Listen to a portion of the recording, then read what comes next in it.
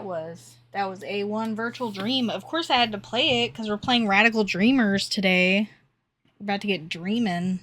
My throat's still kind of iffy, but it's not as bad as it was earlier this week. I could barely even talk. So we are good. I actually got it set up here. Let me just finish typing this one in.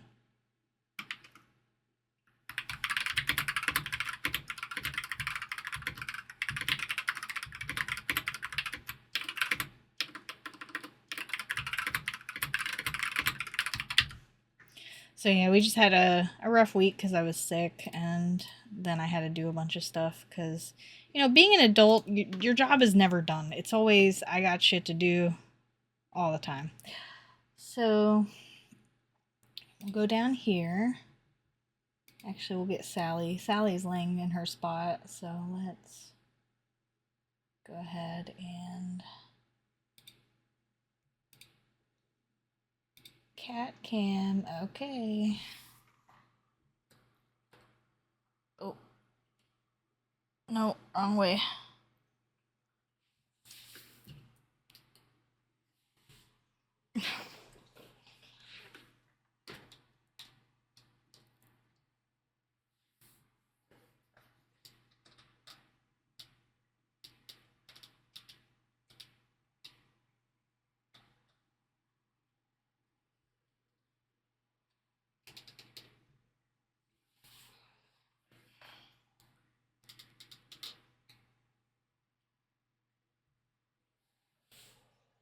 Perfect. Alright. She's really big.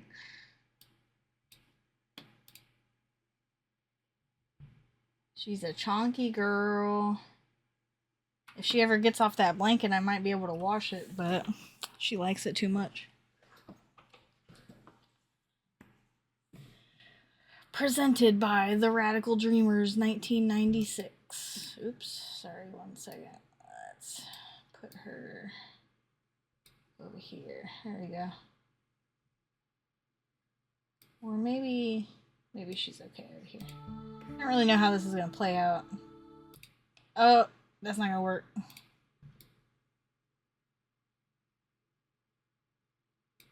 try right here.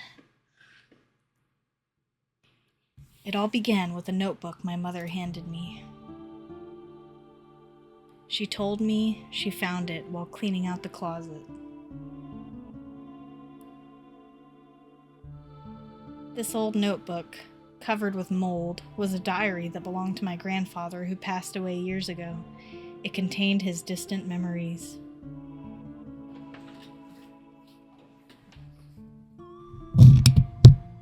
I wonder if you still remember, I gotta turn up the audio, how we first met in our many adventures. Alright, we're getting there, hold on.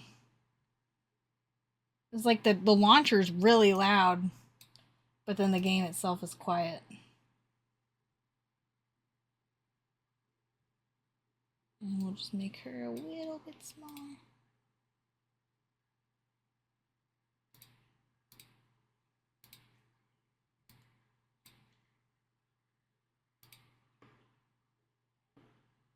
And I also need to... Don't capture third-party overlays and don't capture cursor. There we go. Okay, I always forget to do that.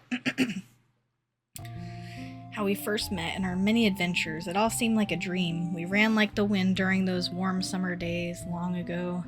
You were a piece of a star that fell from the sky.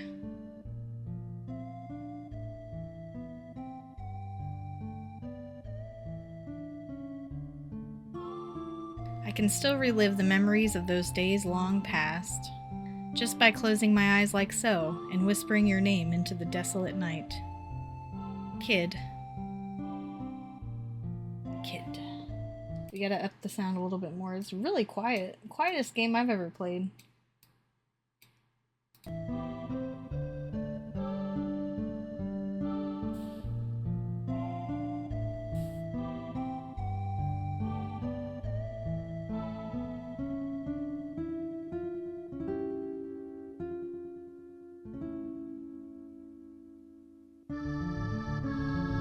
Ooh, it's about to be a Castlevania game.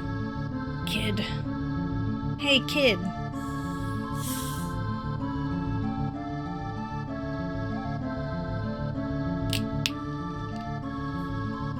Are you ready, kid? I know you're anxious, but stay on your toes. See, now it's too loud. Ugh. We'll go down to 30. Yeah, likewise, mate. You mess up and I'm leaving you behind. Got that, Surge? Who the hell is Surge?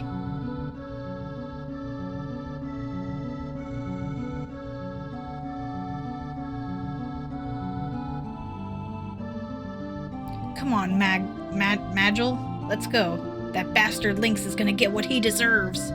Say your prayers. Not that it'll do you any good. She said the line. She said the line. Oh, that's them down there. What the hell's wrong with Surge? Is he like in a full set of armor?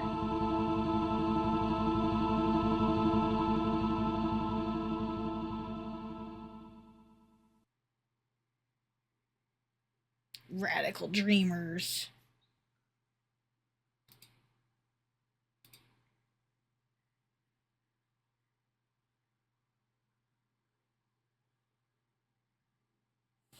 So if we hit... Oh, did I not hit anything? Define controls.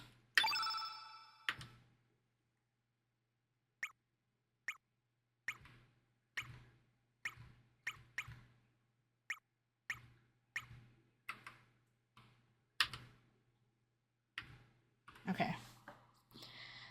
So we do have controller controls. It feels kind of weird playing a visual novel with a controller, but I guess we could be doing worse things. Change selection, confirm, cancel, menu, auto text. Well, enter a name.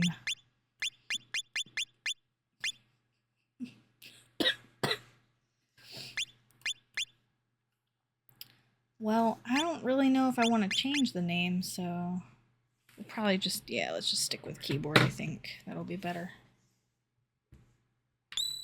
Oops. Shit.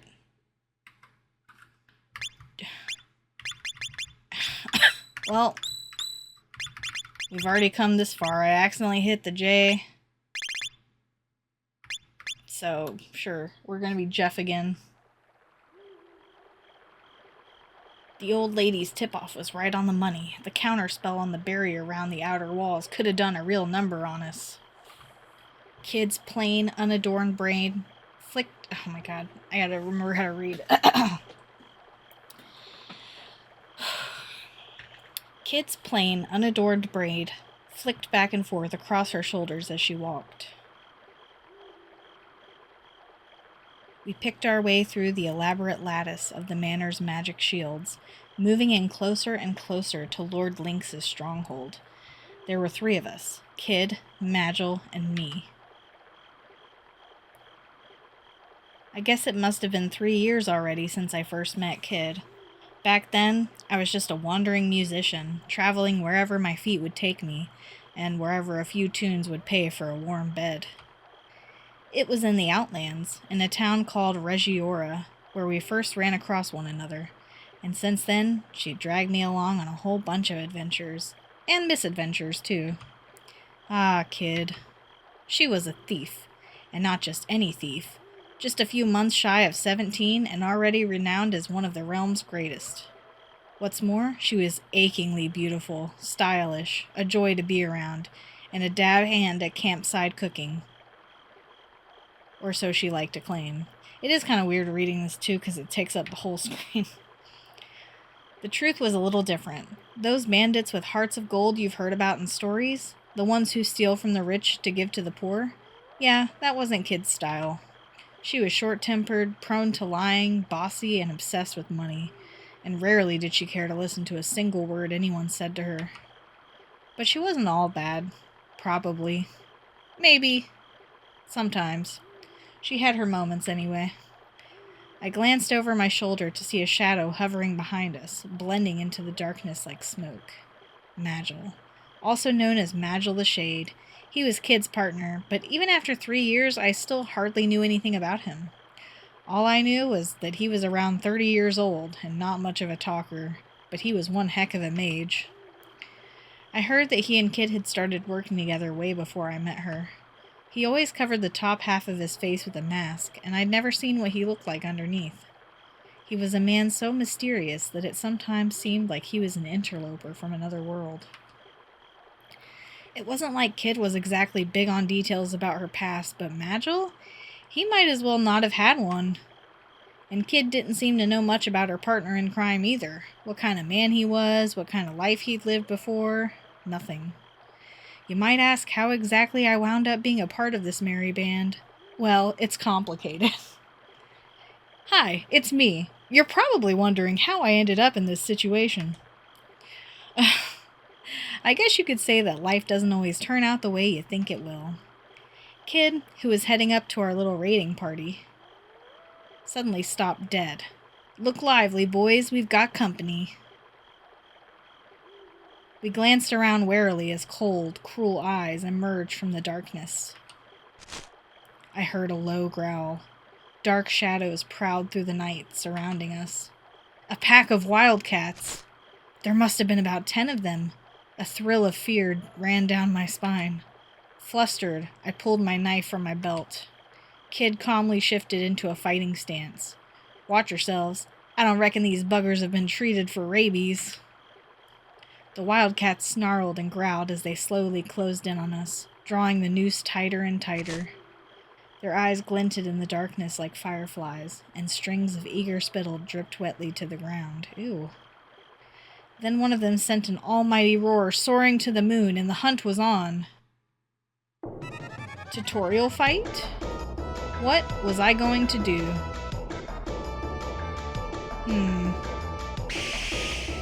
Oh, I didn't even get to hit anything. Kid dived into the thick of the pack of wildcats and gave the largest of their number an almighty kick in the chops. The startled beast gave a yelp as it was sent flying. I turned to my right to see that a nearby wildcat was charging towards me, its head lowered menacingly. Panicked, I tried to make a last-second dodge. But I wasn't quite fast enough. Its claws scraped against my side as it rushed past me. I winced in pain for a moment, then turned to face my foe and readied myself. Can you use magic? I don't know. But I didn't know any spells. Well, that's your own fault. You came unprepared. A wildcat lunged at me, its jaws agape. Arg! By pure reflex, I shielded my face with my arm. An intense pain shot through me, from wrist to shoulder. The wildcat tried to sink its fangs in deeper, but its grip was poor. I shook it off and gave it a kick for good measure, sending it running back into the pack. Jeff! Behind you! Oh, we did it in all caps. Whoops. Oh well. Panicked by Kid's warning, I whirled wildly around and came face to face with a pair of eyes blazing like hellfire. Attack. A wildcat was coming right at me. By reflex, I ducked, its attack swiping through the air directly over my head. I felt its hot breath on my cheek as it flew by me. See, now this music is too loud. I'm like, I can't hear myself. Alright.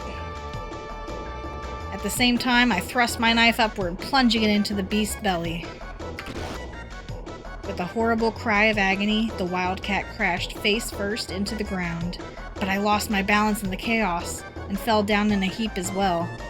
I rolled over and was only just able to stagger back to my feet before readying myself for my next opponent. I was breathing heavily. The handle of my knife was slick with sweat, and I tightened my grip. With a kick like a bolt of lightning, Kid landed a clean hit on the flank of a nearby wildcat. It staggered before losing its footing, letting out a pathetic cry, but Kid had already moved in to finish it off. And then, the roar of fire. A burning smell filled my nostrils, and next to me, a shrill screech pierced the air. Magil's fire spell engulfed the head of a nearby wildcat. It fled, darting off into the darkness like an arrow. I mean, that could have gone better. I scanned the area. Only moments ago we had been surrounded, but now there wasn't a single wildcat left. Kid and Magil had either sent the rest off with their tails between their legs or put paid to them once and for all. Ha! You're dreaming if you think a pack of flea-bitten moggies is gonna stop us, Lynx. Kid crossed her arms and flashed a triumphant grin. Meanwhile, I was panting heavily, and it felt like my legs were about to give out from under me. I collapsed to my knees, overwhelmed by what I'd just been through. Man, don't you love playing a character that just is like, eh? Whew. I'd taken a few hits, but I was fine otherwise. A couple of scars to talk about later, maybe, but nothing would stop me carrying on. Are you hurt? Magil looked down at me, his face expressionless as ever. No worries, Mag. He'll be alright, said Kid, barging in to get a better look at me. He may be a whinging sook, but it'll take more than a few scratches to kill this one. She was nothing if not sympathetic, but she was right. This was no time to be bemoaning my lot. We haven't even reached the manor yet. I dabbed at my wounds with a tincture-soaked cloth and wrapped them with bandages, then looked up at the other two. We're just getting started. Come on, I want to be a wuss. I grinned back, putting a brave face on things. That's what I like to hear, Kid cheerily announced from close quarters. But then her eyes turned cold, like the cool glow of the moon in the night sky. It's gonna be a long night. I nodded, trying my hardest not to utterly lose myself in her pale blue eyes. Come on! Now is not the time for you to be... so corny. Alright, let's get this show back on the road. She turned away and marched off deeper into the trees without looking behind to see if me and Magil were following her. Magil, of course, was already right behind her, his unhurried gait making it seem as though nothing much had happened at all. I jumped back up to my feet to chase after them. I'd be in for even more trouble than I'd bargained for if I got separated from them. Yeah, I'll say.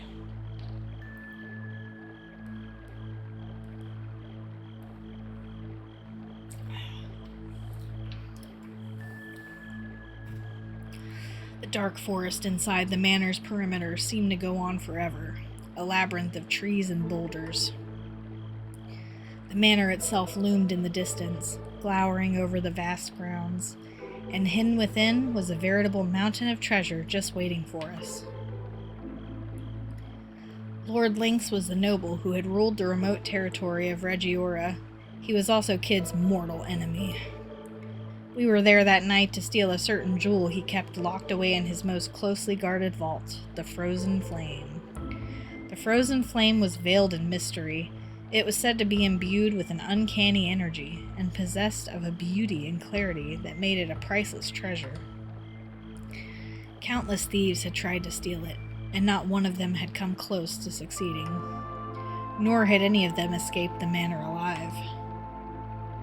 And now it was our turn to try and sneak into this place of death, led by a girl who had the ambition to make the impossible possible, a hunger for vengeance that drove her onward, and a desire for riches that could never be satisfied.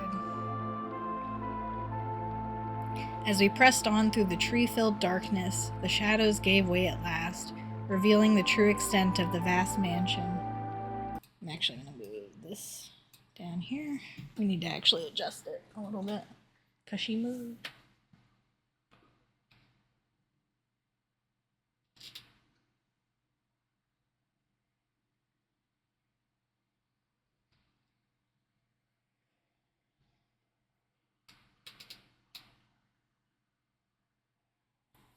Perfect. You're an angel, Sally. Oh man. I knew reading a visual novel was going to be rough, but it's rough.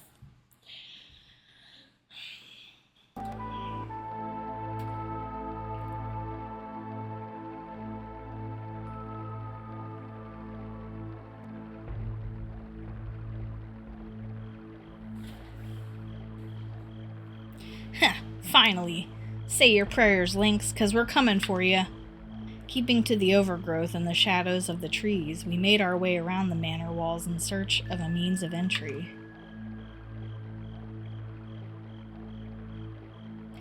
Eventually, we came to a terrace overlooking the garden.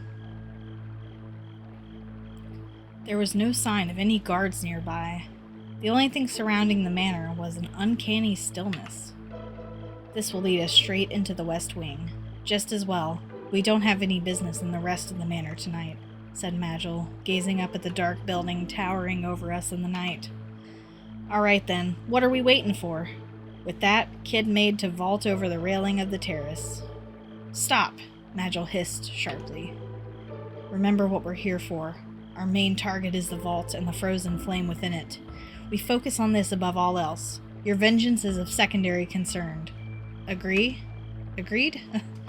Glancing over her shoulder, Kid replied with a reluctant, Yeah, don't get your knickers in a twist. But if we happen to run into him, I'm gonna knock that Drongo's block off, and neither you or anybody else is gonna stop me. I guess Kid was going to get her way whether we liked it or not. Let's go, boys, the night is young. She cleared the railing with a sprightly hop and vanished inside the manor. I glanced toward Magil and nodded in silence. We followed Kid's lead, and we were soon inside Lord Lynx's lair. Triple L. The darkness swallowed us whole.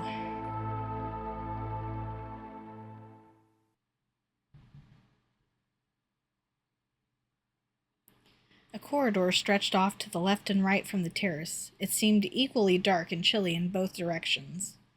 Let's go left.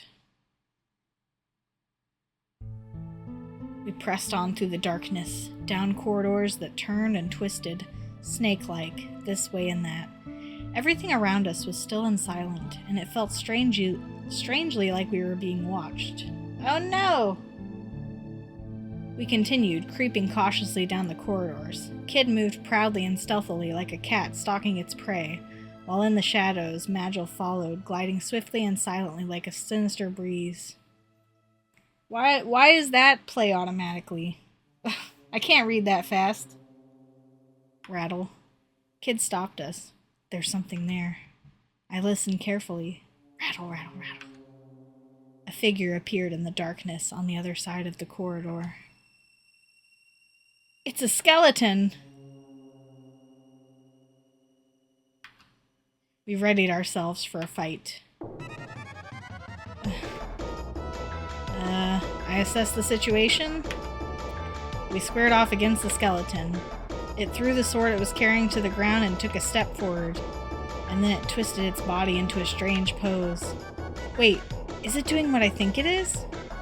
It proceeded to contort itself further, adopting a shape that can only be described as highly suggestive?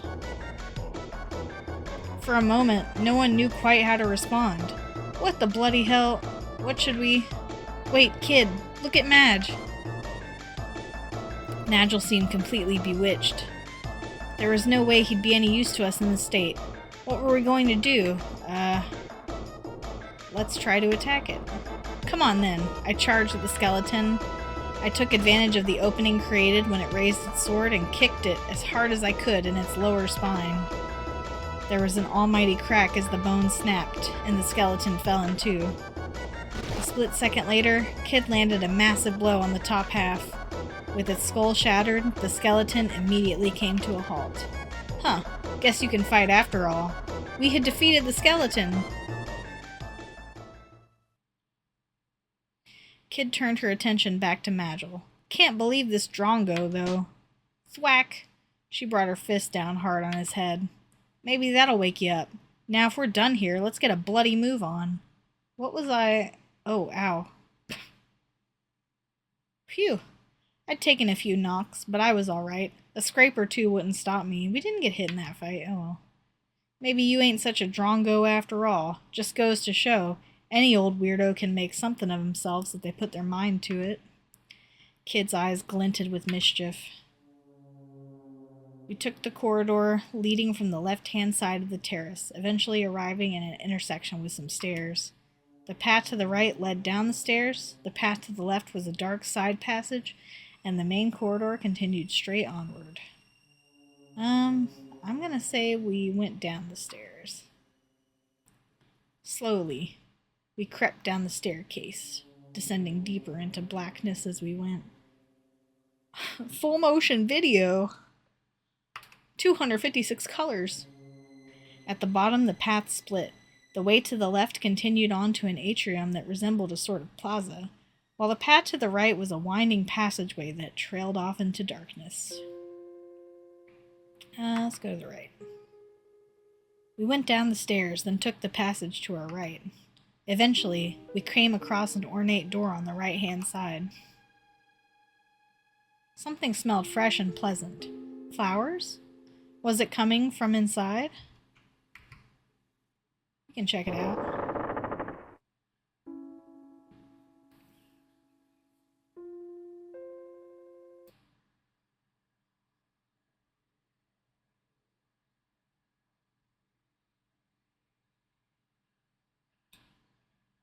Perfect. Now she's in the center. We found ourselves in a tidy, welcoming room. It's kind of hard to see. It's really pixelated. The knickknacks and curios dotted around the place seemed to be well loved. The stately desk and the cozy-looking bed nearby, meanwhile, suggested the room's occupant was no stranger to luxury. Though the room was richly furnished, somehow it still felt awfully lonely. Kid took a quick look around before commenting. It's Lynx's girl's room. A half-written letter on the desk and a teacup, still warm, suggested that the lady of the manor was still nearby. But it didn't seem that anyone was here now. We decided to search the room. Some charming flowers, a discarded cotton handkerchief, a small bottle of perfume. Nothing that meant much to me, nor anything that seemed particularly valuable. Kid seemed to have the same impression, and scanned the room clearly, not expecting to find anything. The only item of note was a small antique box, which bore a crest resembling a viper. I decided where to look next. Let's look at the box. I picked up the small wooden box on the bookshelf. I gently opened the lid and was greeted by a soothing melody. A music box? There was something about that song. I know this tune. Kid was standing next to me, and I could see something had changed in her expression. You do, huh, Kid? Someone used to sing it to me a long time ago. She turned her gaze downward and went silent. Kid? Startled, she turned to me. Her eyelashes glistened as if wet with dew. She walked to the door, not saying a word. Hey, Kid, wait up. We left the room. Was she crying? Was Kid crying? Maybe I was just seeing things. God forbid your manic pixie dream girl get a little too sentimental. The passage outside the room continued to our left and right. The path to the right led deeper into the darkness of the manor. Meanwhile, going left would take us to the atrium and another branch. Yeah, let's go to the right. We went down the dark passageway, eventually finding ourselves at a sturdy-looking, immaculately polished door. Kid sniffed at the air. Just as I thought. Something stinks here. I reckon we found the beast lair, lads. In the darkness, Kid's lips twisted into a grin that turned my blood cold. Well, let's go in. Let's not just stand here. Kid opened the door and slipped inside.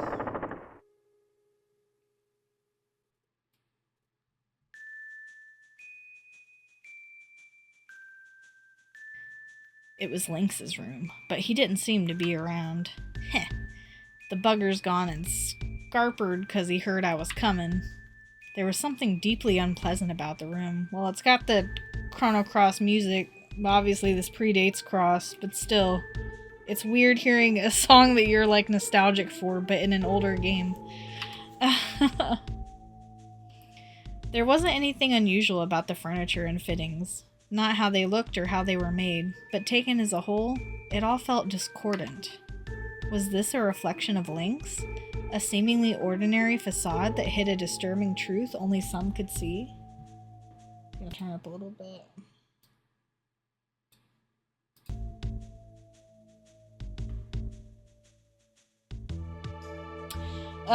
Wasn't it you who said I should play it on stream? I'm not tripping, right? I'm pretty sure we talked about it.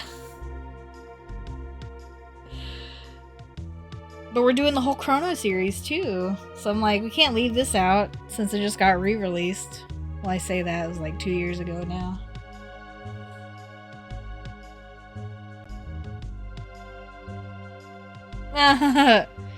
Because I was like, I don't know if people are gonna like it, you know, because it's just reading a visual novel. But I think you said, like, oh, just do it anyway. And I was like, alright.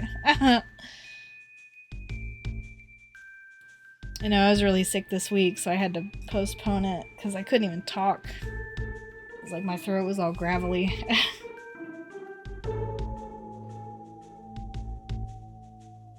Yeah.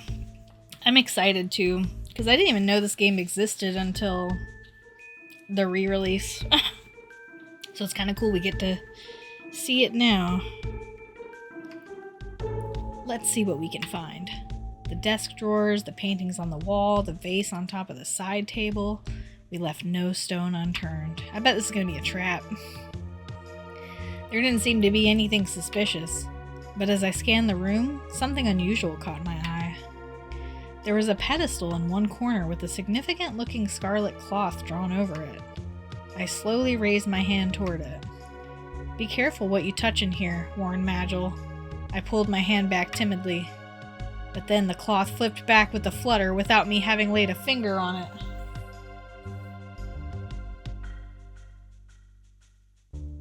Oh yeah, sure.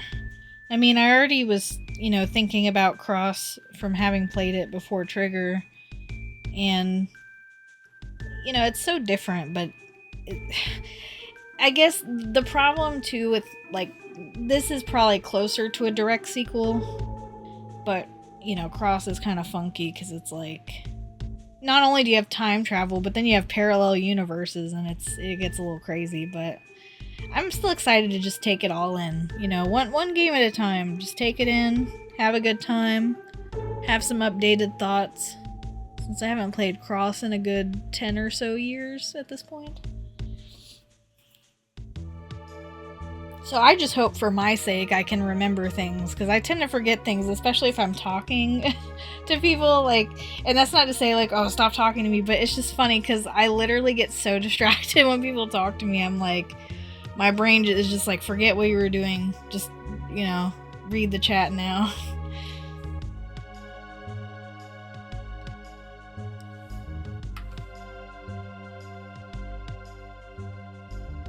"Did that thing just move by itself?" exclaimed Kid, her eyes wide open with surprise.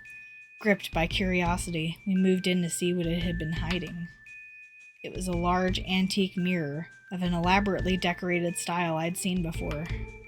It wasn't the kind of thing that would normally seem out of place in an old manor like this, and yet... "Wait, something ain't right," said Kid. Meanwhile, I was captivated by the gaze of the statue of Venus reflected in the mirror. Good job, Jeff. Yeah, really? It's like, "We've been trying to reach you about your car's extended warranty." I'm like, yeah, that's cool, but, like, I'm petting my cat right now, so I can't deal with this. Suddenly, the eyes of the statue shone with light. "What is your desire?" It spoke with a voice that was crystal clear, yet smoky and husky. Ooh. "The mirror! It's speaking!" I stammered. "Ah, a whispering mirror," muttered Magil, as if he'd seen them 1,000 times before. "What's one of those?" Kid gave Magil a quizzical glance. "A magical mirror in which a spirit dwells. The spirit can freely move between its own and the other mirrors, and will share its wisdom with those who ask. Perhaps we should ask it something." I decided to ask about something that had been on my mind for some time. I mean, both of these seem wildly inappropriate while they're standing right here. But I guess, I don't know, I feel like if I ask about Magil, he's gonna get upset with me. So, I want to know about Kid's past. "Not if you want to leave this place alive, you bloody don't." Kid's face turned red with anger. See, none of those options were good. "Your wish is my command." Oh, the mirror's gonna do it anyway. It's like, sorry, I've already asked my command. responded the mirror, ignoring Kid, who had grabbed me by the collar and was complaining vociferously. That's a word I haven't heard before. The image in the mirror rippled, and the reflection of the statue shook. And then the mirror's surface grew dark. The blackness gave way to a scene in Regiora. Shadowy figures appeared one by one. There was a young woman surrounded by several children. They were all dirty, their clothes ragged and worn, but they all laughed as they played together. And then the scene was drowned in flames, and a troop of armed men appeared. The men dragged the woman away, and the children vanished one by one into the inferno. The focus shifted to one of the children, a girl. She was standing with her back to the flames, her tears leaving tracks through the soot on her face as she howled at the night sky. The girl's right eye was narrow like a cat's. "Stop it!" Kid screamed. This is like so inappropriate. I'm uncomfortable. The image on the mirror grew faint. But it is cool if you play Cross and you're like, oh, I remember that. If you rescue Kid at the end of the game, which of course we'll be doing as much content as possible in our playthrough. So I'm going to make sure I don't miss too many recruitable characters. I'm going to try to get as many people as I can, as many skills, see as many scenes. You know, I know you can't do it all in one playthrough, but still, we're going to see a lot, so we will be seeing that. Sorry, did I disconnect? Oh, yep. No.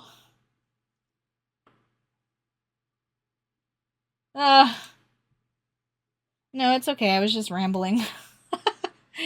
I was just saying, like, if you play Cross, you're kind of like looking at this scene and doing the like whistling. I can't whistle, but you know, you're kind of like I was just commenting how when we play Cross, we're definitely going to be seeing like this flashback. We're going to be doing all that stuff and seeing as much content as we can in one playthrough. So that's the plan.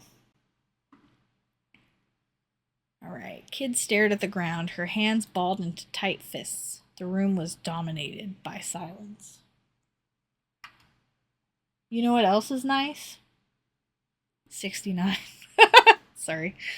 Worried about her, I broke the silence. Kid, I'm sorry, I'm leaving. She spun on her heel and made for the door. Wait! I cried, and sheepishly darted after her. You done fucked up?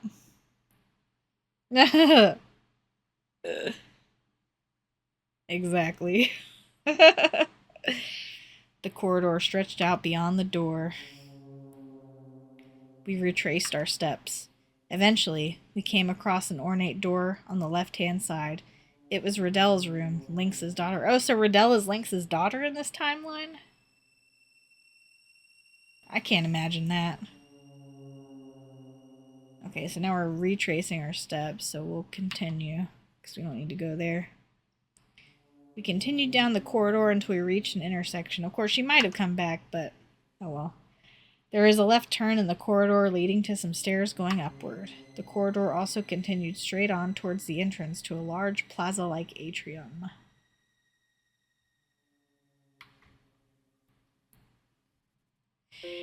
I think what makes me sad is like, well, not sad necessarily, but I do know that they mention like the events of this game in Chronopolis, but that's basically it as far as I know.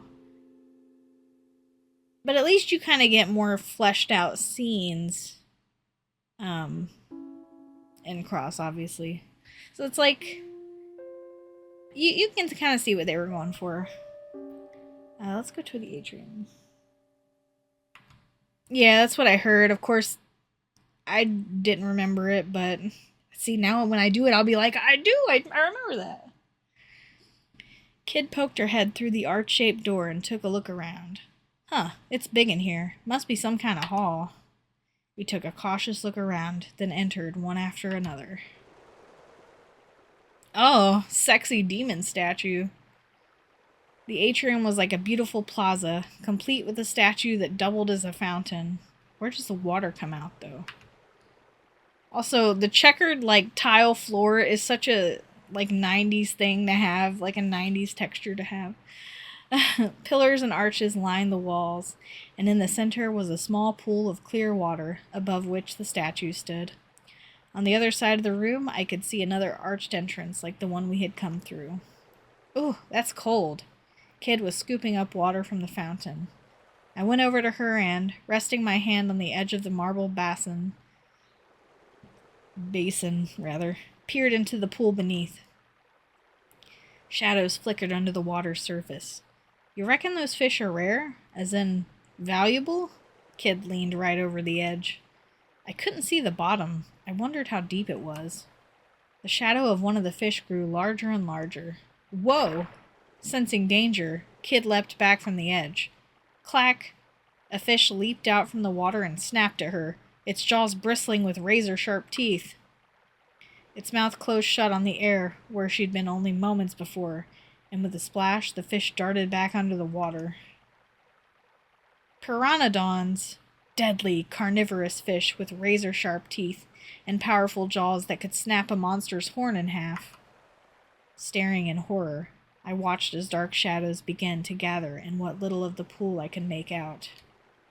The pteranodons must have detected prey. Soon, the room was filled with the sound of splashing and snapping as the fish teemed at the water's surface. Bloody hell! Even Kid was uneasy. She took another step back. How many pteranodons were in the pool? The thought of what would happen if they all leapt clear of the water and attacked at once crossed my mind. A bead of cold sweat rolled down my forehead. Suddenly, the water coming from the statue turned crimson and shot out in a powerful jet that nearly touched the ceiling. Kid jumped back again. I just stood in shock, watching the torrent of water erupting from the statue. The scarlet waters continued to gush from the fountain. The pool grew redder and redder and started to overflow. We looked on, entranced, but the spell was soon broken when we realized that the water was starting to flow faster and faster over the rim of the basin. The pteranodons began to jump and snap at the water's surface with bloodthirsty glee. I was brought to my senses by the dull slapping sound of pteranodons hitting the floor. Let's rush to the exit. Quick! There's an exit on the other side. I pointed at the doorway opposite where we'd come in. I tried my hardest to rush across the red pool, sending up great gouts of crimson water, but it was thick as blood, and I found myself struggling to move. Oh great, we're dead. I felt sharp jabs of searing pain as countless pteranodons snapped at my legs. Kid gritted her teeth in pain. Jeff, we gotta do something before we get turned into mincemeat. I guess deal with the fish, maybe. You want to try and pick this little lot off one by one? I hate getting scolded. Don't scold me. It's only so much I can take. I'm sensitive. Kid glared back at me, her face a picture of exasperated disbelief. I gotta turn the music down on my headphones a little bit. It's quite loud. Feels like I'm yelling because I can't hear. Ah! Don't be a bloody idiot, Jeff. You want to die here? Maybe I do. That's none of your business. While I stood there, my mouth agape, a pteranodon sank its teeth into my foot. A jolt of pain surged up my leg, making me jump. What was I going to do? Alright, just go back the way we came. Kid, let's get out of here. In a panic, we splashed through the water back to the corridor we came from. The fangs of the pteranodon snapped at my legs, and I felt a searing pain, but I had to endure it if I had any hope of reaching the entrance. Breathing heavily, I finally found myself back in the corridor outside.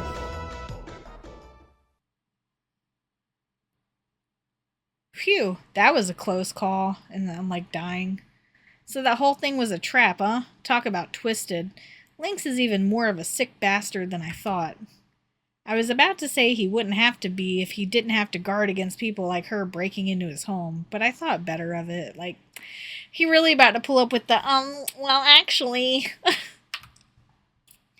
Well, at any rate, I think we can consider that a dead end. Let's go back. Defeated, we left the atrium. Wah, wah, wah. Yeah, he really did, like, oh, I wanted to say that. Like, shut up, dude. Something caused Kid to stop in her tracks. Hello, hello, what do we have here? She pointed to the side of the entranceway to the hall. I found myself face to face with a sculpture of an old man's face, with a truly phenomenal beard. The sculpture's eyes seemed to gleam with life. For a piece of marble, it seemed almost too realistic. It's a mouth of truth, announced Magil. An enchanted statue that can tell when you're lying. If it catches you out, it'll bite your hand off. Magil kept his explanation simple so that Kid wouldn't drift off before he got to the important part. Huh, so what's it doing here then? I suspect it's part of a greater mechanism. Stick your hand in it, Gob, do you? Righto, let's see what happens, shall we? With a mischievous glint in her eye, Kid darted over and stuck her hand in its mouth without a moment's hesitation. Low-key, he looked like one of the spirit ancestors. No, he really does, though. That's true, that's funny. Man, I haven't seen Mulan in a while either. I gotta watch that again.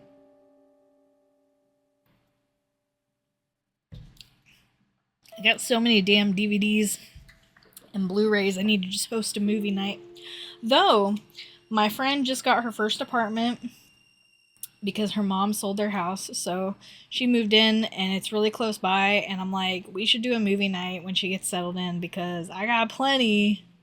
I got so much to watch. Yeah, I'm super proud of her. I was like, oh my, it's just like a studio, but you know, it's really cute. And it comes with like pet fees like already included and everything because she has a little dog, so.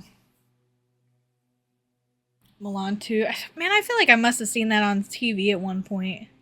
But I don't remember. Hold on one second. I gotta stand up.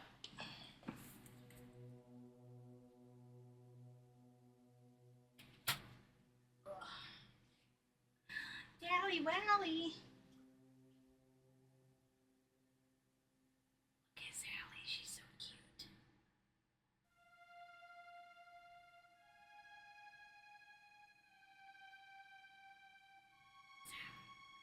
I know.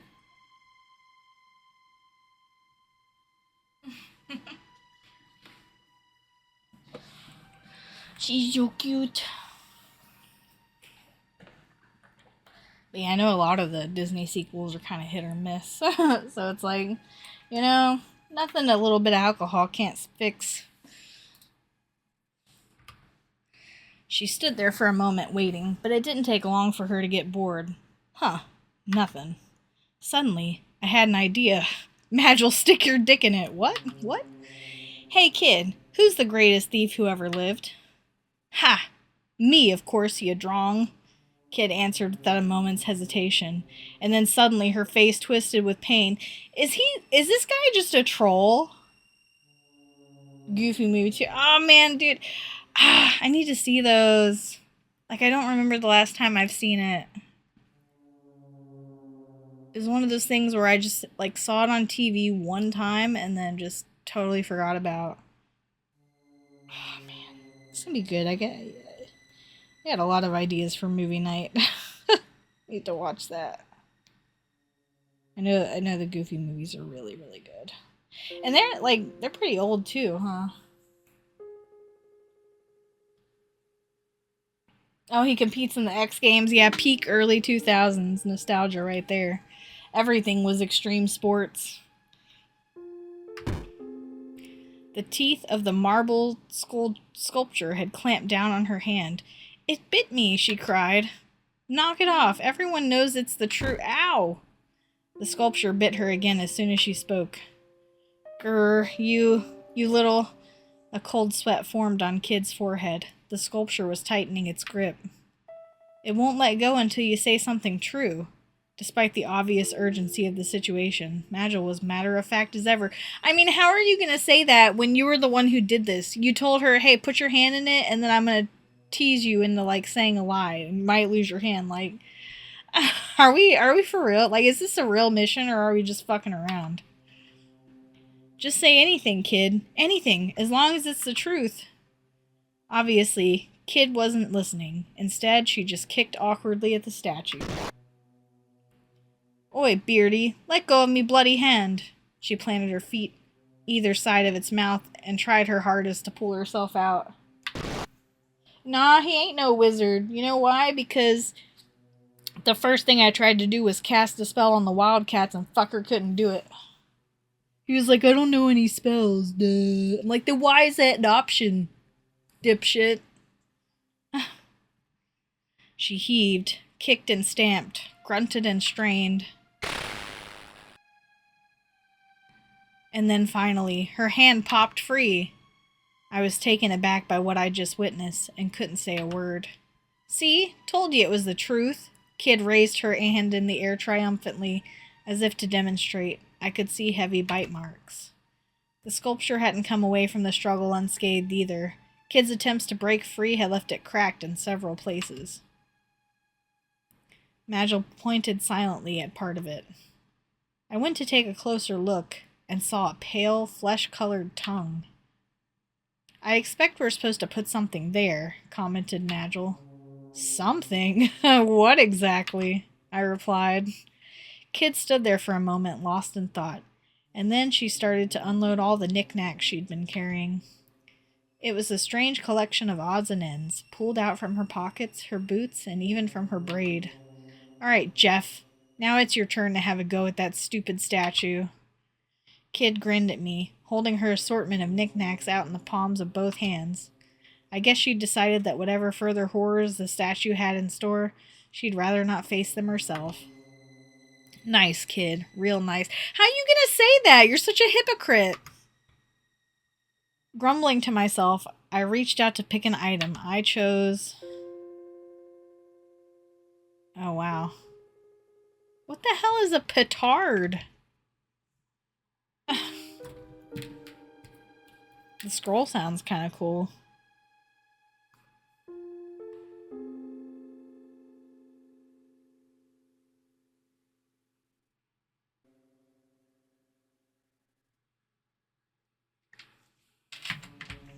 Alright.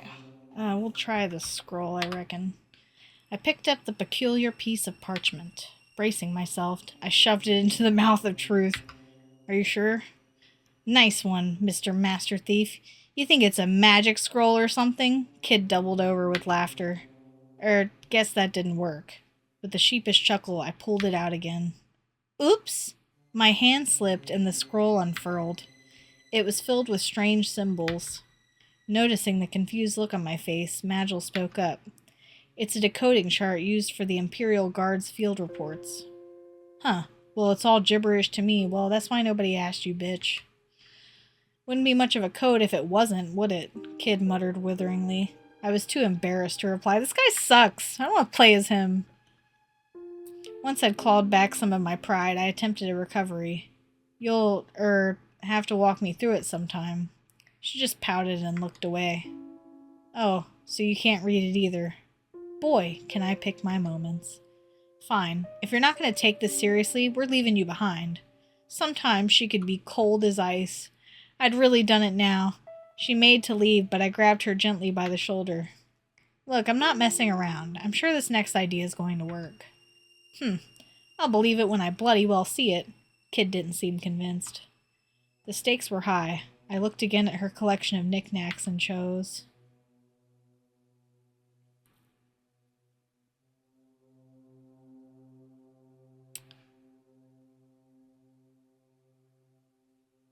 We'll try the mirror, I guess. I took the small silver mirror. The sculpture stared impassively, its marble beard still commanding my attention. I stuffed the mirror into its mouth. It didn't seem to be the right item for the job.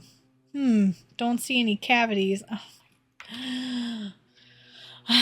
Yeah, very funny. Now give me my favorite mirror back before that thing chomps it to pieces. She lost her patience and snatched it off me. It was rather a nice mirror. I pictured her gazing into it as she braided her hair. This guy gets so distracted by... Like, all he does is make everything worse. Get bit by piranhas. Get, like, clawed to mincemeat by wildcats. And now he's just, like, being weird and creepy to Kid and her like, oh, I'm just imagining her. Like, stop. It's a weird. It's weird. He's like, I don't want to be like too cliche, but it's giving me the ick right now. Don't like it. Do you want to try something else? Asked Magil dryly. I chose. I don't fucking know what to pick. It's random shit. What? Okay, what's a petard? I picked up the sizable petard. Anxiously, I shoved it inside the mouth of truth, but nothing happened. Let the professionals handle this, Jeff. Kid shoved me aside. She was holding a match. Wait a second. You can't be serious. All the blood drained from my face. Deadly serious, mate. Before I could say another word, Kid lit the fuse. An explosion followed, accompanied by a puff of white smoke. When the smoke had cleared, the mouth of truth came into view once more, still intact, but now very badly cracked indeed. Not quite enough oomph to knock its block off, huh? Should have brought a bigger one. Kid stood there with her arms folded, calmly commenting on the mayhem she'd just caused. What do you think you're doing? I can't believe you just set that thing off like that. Kid shot me a look. What do you mean? What else are you gonna do with a bomb? She was a complete and utter liability. Are you fucking serious? Pot calling the kettle black. Well, any more ideas, Jeff? Asked Kid breezily. We'll try the lipstick. I picked up the small lacquered tube of lipstick, and without knowing quite why, smeared it all over the statue's mouth. They're just fucking around. What are you, me lippy? Kid exploded with fury at the sight of the mouth of Truth's bright red lips. What are you getting so mad about? You don't even wear makeup. Oh my god, he's insufferable. It's for marking our path to make sure we don't get lost? Huh. I didn't realize. Guess that would explain why you brought it with you.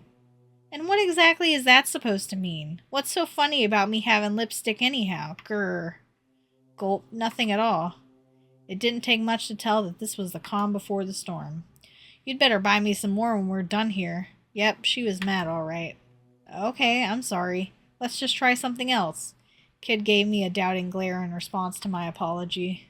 Take this seriously or I'm through with you. I gulped and nodded in a panic, then reached out for the next item. I chose... maybe we should just feed it.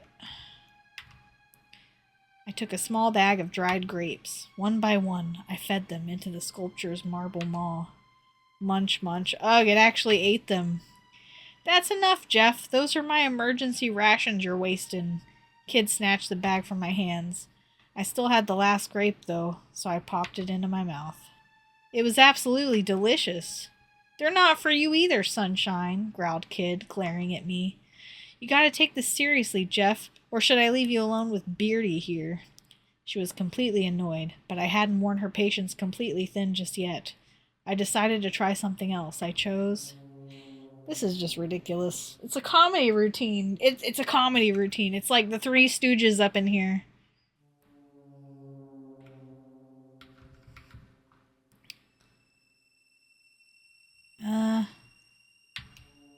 I took the piece of thread, a length of very finely spun silk.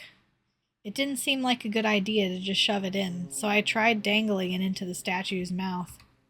Watch yourself. That stuff ain't cheap. It's made by royal silkworms, I'll have you know. Kid watched me critically. The thread slipped deeper and deeper into the mouth of truth, and then I felt a slight tug. I tried winding it carefully back around my finger. At the end of it was a small piece of paper. Nice one, Jeff. That's gotta be a clue. Kid's eyes lit up with delight. Score. What's that? Kid looked confused for a moment, and suddenly the statue's tongue leapt out of its mouth. Ah, what the bloody heck? Kid leapt away like a startled cat.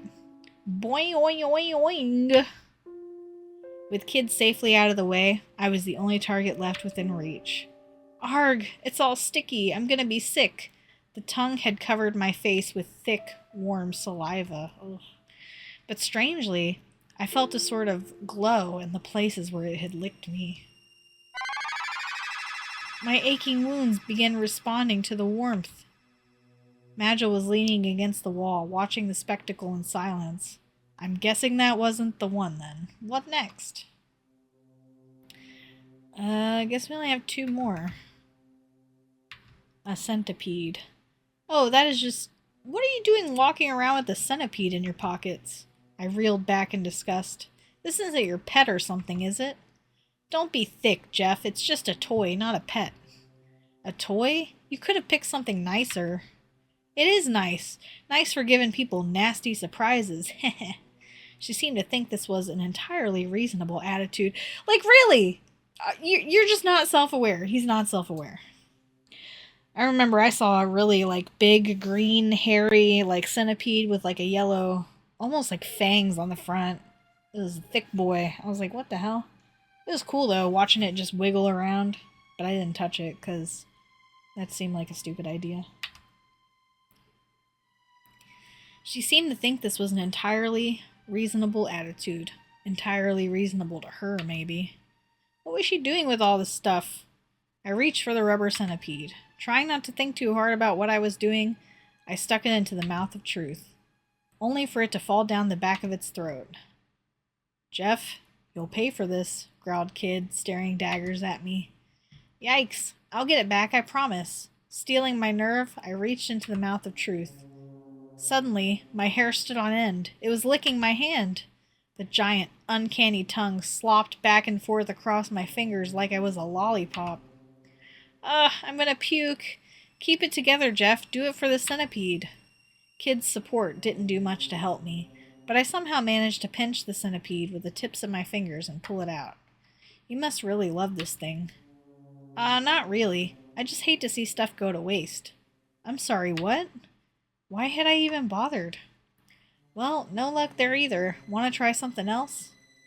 Asked Kid, almost like this was a game. I just wanted this to be over with. I reached out for the next item. The only thing we have left is a file. I took the file and placed it inside the mouth of the marble sculpture. It didn't seem to be the right item for the job. Crunch, crunch, crunch. I was stunned. The mouth of truth had started chewing on the file. It was eating it. Ah! Kid screamed with rage.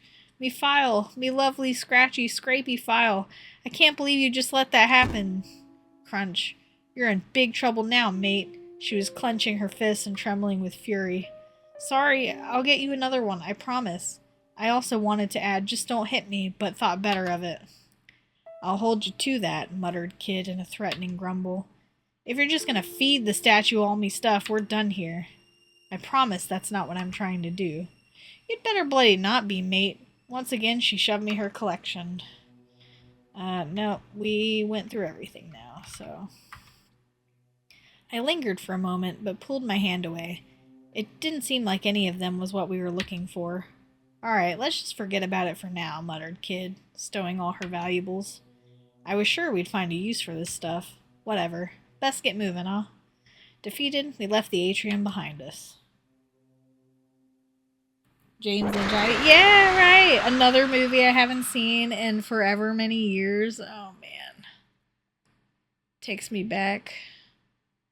I remember watching that. I feel like I definitely saw that while I was in high school, because we had cable while I was in high school. This was the first time we had it, so I was just watching TV all the time in my room. I had a little CRT hooked up with the DirecTV box. Pretty sure I was watching that around Halloween one year. That's a great movie too, and such a marvel of like artistry, talent, just everything about it is so impressive. It's hard not to feel good when you watch that movie. A scream pierced the darkness, turning my blood to ice.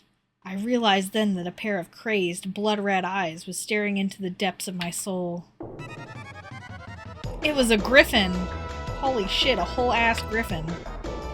In a panic, I tried to slip the knife from my belt, but before I could draw my weapon, the griffin had spread its powerful wings and swooped toward me with an almighty screech. I was knocked back and sent rolling across the ground. I gasped with pain as the wind was knocked out of me. Jeff, you okay? Every nerve in my body was screaming with pain. I held back the groans and staggered to my feet. I looked up to see the massive griffin in front of me. Its hellish red eyes stared down its beak.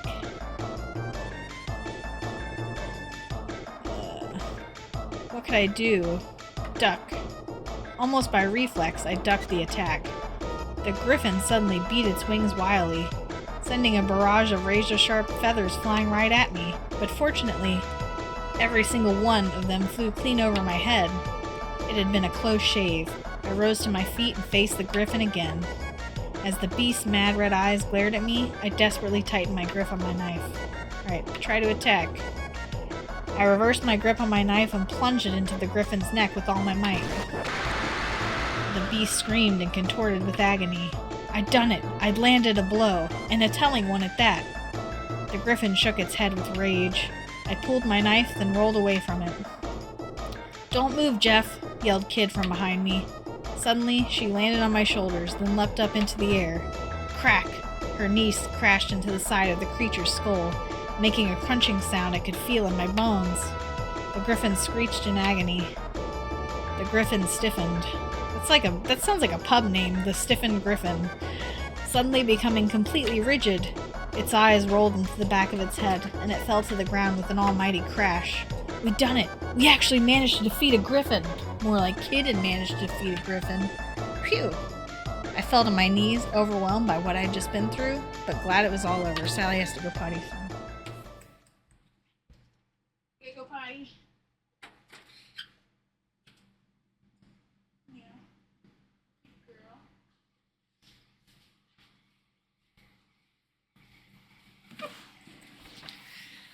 I'd taken a few knocks, but I was alright. A scrape or two wouldn't stop me. Maybe you ain't such a drongo after all. Oh, okay, that's weird. She says the same thing. Leaving the atrium behind us, we immediately found ourselves at a fork in the path. Okay, well, we already went forward, so let's go to the stairs. Passage to the stairway was short. With Kid leading the way, we started to climb the narrow staircase. At the top, we found another intersection. To the right lead us to a dead end with a large door, while the way to the left to the terrace.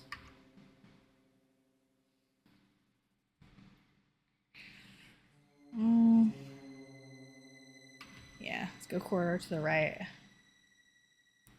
We continued onward, past where the stairs and the side passage emerged into the main corridor. We found ourselves in front of some ornate double doors.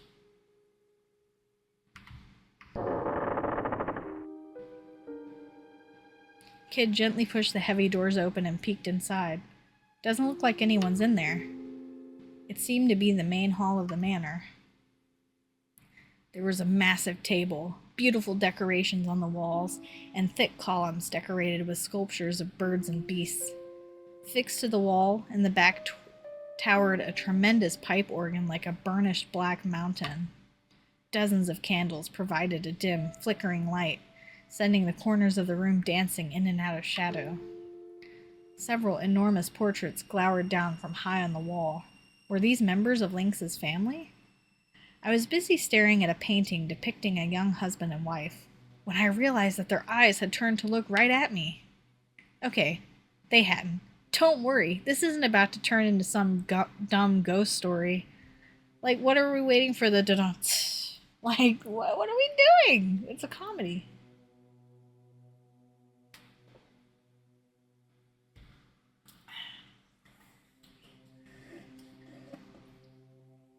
Put my straw on this.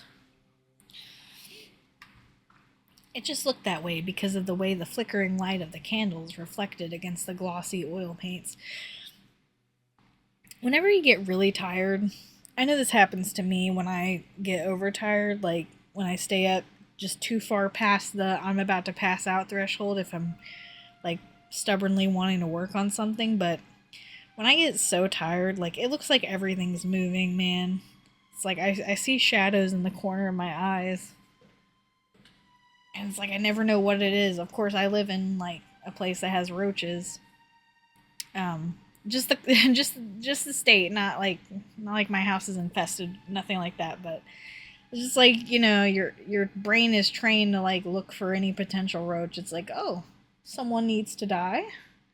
But no, it's just when I'm really tired, I just see the black shadows like darting across my peripheral vision. Obviously. Probably. This place gives me the creeps. And get a load of all those ugly mugs. There's nothing for us here. Let's look somewhere else. Neither Magil nor I had any objections. We left the hall and returned to the corridor. I know you have to, just 'cause they'll sneak up on you. Like, our exterminator service is pretty good. But, you know, every once in a while you get one from outside and it's like, gotta go on a wild goose chase. You gotta get the can of raid. Like, no. Okay, Sally came back in. So we returned to the corridor. So we explored everywhere. Let's go back towards the terrace. Sally. What, baby? You okay?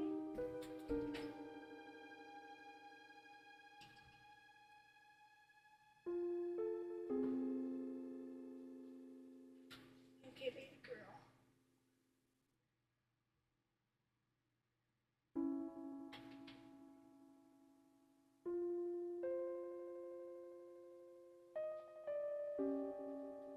My baby girl's getting too old. I gotta give her lots of love before she gets too old. Yeah.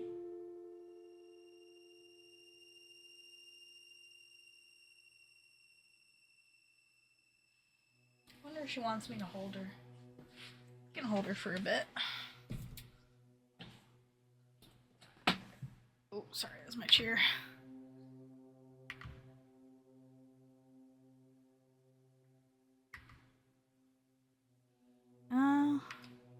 Keep following the corridor.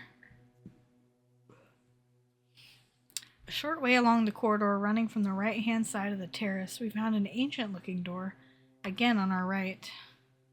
Ah. Kid pressed an ear against it, listening for any signs of life. Dead quiet. Don't reckon there's anybody in there.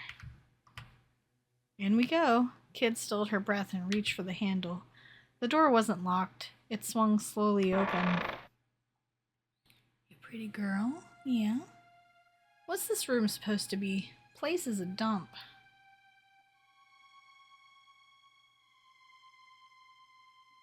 Alright, let me just turn this off while she's not here.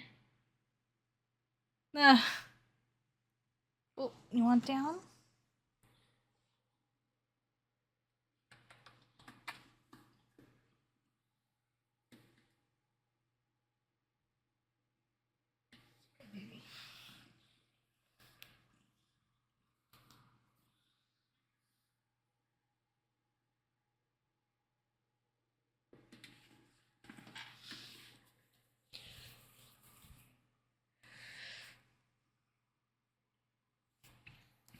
I mean, it's pretty cool. 16 by 9. But I guess it does kind of not fit the original vision of the game, probably. So maybe not ideal. I don't know if I can change it, though. What's this room supposed to be? Place is a dump. That's just how it started.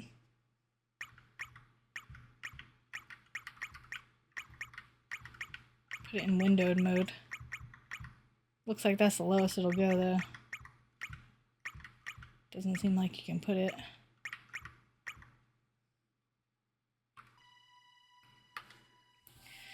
Kid had poked her head in through the door, taking a quick peek to see if there was anyone inside, and was disappointed by what she found. The room was large and littered with peculiar-looking machinery and knickknacks, all of which were covered in dust, and had seemingly been dumped there haphazardly. Everything looked like it had been there rusting for a very long time. The ends of the room were completely dark, and it was impossible to tell just how big it was, or even what the walls and floor looked like. It seemed the manor's inhabitants had turned the old clock tower into a makeshift storage space some time ago. I stepped warily inside. Leave that alone. I looked over towards Magil, and I saw Kid trying to pull something from the shadows. It was a huge sword that appeared to be very old indeed. You don't need that old bludgeon. It'll only get in the way. And as much of an antique as it was, it won't fetch much on the market in that condition. Yeah, reckon it might, you know. There's plenty of collectors who just love old bits of junk. Well, some old bits of junk. Pouting, Kid left the sword where she stood. At least she put it back down gently. It was then that we heard a voice from the shadows. And what exactly are you doing here, I just about jumped out of my skin. Who's there?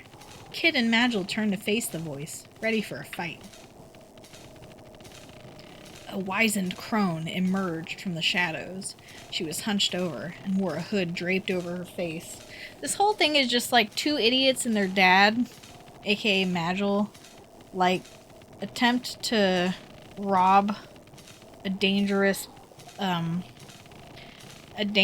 manor, but they just end up fucking around instead.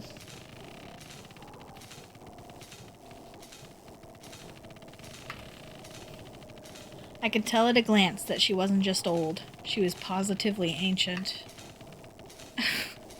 That's your observation? It's just some doddery old bag. What do you think you're doing, sneaking up on us like that? Kid's shoulders relaxed as the tension left her body. Magil, however, continued to give the woman a piercing stare. Oh-ho! What an impish little thing you are. Here to visit a friend, perhaps? Not in the dead of night, I suspect. The crone narrowed her eyes. Let's get a closer look at you. Ah, yes. You must be here to get your revenge on Lynx. How did she... My heart jumped. She seemed to know exactly who we were. We were in trouble. What if she sounded the alarm? We'd have to give up on the treasure and run for our lives. What were we going to do? Just pretend we didn't hear her.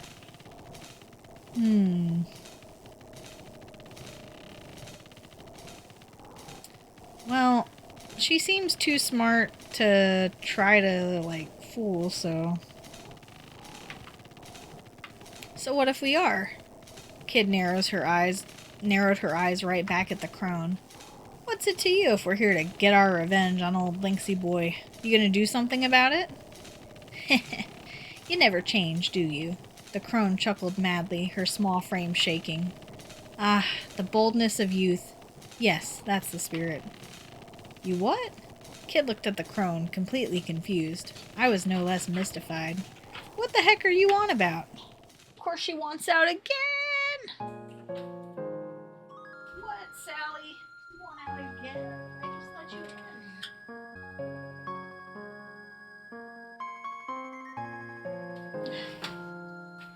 in. It's like she gets restless. She don't know what she wants to do. I mean, she's getting old though, so I worry about her. Especially because she's been waking me up before it's time for me to get up. But not because she wants food or anything. It's like she just wants me to hang out with her and give her pets, so I, of course, oblige.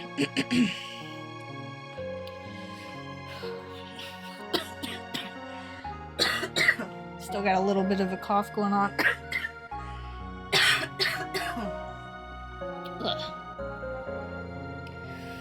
Oh, it must have been 4 or 5 years ago. Yes, it was around then that an innocent young thief stole into the manor, looking to singe Lord Lynx's whiskers. She couldn't have been much older than 10, now that I think of it. Shocked, my gaze turned to Kid. A wet glint had appeared in Kid's eyes, but her glare was like ice. It certainly felt as if the temperature in the room had suddenly dropped below freezing. With a chuckle, the crone continued her story, pretending not to have noticed the change in mood. She was an orphan, you know. Came after Lynx to avenge a woman who'd loved her like her own daughter. But all the vengefulness in the world couldn't change the fact that she was only a little girl. She was no match for Lynx's men, sadly, and they quickly captured her. Lynx is the kind of man one would fear to have for an ally, never mind a foe. Had it not been for the timely assistance of a friend of hers, the girl would have certainly been executed. The way the people of the manor told it, the very shadows pitied the girl, and rushed in to spirit her away. I wonder how much of the tale could be true. I have nothing but sympathy for those who know failure, of course. You can't win all the time. And sometimes, against all the odds, fate really can be foiled, and the clockwork of history sent into disarray. No, the ones I have no patience for are those who do not recognize their failure, or who fail and choose to give up as a result.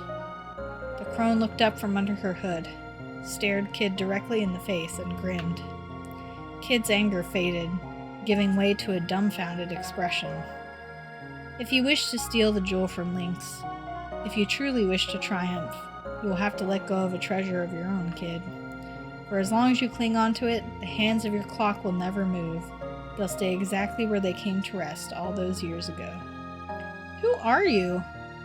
Oh, me? Why, I'm just an old bag, like you said. I do apologize. I must have taken up a lot of your time with all my babbling. I'll leave you in peace. Oh, but before I go, the crone turned to face me. You seem to be injured, young man. If you wish, I can take a look at your wounds. With all the attention suddenly turned toward me, I panicked a little. Alright then, please do. What? Okay. The crone muttered a few words as her bony fingers drew sigils in the air. A pale, gentle light began to surround my body, filling me with a strange warmth. Strike a light, that's no ordinary spell, Kid was impressed. I felt my wounds healing, and heard a nostalgic melody that soothed the wounds in my heart. Before I realized it, the crone was gone. Hey, lady! Kid strained her eyes, scanning the darkness. But there was no one to be seen, and her calls went unanswered. Who the bloody heck was that? Kid looked like she'd just woken up on the floor of the Laughing Pig after a few too many. And what did she mean about you having to let go of a treasure? Well, we won't find any answers here. Time to move on. Nigel brought us back down to earth, emotionless as always. It almost seemed as if he thought nothing had happened at all. Yeah, I guess you're right. Kid walked quickly to the door, keen to move on. Hold it, you. Just as I was about to follow Kid out of the room, she jabbed me in the side with her elbow. You stingy little bugger, Jeff. Why didn't you tell her to share some of that healing magic with the rest of us? Classic Kid. Well, 'cause the game did not tell me if anybody else, like, as far as I'm concerned, y'all didn't get hit at all. It was just my stupid ass.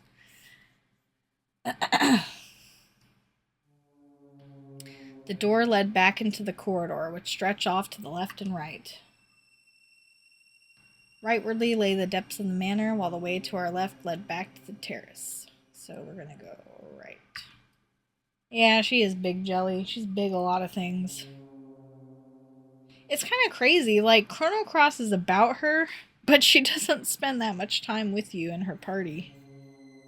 It's kind of crazy. It's like you can just feel, like, the first half of Square being like, no, we want this to be a direct sequel, and then the other half of Square being like, maybe not. And it just ends up kind of haphazard a little bit, but it's kind of beautiful in that way. You know, you can just feel the ambition in it, even if it's flawed.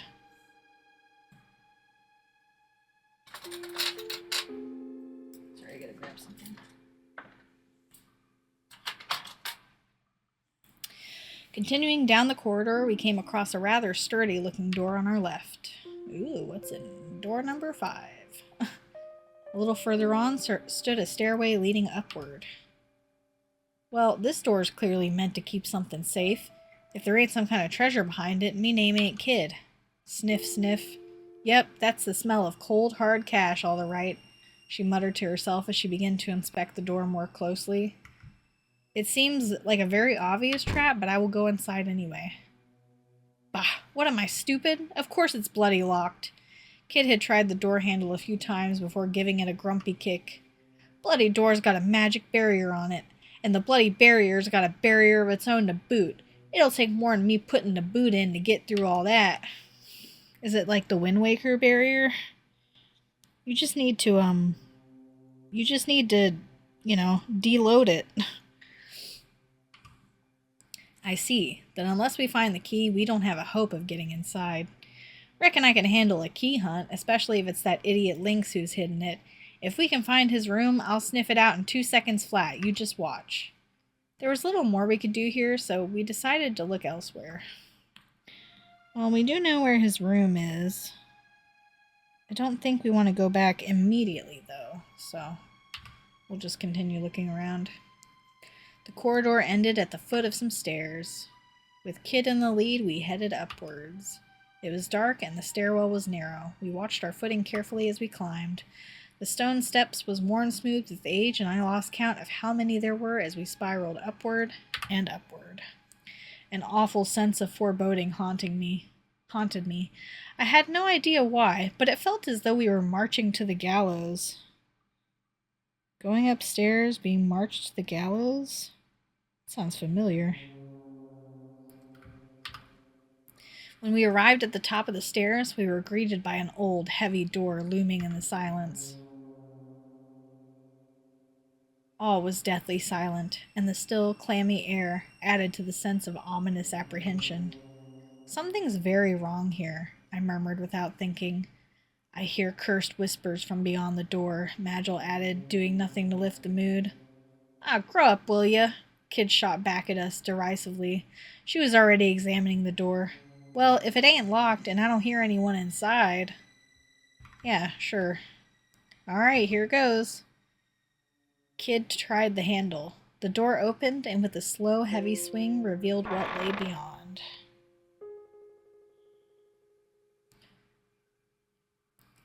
It was a small, cylindrical room that appeared to be the inside of one of the stone towers. It was completely deserted and there were no windows. Watch, we're gonna walk further in, and the door's gonna shut and we're gonna get crushed like in that one Star Wars movie. Except it's actually gonna happen. Actually, it's gonna be more like Resident Evil. What's this supposed to be? Something about this place gives me the creeps. Still standing in the doorway, Kid seemed suddenly taken aback. There might be something in here. Let's take a closer look. A closer look at the bloody empty room? Pah, might as well, I guess. We did climb all them stairs. Kid stepped through the door, grumbling under her breath. I scanned the room and then noticed something on the floor. The flagstones were covered in dozens of narrow scratches, and in places there were thick black stains. Something in the stains spoke of a horror no amount of scrubbing would ever wash away. A malice and a sadness beyond imagining. Fucker thinks he's Shakespeare. There's something written here. Crouching in front of a wall, Magil was inspecting some brownish markings that looked like more of the same stains. Someone's carved letters into the wall and scrambled them using blood magic? Kid had gone over to take a look. Looks pretty old. Hard to read, too. Some of it's been worn away. Let's see. I cannot hold out much longer.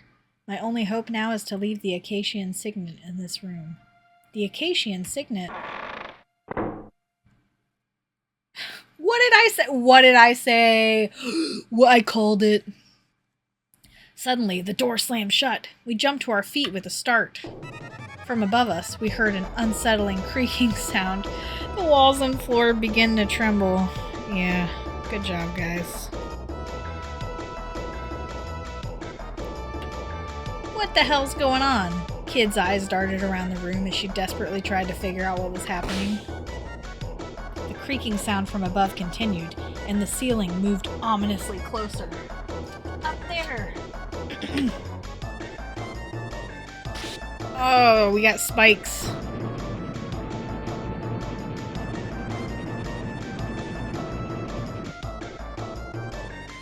We've walked right into a bloody trap. Kid bit her lip. We've got to do something and fast. We don't have time to sit and think about this. Smash down the wall? Good idea. There's got to be a hidden door or something somewhere, yelled Kid. Panicked, we tried thumping the walls to see what we could find, but all we came up against were solid, unyielding stone. Shunk. Arr! The edge of one of the descending blades sliced into my forehead. There was no time. What were we gonna do? bars the door down? Yarg! Kid sprang at the door like an arrow, slamming into it shoulder first. But it was far too heavy, and her light frame bounced right off of it. Damn it! Magil raced towards the door like the wind, smashing into it with ferocious force. It made a creaking sound and shook from the impact, but stood firm. Desperately, I hurled myself at it too. The shock of the impact rushed through my body, but it was no good. Meanwhile, the rusty creaking from above continued, as did the ceiling's inexorable journey downward. And to make matters worse, now countless blades were popping in and out. Jeff, Magil, this is going to take the three of us. Timing our blows, we all charged the door at once. Once, twice, a third time. And the door was open, and we collapsed into a heap on the corridor outside. What? Behind us, we heard the sound of the bladed ceiling grinding on the stone floor of the tower room. The metallic scraping noise it made was awful. We could only look on in silent horror at the fate we'd so narrowly evaded. The machinery continued for a short while before slowly coming to a stop. It seemed the ceiling trap had finally finished its grisly work. Bugger me, talk about a nasty surprise. Yeah, really, you were almost a kid sandwich.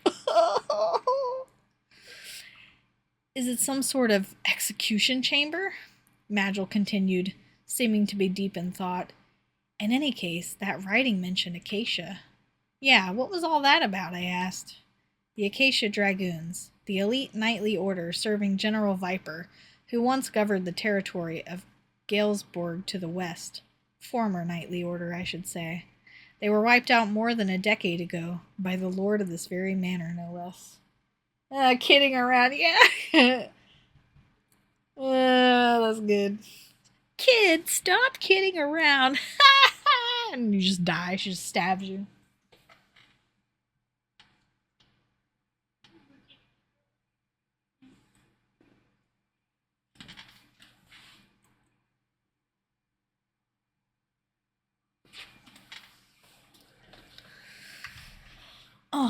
Thanks for the history lesson, Mag. Kid rose to her feet, patting off the dust. She's so ungrateful.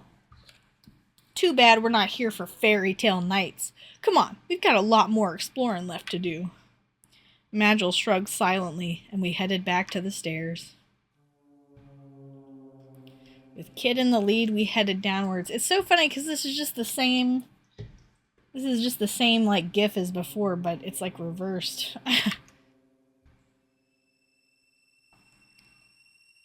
Alright, so we need to go back...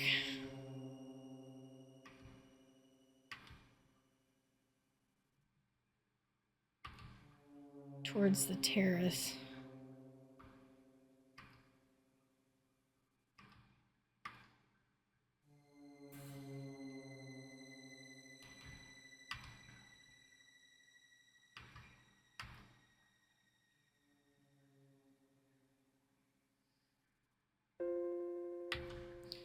Yeah, because Lynx's room was down the stairs, all the way at the end.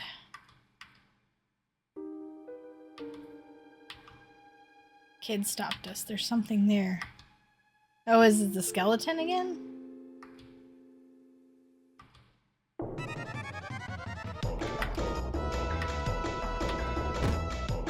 The tip of the blade had scratched my cheek.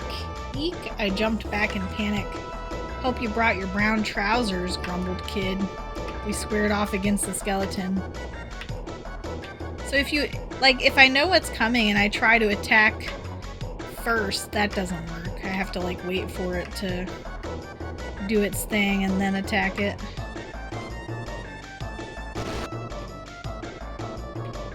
Same exact fight as before.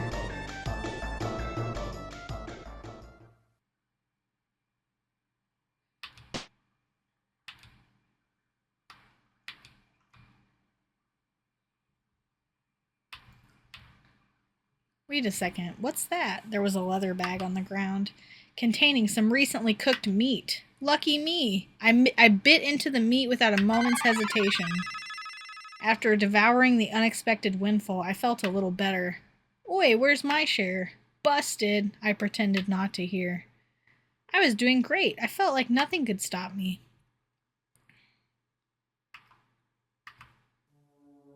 So like what, that was like an enemy drop that we just experienced? It was Riddell's room, no. Need to go back to Lynx's room.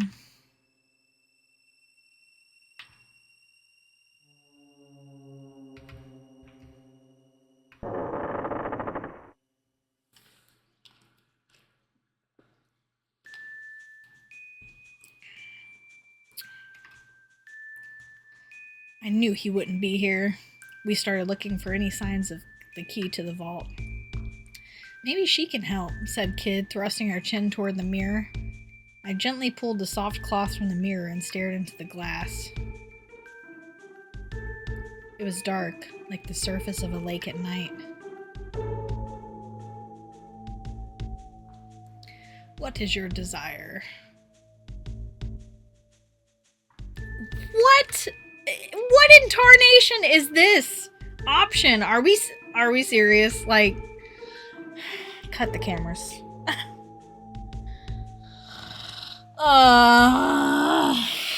I cannot. Stop being so weird. Like, you're trying to do this, you almost died, and he's like, I don't want to think about kids' measurements. Like, fucking weirdo. I do not like this protagonist. Naming him Jeff was a mistake. We should have named him Fuck Nugget. Okay, where's the key to the vault? Do you know where the key to the vault is? The mirror's reflection rippled and changed to reveal a room with numerous bookshelves. A deep, sonorous voice spoke. You will find the key in the place I have revealed, the study. It is inside a book with the purple cover and the furthest bookshelf from the door. The image of the study vanished from the mirror, and the voice went silent. It appears the spirit has left for another mirror, commented Magil. To the study, then. As I made to leave the room, a low voice rumbled through the air, stopping me dead in my tracks. Beware, he knows. Was it the voice of the mirror again? What did it mean? Come on, what the fuck do you think it means? Hurry up, or we're leaving you behind, Jeff, called Kid from outside. Flustered, I rush after her. Like, can you imagine it's kind of tempting just for how ridiculous it is, but like, every time this guy opens his mouth, he just comes off as a creep, like a hardcore simp creep who can't do anything, who goofs off. Like, what is his purpose? He serves no purpose. He's purposeless. So I don't know where the study is, actually. Okay, something's there. There's nothing behind us or in front of us. Where could it be? And then, just as I was trying to figure it out, the wall began moving. A rectangular section opened up and swung around, revealing two enormous goblins clinging to the back. It was like something from one of those stories about assassins sneaking around in old castles. You goblins, screamed Kid. Yeah, goblin these nuts. They definitely look like goblins to me. Maybe a touch on the large side. Like, dude just comments on everybody's weight and age immediately. There were 4 in total, the 2 in front of us and 2 that had appeared behind us, cutting off our path of escape. Magil rushed towards the 2 behind us. Meanwhile, Kid leapt at the 2 in front, holding her knife in both hands. I drew my knife and rushed to Kid's side. Crash! The spiked ball of the goblin's morning star smashed into the ground, crushing the stone flooring. Kid nimbly leapt up into the air, evading the attack, and landing on the goblin's exposed hand. She swung upward toward the goblin's head, plunging her knife into its left eye. Then she flipped backwards and stood ready for the next attack. That was Kid style. Float like a butterfly, sting like a bee. I'm gonna kill myself. Stop it with your goofy one-liners! I don't think it can. Swinging its morning star towards me. Just jump back, bro. I jumped back to keep my distance. For a moment, I thought about copying Kid's trick, but I didn't have the confidence to pull it off. I was better off keeping an eye on my enemy and doing things my own way, though I did wish I could fight like her. The goblin pulled the iron ball out of the floor and came at me, swinging it overhead. We can still throw the knife.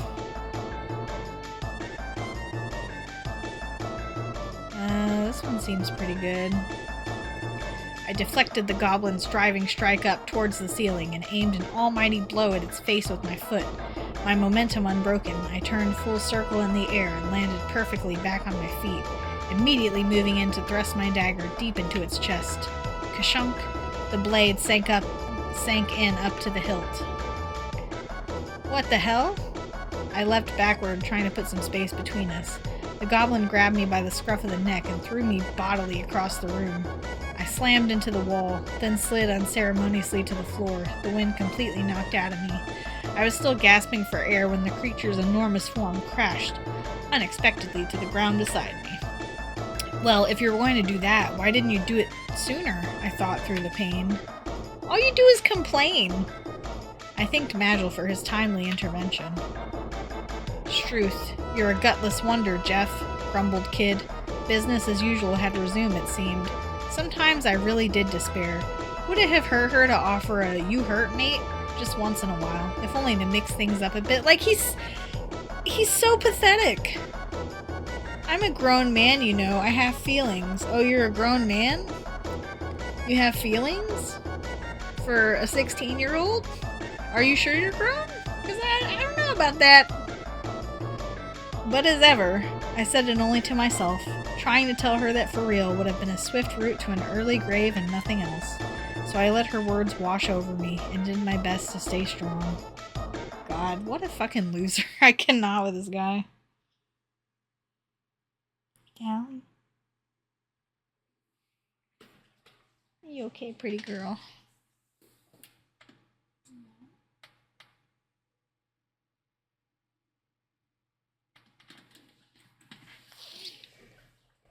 I was doing great. I felt like nothing could stop me.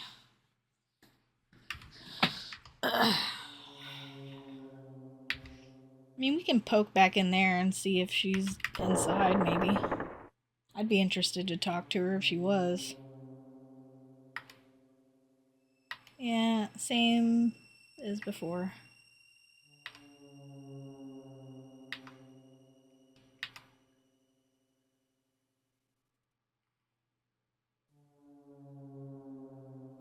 It seemed that someone had been here only moments ago. Let's come back later. Oh, okay.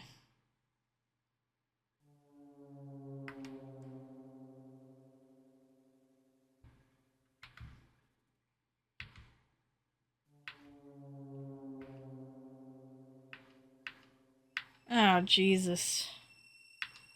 The same shit again?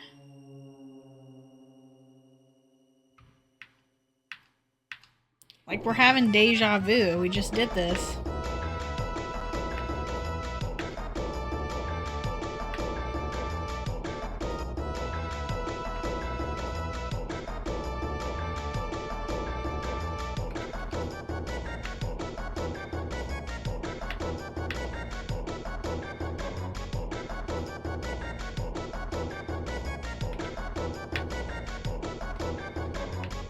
I mean, that way to get through the battle seemed pretty solid to me.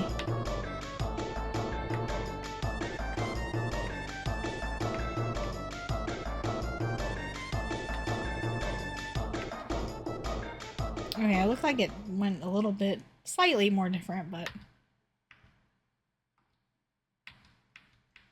it doesn't seem like it really mattered that much.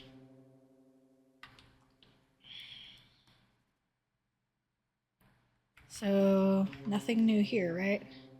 You gotta be kidding me, shouted Kid, glaring at me. Are you telling me to swim through a bloody lake of pteranodons? Yeah, you can count me out, mate. How am I supposed to charm me victims with big chunks bitten out of me? I guess she had a point. Well, you know, it is an adventure game, and I've already kind of learned my lesson by not checking things multiple times, so I'm just being thorough. Here's a better plan. Why don't we go back to Beardy and try sticking something down his gob?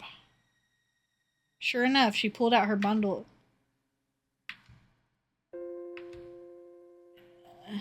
But we already did all these, though. Is it just the same?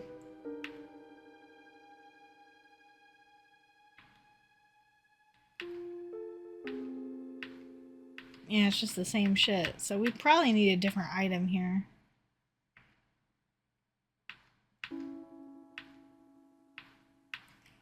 I know that the string gave us a clue, but I don't think it really said what it was.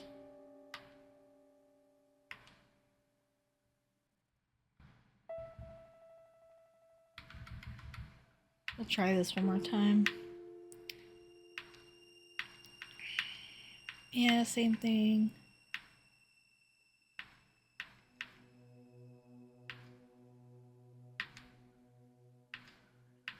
Oh yeah, it like starts to lick you.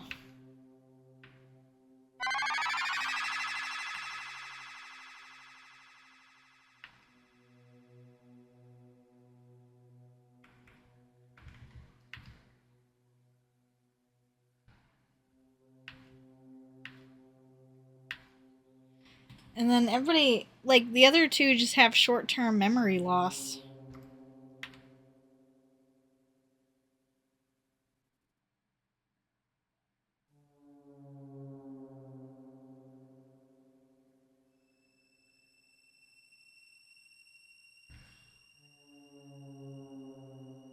Yeah, might as well just go back to the stairs.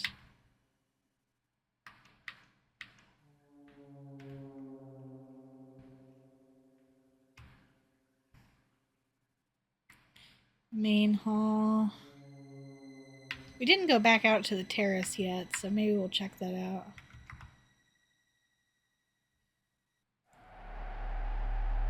We returned to the quiet terrace overlooking the garden, and then...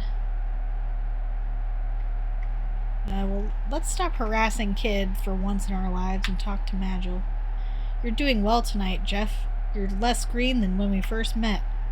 What I could see of Magil's face betrayed no emotion, but I thought I could feel the faintest of friendly gazes from beneath the mask. Right, dust yourself off and let's get moving. We've got work to do, said Kid. Well, she said that, but... Alright, Jeff, you're finally starting to learn how to get your hands dirty, ain't you? I guess people really can change, if they put in the effort. Kid's eyes shone with an impish playfulness. Well, she hadn't seen anything yet. We should go back inside. We're not here for fun, muttered Magil. Sorry. Oops. Virgil. Alright.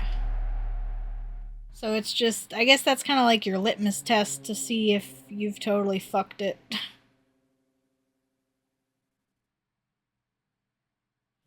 I mean, I'm not really sure where to go. Was the left with the main hall?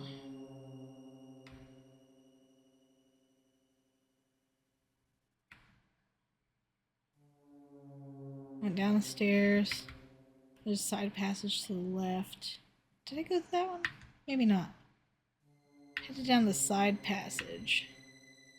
Came to the old, immaculately polished door. Kid gently pushed the door ajar and peeked into the room. The next thing I knew, she slipped inside. Magil and I followed. Looks like a study. Oh, okay, well that's where we needed to go. The room was lit by the moonlight coming through the long, slender windows, slanting down in pale beams through the darkness. It was pretty big for a study, with an immaculate antique desk dominating the center. I just realized this game doesn't seem to have a save feature. So what happens if you want to quit and come back? Or maybe it auto saves like your last spot.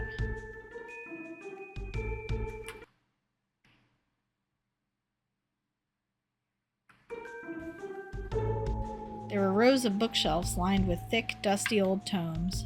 The wall to the rear of the room was decorated with paintings, and shelves of vases and painted plates stood before it. They all seemed to be curios from foreign lands. Oh yeah. Let's see. Let's check the controls.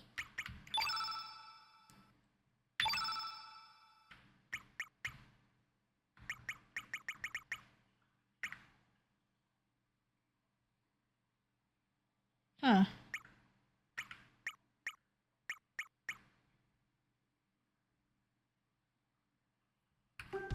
Is it I?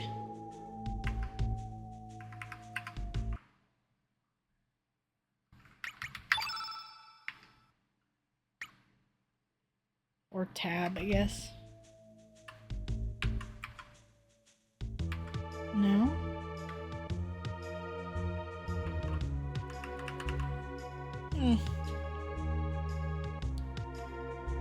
Let's ask Uncle Google real quick.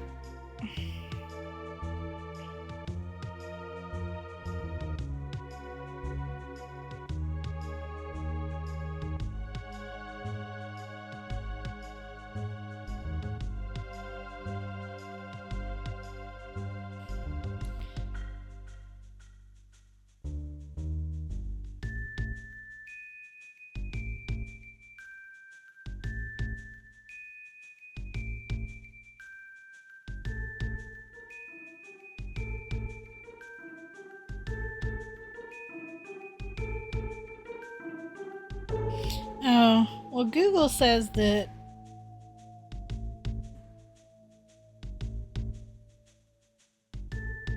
you just press escape and choose quit to the main menu. So I guess that autosaves.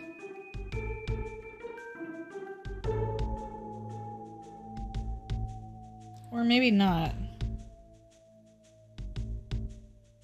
Okay, get this AI summary out of here. Not interested.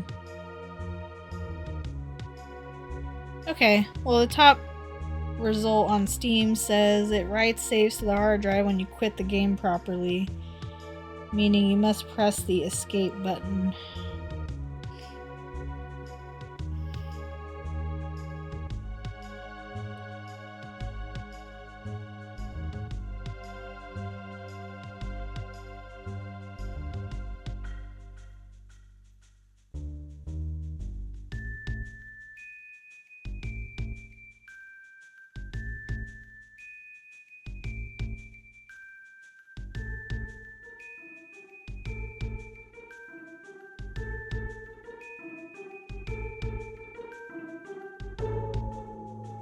Yeah, this person says when you quit the game properly.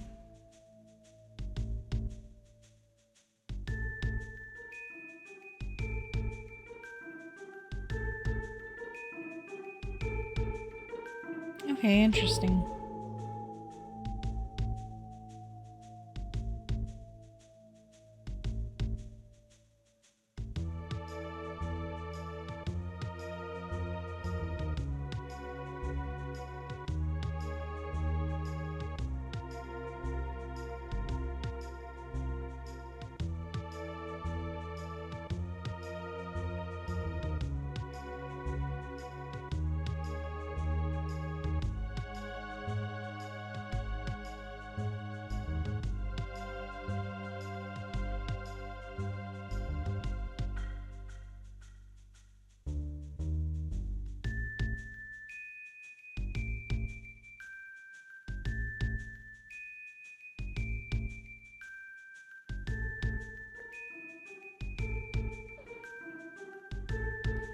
Just send that.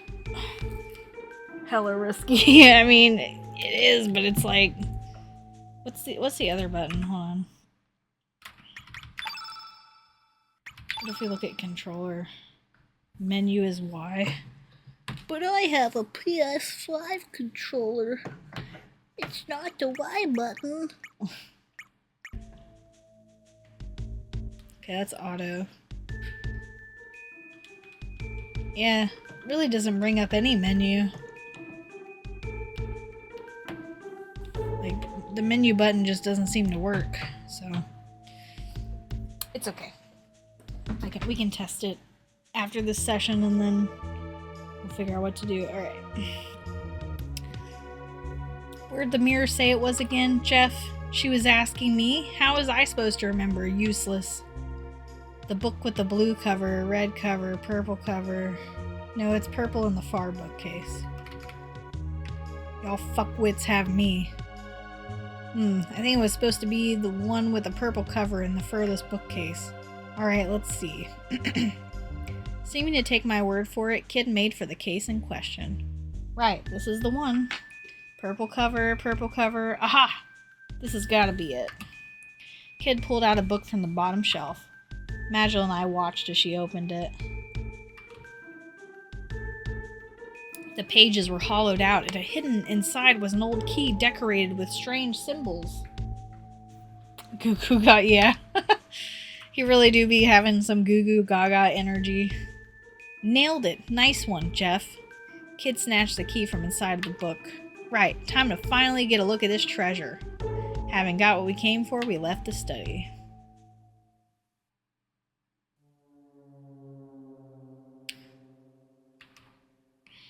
So we're at the intersection. We need to go towards the terrace and then to the right.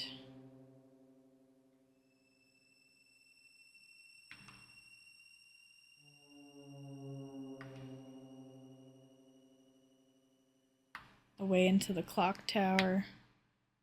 Good thing they remind you.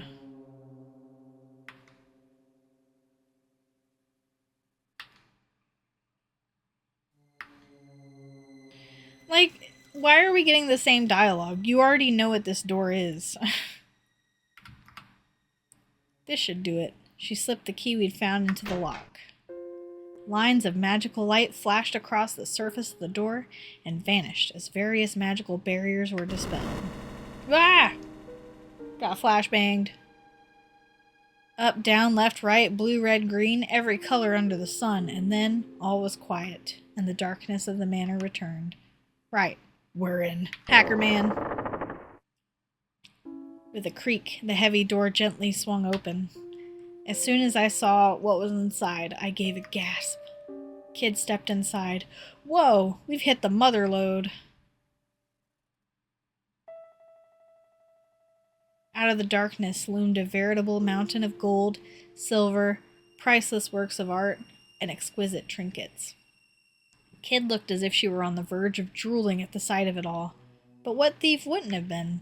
After all, this was the kind of hoard that few people would ever come across in their lifetime. The smallest fraction of this vast mound of riches would have seen even the most careless spendthrift set for life. Our goal is the frozen flame. Ignore the rest. Magil spoke with an icy dedication to our mission. He had not even batted an eyelid at the sight that greeted us. Yeah, I know. She was disappointed, of course, but she soon set about scanning the room for the object of our hunt. Wait, is that it? Look, on that pedestal over there. I turned to see what Kid was pointing at. Oh, that's cool. Actually, they use the same song. This is one of my favorite songs, actually, on the Chrono Cross soundtrack. It just sounds very mysterious and, like, ethereal. It is. It's definitely one of those that, like, just sticks out to you.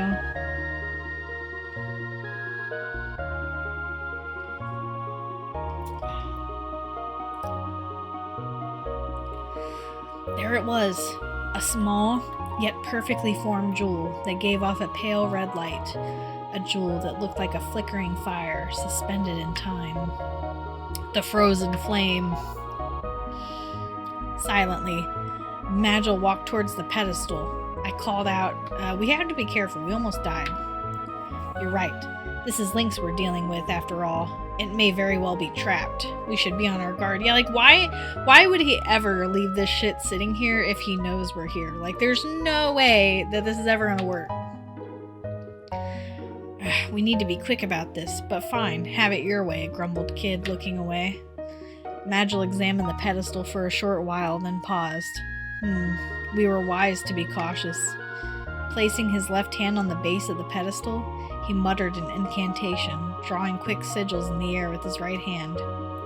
Some glyphs appeared on its smooth surface, and for a moment blazed brightly. There, now we can proceed. Magil calmly reached out and grabbed hold of the red jewel. Jeff and friends obtain the frozen flame. Wow, it's so easy. Yeah. It is a great song. Like, so many songs from my child. And Chrono Cross was the first game soundtrack, like, I ever bought on CD. I still have it. My little CDs I used to play in my boombox while I was doing my homework.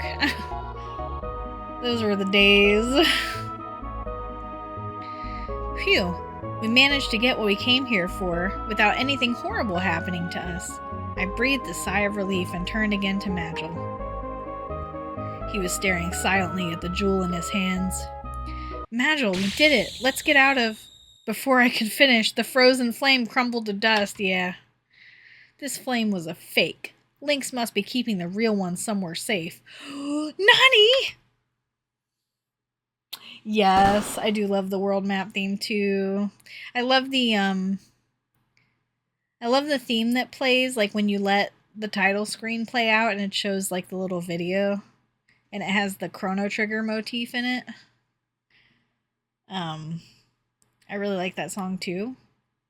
And the theme at the Grand Slam is really good as well. And of course, you only hear it like at the Grand Slam and then like one other time. I actually don't think you hear it anywhere else. Yeah, and then the whole Radical Dreamers concert. Even though it's like, you know, you got that artificial guitar going on, still fun bop, especially after you go through the whole side quest. It's like, oh my gosh. I love it when music tells a story. It's so cool. Suddenly, a siren rang out. The room was flooded with light, and metal bars slammed down in front of the door. Oh, fuck, I can't believe you've done this. I've turned with a gasp to see Kid frozen, an ornate crown in her hands, and a wide-eyed look of awkward shock on her face. Kid and friends obtained a golden crown, too. You're kidding me, right? You had to go and you complete bonehead. I let rip with a stream of choice insults. In my head, that is. Pussy. Metallic parrots in the four corners of the room suddenly came to life, flapping their wings and screeching, "Rock! Thieves! Thieves!" We're in trouble. These things are going nowhere, said Magil, inspecting the bars covering the door. Although to look at him, you wouldn't have thought there was anything wrong. Which way? Which way? The parrots! The parrots! To the vault! The vault! We heard voices in the distance. The manor guards were coming. Kid dived behind a pile of gold coins. Find somewhere to hide. In a panic, I looked around the room. There was a large chest sitting wide open next to a pillar. I rushed to empty it out, then plunged headfirst and closed the lid.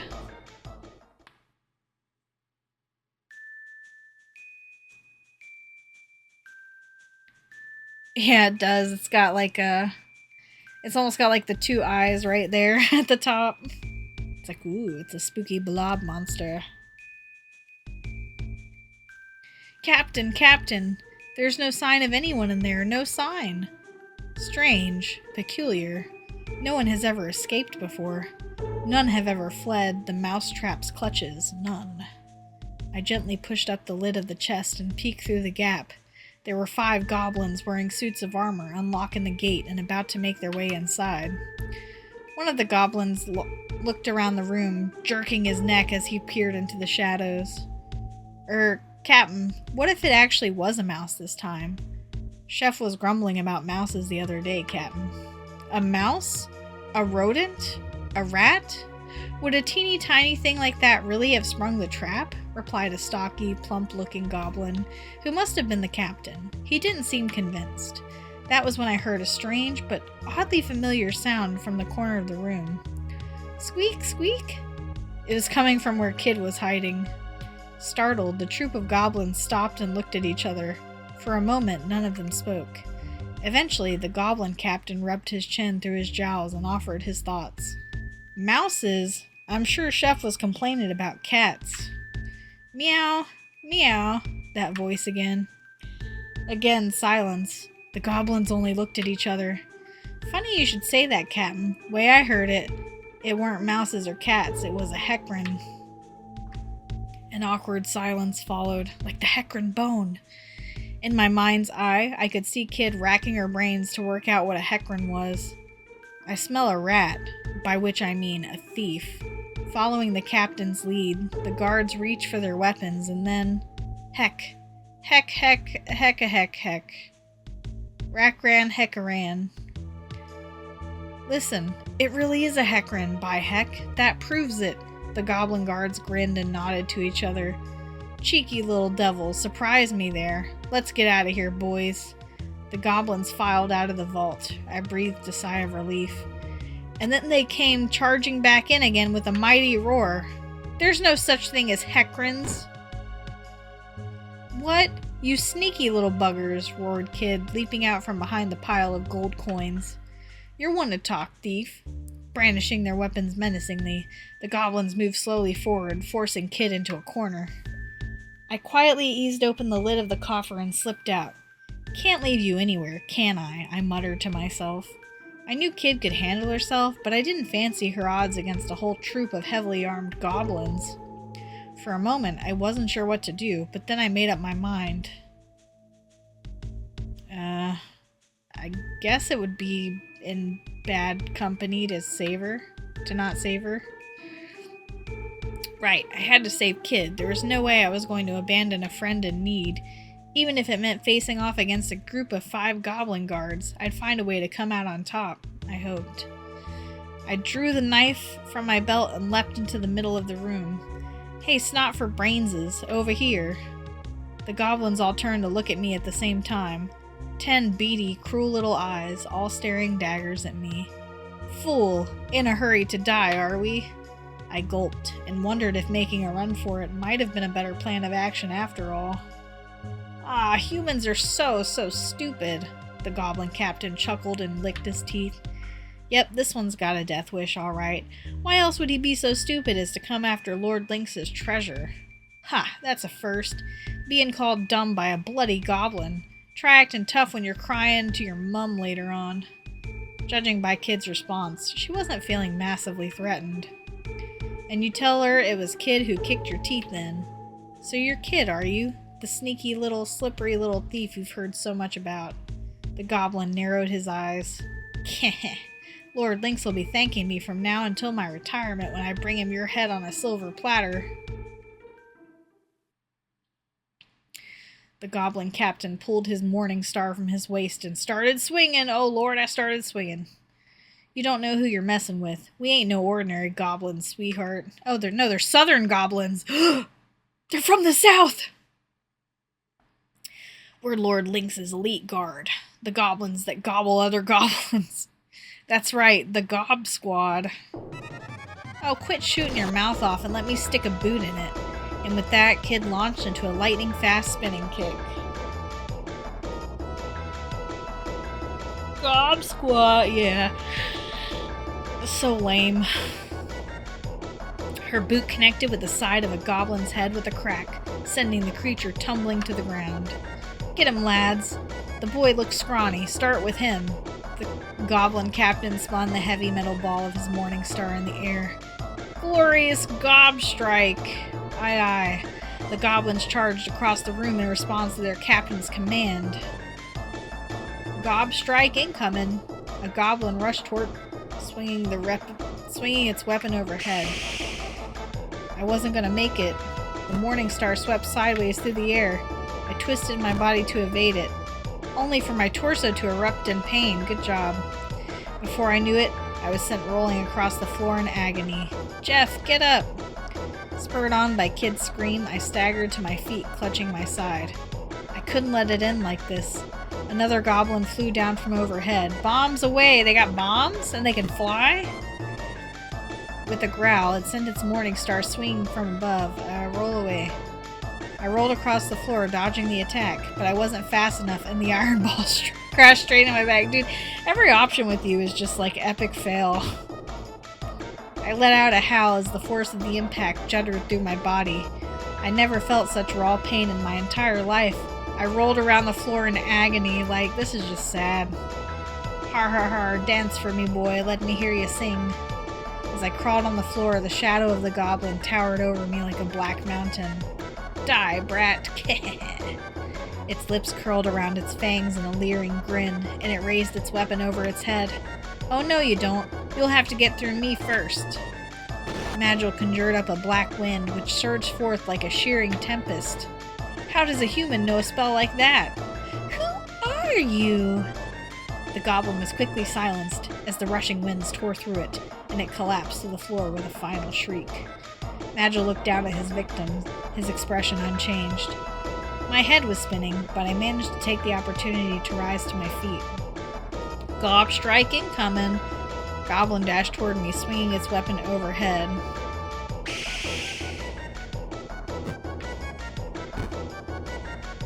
So I didn't hit anything.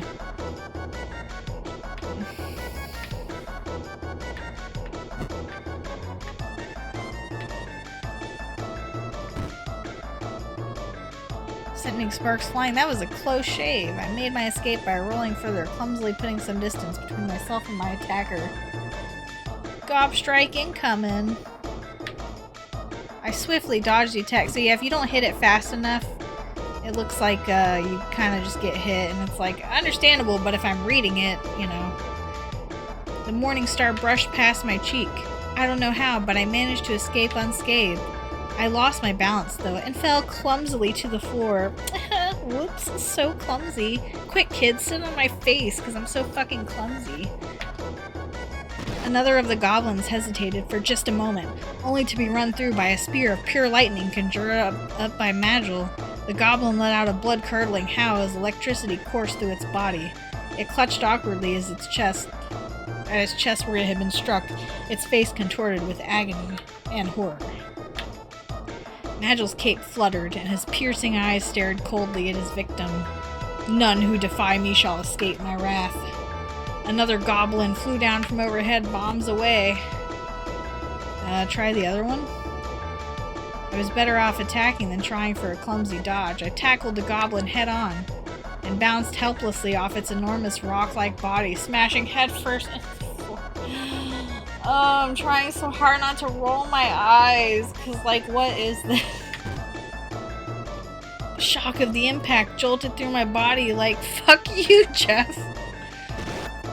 Kid lashed out with a lightning-fast kick. There's more where that came from. Please have mercy. The stricken goblin had collapsed to the floor, its eyes wide with fear. This isn't a game, Jeff. Watch yourself, will you? Well, every option I pick doesn't seem to work, so, you know. Okay, try parrying it. I just about managed to push the enemy's attack aside and tried to strike back with my knife, landing a heavy blow right in the goblin's unguarded flank. The goblin's face crumpled in agony. The kid lashed out with a lightning-fast kick. There's more where that came from. Yeah, same shit. Long live Lord Lynx, glory to the Gob Squad. With these final words, the goblin collapsed. That was the last of them. We made it. What an embarrassing display. Like, Jeff has no stake in this game. He's worthless. He's a meat shield. If they have an opportunity to leave him and abandon his ass, they should just take it, because really, they'd be better off. Ha! Piece of cake, said Kid, putting a brave face on things as she wiped the sweat from her brow with her arm. For you, maybe. And then she stopped and looked at me. Jeff, what were you thinking, you great Drongo? Getting the goblins to come after you like that. You really didn't have to, you know. Still, thanks. Can't say I wasn't happy to see your crazy arse jumping in like that. And, like, he gets rewarded for his sympatry. His reckless sympatry gets him rewarded. There is no justice in this world. Kid's smile kindled a light inside me, and with it a peculiar warmth that came in ripples. And then Magil stepped in. Oh, thank God. Save the chatter for later. We can't waste any more time here. Please, cock-block me every time. The frozen flame must be somewhere else in the manor. Alright, mate, thanks for stating the obvious. It's not my bloody fault that Lynx has to make things so bloody difficult for everyone. Kid spun on her heel and made a sulky about-face for the door. Suddenly, her attention returned to the pile of defeated goblins. This bunch of Drongos said they're Lynx's elite guard, right? Bet they got some nice loot on them. With that, she started unceremoniously rummaging through the fallen captain's pockets. She was like a hyena sniffing for scraps. Hello, hello, what's this? She'd found an odd metal plate. It resembled an open hand and was covered in runes. Oh gee, I wonder what that's gonna be for. Reckon this might open some other magic door somewhere. Well, never know when it might come in handy either way. Finders keepers. The plate vanished in a kid's pocket. Looks like there's nothing else worth taking, unless you count pocket lit and bits of string. She rose to her feet and looked around the room. You know, it's a real shame to leave the rest of all this loot just sitting here unloved. Suppose we can come back for it whenever. Kid turned to face us and flashed a grin. All right, lads, get a move on. It ain't gonna be dark forever. No, there's only darkness inside my heart. That hand-shaped plate is our only clue for now, muttered Magil seemingly to himself. And with that, we left the vault in search of the real frozen flame. But see, now I have to go back through that damn corridor, and I'm probably gonna have to fight the sexy skeleton again. They're killing me.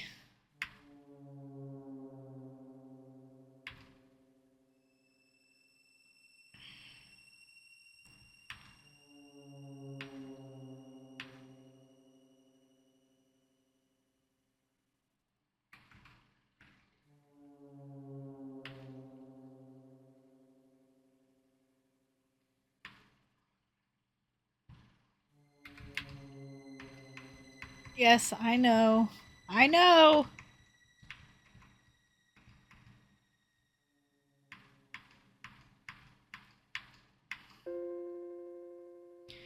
Okay, so maybe first we do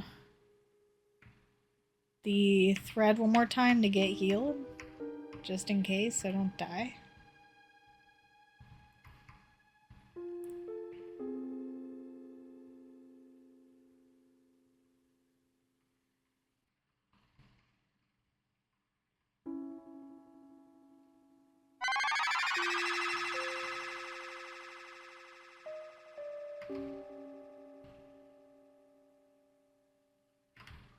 The hand-shaped plate. After taking another look at the runes, I was no closer to working out what they might mean. Here goes nothing. I stuck the plate into the mouth of Truth's marble maw. As soon as I did so, its eyes rolled upward and the wall gave a light judder. A low rumbling sound came from the sculpture's mouth. This, indeed, is the ultimate truth of the universe. Did you hear something? Yeah. I watched the mouth of Truth in confusion. Its great marble tongue lolled out, almost like a snake. It coiled around the plate, seizing and pulling it deep inside. What's going on? In a panic, I looked to Magil for answers. Seems this ineffable truth of the universe has left even the mouth of Truth tongue-tied. Magil answered in his usual deadpan manner. I think he might even been trying to make a joke. Hang on, so that plate thingy revealed the truth of the universe? And you went and crammed it down Beardy's gullet? Do you realize how much we could have sold that for? Kid kicked the floor in frustration and snapped her fingers. And then, drains on all sides of the room suddenly opened wide. The red water formed eddies as it sank away. Helpless, the pteranodons were washed away with the current. Soon, only trickles of water were left, slowly dripping away. Well, that's a stroke of luck, ain't it? Guess we won't be sleeping with the fishes tonight, grinned Kid, looking at her empty pool. We crossed the drain room, making for the exit on the other side, and pressed on.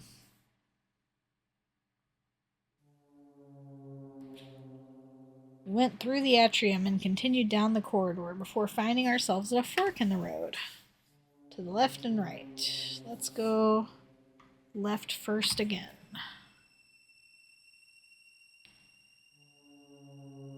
We eventually reached an old, rather sturdy-looking door. Bloody marvelous. Another bloody door with a bloody magic barrier on it. Wonder what's inside. My sixth sense tells me it ain't treasure. Kid whispered back to us as she examined the door. I suspect this is the Manor's dungeon, replied Magil, his eyes closed in concentration. I can hear the sound of someone moaning in the darkness on the other side, but there's nothing we can do, and thus it is of little concern to us now. Let us turn back. Okay, we're gonna get another encounter. 2 goblins again? I'm tired of your fucking goblins.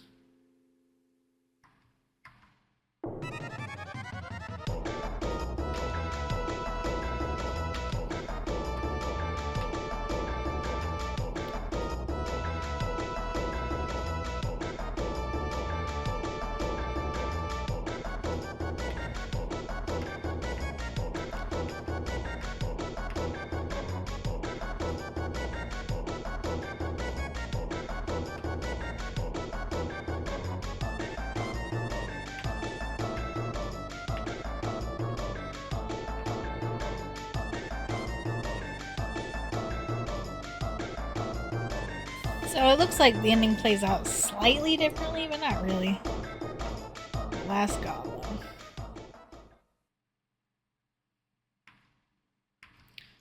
Some recently cooked meat.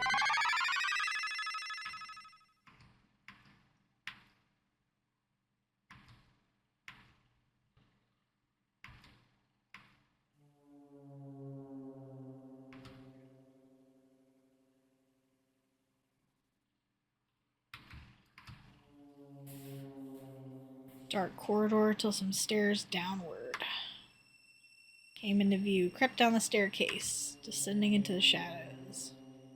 Bottom we took. There's another passageway, okay. We'll do left again. A large door covered in scratches and other odd marks. Above the door was a wooden plate. It bore the legend "Guard Room" in elaborate calligraphy. Well, well, reckon this might be where to find the key to that door upstairs. No getting past that bloody magic barrier without it.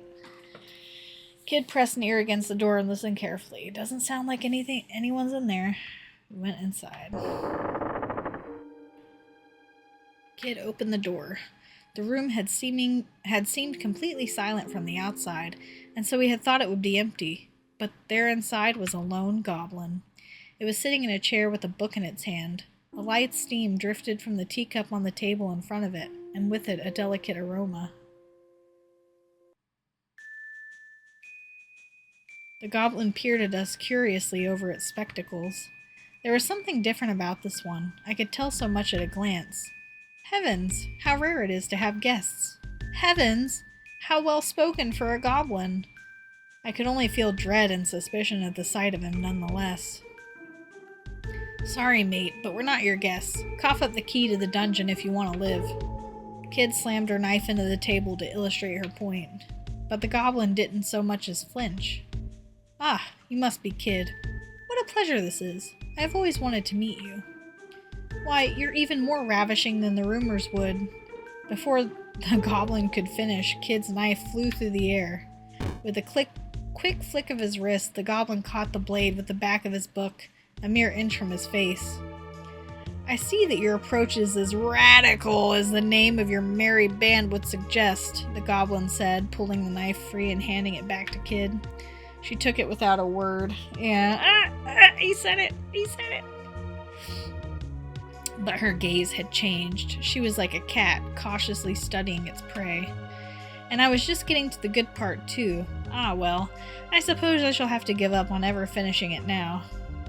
The goblin casually flung the book over his shoulder and into a nearby bin.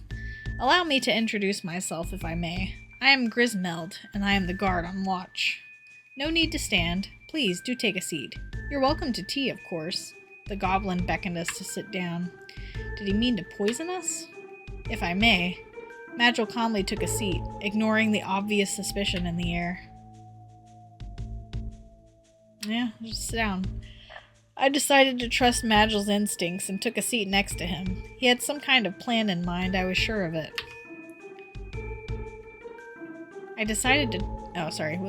Kid didn't look like she'd been pulling up a chair anytime soon. She was standing with her arms crossed, eyeing the goblin suspiciously. The goblin poured 3 cups of tea. Here you are. Without the slightest hint of hesitation, Magil took his teacup and lifted it to his lips. He sipped, then placed the cup back on its saucer.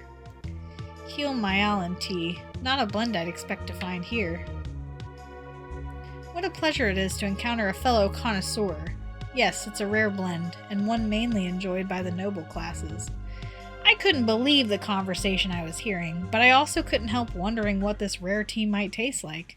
My eyes rested on the cup that had been poured for me. I couldn't shake the fear that it might be poisoned, but I also couldn't ignore how delicious it smelt. Before I knew it, the cup was in my hands. This is great, I blurted out.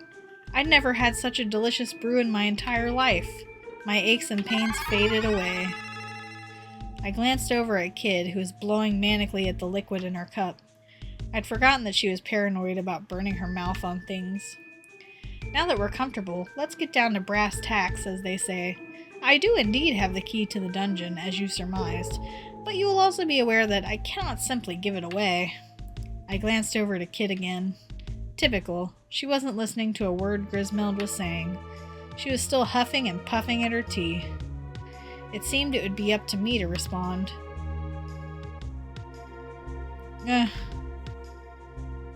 I suppose that means you want something in return. You'd like to know what I want? I want your heads. Grismeld's eyes glistened behind his spectacles. Or rather, I'm sure that's what my employer would have me say. But no, I have no such barbarous aspirations. Furthermore, I doubt I'd be a match for you. Grismeld chuckled as he said this. What I live for is the joy of conversation, which I fear my compatriots are ill-equipped to supply. Perhaps you might have one or two ripping yarns to share? Grinning, he added, I'm sure notorious thieves such as yourself must have more than a few thrilling tales up your sleeves. So he wanted to hear a story.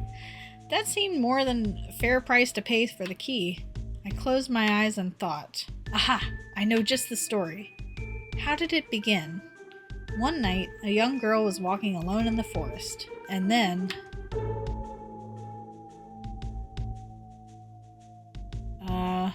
she was searching for a golden sunflower, the only way to cure her sick mother's illness. I mean, that sounds pretty cool.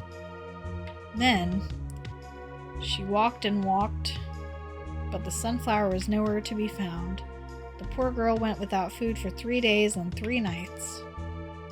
The fragments I remembered seemed about right. There was only one way the story could end.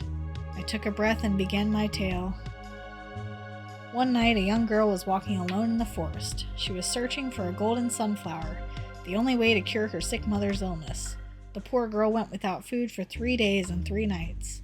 And then, in her moment of darkest despair, she saw a brilliant light. It was none other than the golden sunflower she sought. The young girl gratefully pocketed the sunflower seeds. These will surely save my mother, she thought. But it was all a dream. With a smile on her face, the girl drifted off and dreamed forevermore. That was beautiful, murmured Kid, wiping a tear from her eye. Stop! Grismeld frowned. Not quite what I was expecting, and not the most riveting of tales. But I suppose it will do. The key, as promised. I took it from Grismeld's hand. Something didn't seem right, though. Was he really going to give it up so easily? And was it really alright to trust such a strange goblin? Grismeld seemed to notice my suspicion. He leaned back into his chair, looking at the ceiling. When I was a young tyro, a braver, stupider goblin, I once served General Viper, who is the lord of this manor, until his betrayal by Lord Lynx. So that's the same. Despite my boorishness, Lady Riddell always saw something in me worthy of praise. Wait, Riddell? What's Lynx's adopted daughter got to do with anything? Oh, you didn't know? Riddell's real father was none other than General Viper himself. Oh, okay. What? Lord Lynx spared Lady Riddell's life so as to not snuff out that of the frozen flame. It's an uncanny stone, you see. Has a life of its own, and some kind of spiritual bond with Lady Riddell. Oh, so he adopted her, and by adopted we actually mean coercive imprisonment. Not actually adopted. Forced to stay here. So she can't do anything. If only there was some way that I could free Milady from this manor. Alas, I alone am powerless to do any such thing. Of course, I would have no qualms if, say, you were to topple the usurper. I assume you intend to? Slay the old beast, I mean. It was a strange inquiry to make so casually. Well, if it comes to it. I was more than a little taken aback by the directness of Grismeld's question. I'd never expected to find one of Lynx's own guards asking me something like that. Suddenly, I was shoved aside. Not if it comes to it. We're gonna kill him tonight, and kill him good. We're gonna kill him so hard he's gonna be dead. His dead is gonna be dead. He's gonna be deader than dead. It was Kid, of course. In exchange, I have some more of that tea to take with us. Kid held out her hand before Grismeld could offer an answer. I suppose I have a bag I can share. Grismeld shuffled awkwardly in his seat as he retrieved it. As ever, I was impressed at how Kid's uncompromising attitude and willingness to speak her mind seemed to always get her what she wanted. Bonzer, sit tight and leave the rest to us, mate. Stowing the bag in her pocket, Kid took the job. You can trust me. I'm a girl of me word. That might have been the biggest lie she'd ever told. Right, let's get moving. She made for the door with a spring in her step. We left the room in Grismeld behind.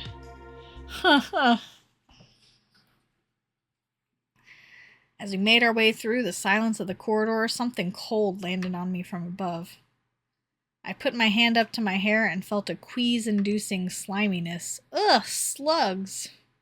I lifted my head towards where it had come from, and a mass of the disgusting creatures hit me full in the face. Blarg! As fast as I could brush them off, more of them landed on me and around me. It was literally raining slugs. Before I knew it, they began to pile wetly around my feet. They crawled all over me, and I flailed and flapped as I tried to shake them loose. Quickly, back the way we came! But as we turned, we saw that the entire corridor was writhing mass of the creatures. It's like the floor's made of them. A shiver of revulsion ran down my spine. I ain't trampling over that little carpet, oh gross. Kid shook her head violently, clearly far from amused. But the more we stood there wondering what to do, the more they just kept piling up. Charge through them. We're going turbo speed! We're going super fucking turbo speed! Holy shit! Ludicrous speed! We've gotten to Plaid! We're gonna time travel! Sorry. Like, really, it's crazy how fast this shit is. Like that, is it? Well, I ain't staying here on me own. Kid was clearly at a loss as to what else to do, and she soon barreled after me. Slugs rained down around our ears as we ran, and oh, how we ran. We hammered along as if our lives depended on it.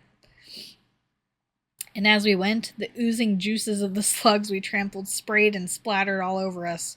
Our feet were soon soaked with the stuff. Whoa! My foot slipped and Kid smashed into me from behind. The two of us went flying and landed on the floor in a heap. Damn your clumsy arse, Jeff. She grimaced at me through the mask of slug ooze. I tried to stand, but they just kept on falling. The slug storm had developed into a deluge. We were on the verge of giving up. It was almost more than either of us could take. They were up to our knees now, and we were wading through them, desperately trying to make some headway. We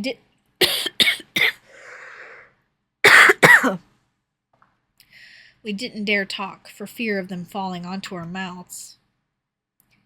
And as if we didn't have enough problems already, a single, solid mass of slug matter suddenly reared up ahead of us. Wait, it's people-shaped! And sure enough, a humanoid form had emerged, clutching what looked like an enormous scythe.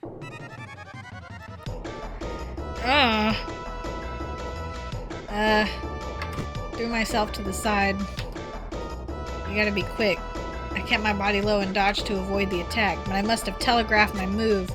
The blade changed course at the last moment and slid into my right shoulder. Jeff! The pain was intense, but when I glanced at the wound, I could see that it wasn't as bad as it felt. What is this thing? Some kind of demon? If it is, look out. Demons love messing with people's heads. As soon as she said it, the writhing mass of slugs disappeared in the thin air. The demon readied its scythe again and began inching towards us.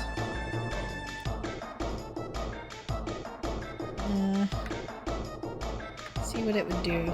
I watched the demon carefully, keeping a tight grip on my knife. Magil didn't waste a moment and let rip with the spell. A ball of flame slammed into the creature. I could smell the stench of burnt flesh. The demon's eyes reddened and it bared its fangs. Cursed whispers filled the air. It was casting a spell. You gotta stop it. You gotta interrupt it. Leave this to me, I yelled, at exactly the same time as Kid. I slipped around to the left side of the demon as it swung its scythe down. Whoosh! The blade sliced the air a hair's breadth away from my nose. A single moment later, and I'd have no nose left to speak of.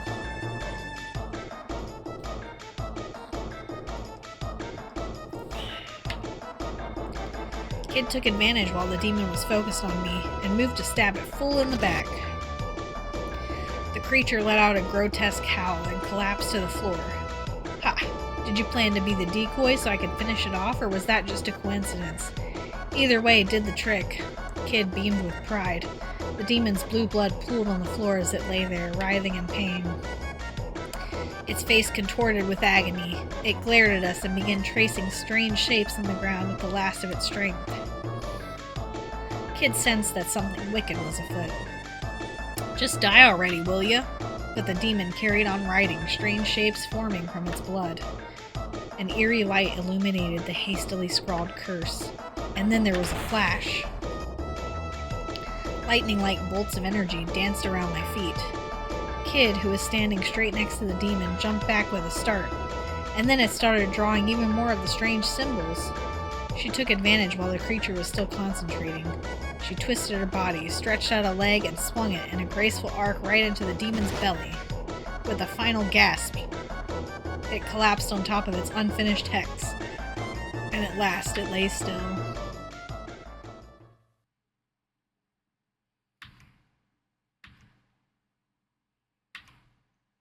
Well, I'm glad Jeff seems to think the fight was a success.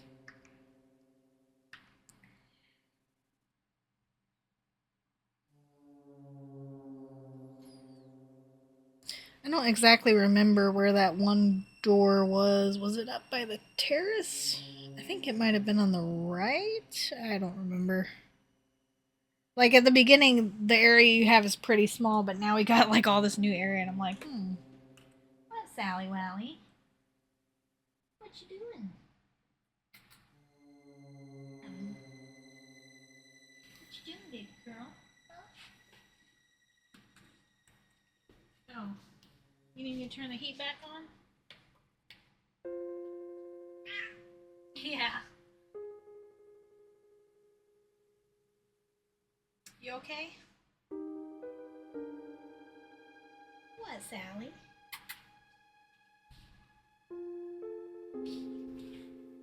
She was like, meow. She's so cute. Okay. Yeah, I think it was going up. So I guess the whole game is just walking around Lynx's fucking house of tricks.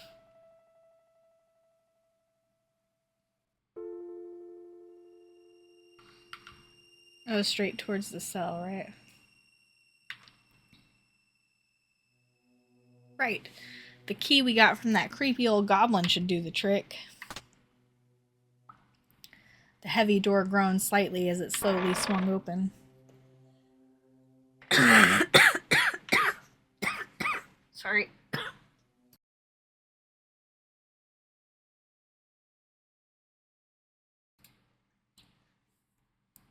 Clammy air rose up around our feet as if crawling blindly through the darkness. This didn't seem like the kind of place anyone in their right mind would visit voluntarily.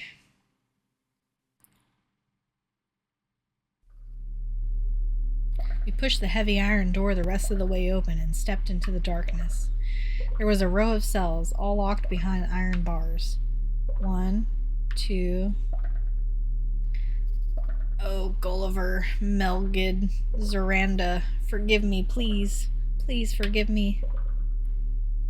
We heard a voice from the third cell, whimpering and crying pathetically. Really? You're one to fucking talk. I strained my eyes to look inside. Faintly in the darkness, I could see something that looked like a man sitting on the floor. So this was the source of the voice. Oi, you alright, mate? Kid called out to the figure. Forgive me. It's all my fault. It's my fault. The dragoons never deserved this. General, Lady Riddle, oh, forgive me, I beg of you. The old man didn't seem to respond to us at all. He only sat facing the wall, begging forgiveness for who knew what. Hello? Can you hear me? Asked Kid, trying again. There will be no getting through to him. His real self will have long since retreated inside the shell he has created, said Majel, cutting her off. She wants to lay on the vent, so I'm going to open the vent. Shell? What do you mean? Ghost in the shell. Yeah.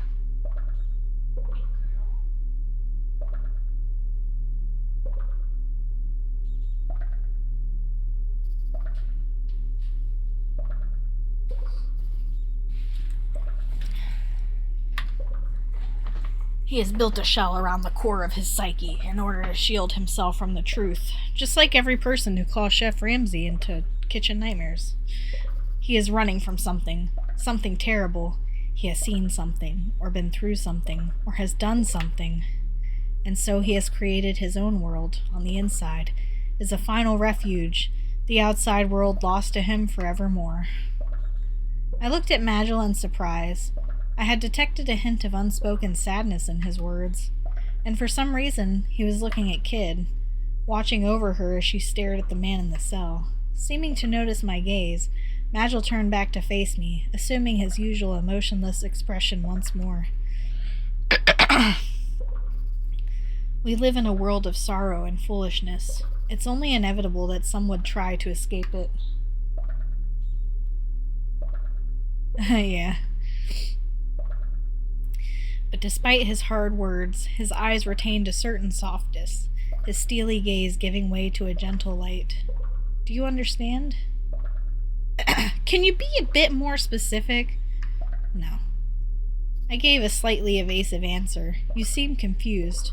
I don't blame you. You'll come to understand eventually. Magil looked at me and Kid. What was all that about, I wondered. We're not going to get much out of him. He's miles away. Let's just leave him be and try someplace else. Kid made for the door of the dungeon. Wait, called Magil. We must find some way to get this man to speak. What for? I mean, he's speaking already, just none of it makes sense. What are you after? Some things he said piqued my curiosity. He mentioned the dragoons, and Riddell, too. So? You said the dragoons are ancient history, snapped Kid. Besides, how can we trust anything he says? He's clearly gone off his rocker. She had a point. The old man had long since cut his ties to the real world. What did Magil expect him to say? Yeah, dragoon! Which dragoons? Which universe are we talking about? You're gonna have to be more specific. Without missing a beat, Magil replied, We simply have to bring him back to reality. And how are we going to do that?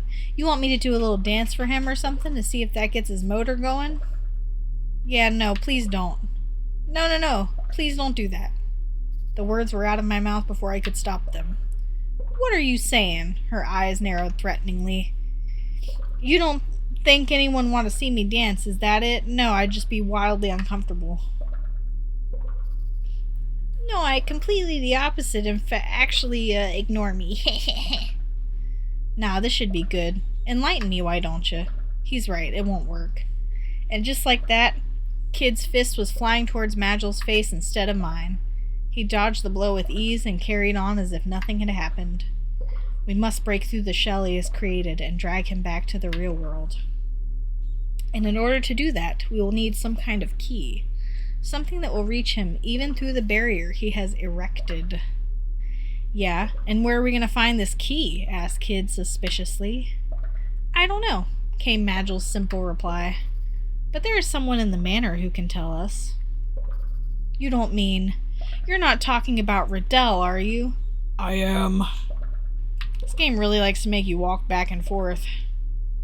Alright, fine. Don't know what the heck you'd expect her to tell us, though. Kid turned on her heel and made for the door. We left the gibbering old man in the dungeon, alone with his sorrow. How many more goblins am I going to have to fight? I followed Kid and Magil back into the corridor. After making our way down the dark corridor, we came to a branch in the path. Yep. We need to go back towards the atrium.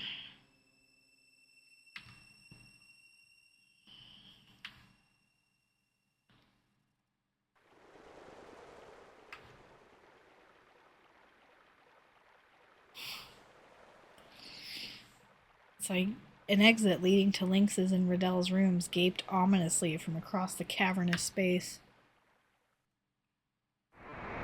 Suddenly, the darkness felt opaque. Something like a thick haze floated in the air in front of us, and then it took form, like someone blowing smoke into a person-shaped bottle. It was robed in a ragged shroud, and its sunken eyes glinted menacingly.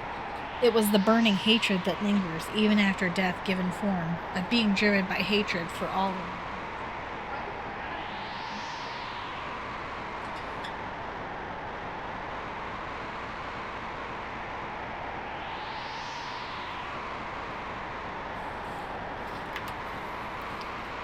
Ghost. I almost thought that said burger. A ghost burger. That's us out, Kid bit her lip. There wasn't anything she or I could do to deal with an enemy that had no physical body.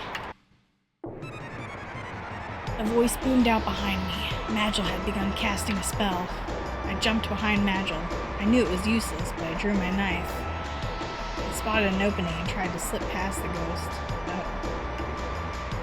Rather, its body expanded, consuming me entirely.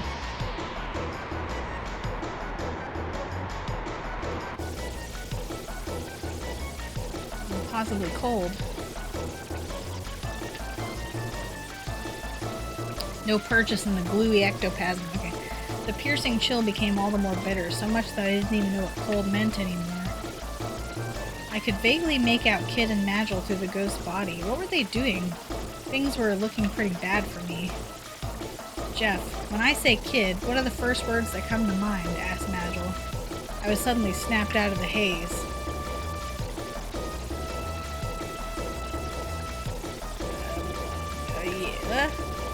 Mag, what are you? It was no good. I was trying to find out what on earth Magil was on about, but I couldn't even move my mouth to form the words anymore. I could feel the life draining out of me with an almost audible sigh. My consciousness became more and more hazy. I wonder how things are back home. Jeff, what would a washerwoman wish for? Magil had come out with another strange question.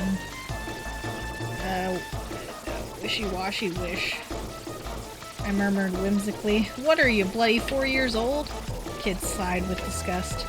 Whatever Magil was planning, I hoped it was going to be worth it. The piercing chill became all the more bitter.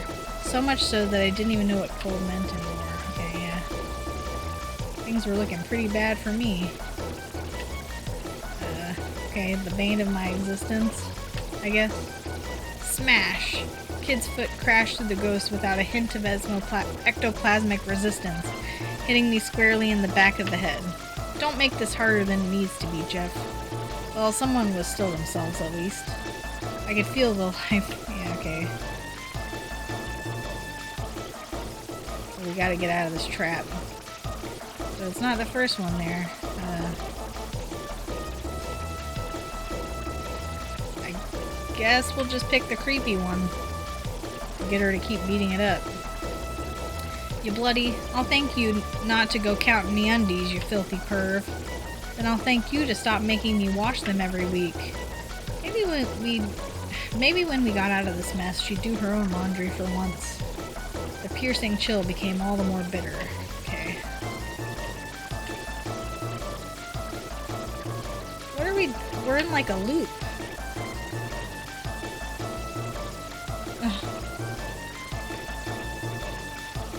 Just then, something surged into my consciousness.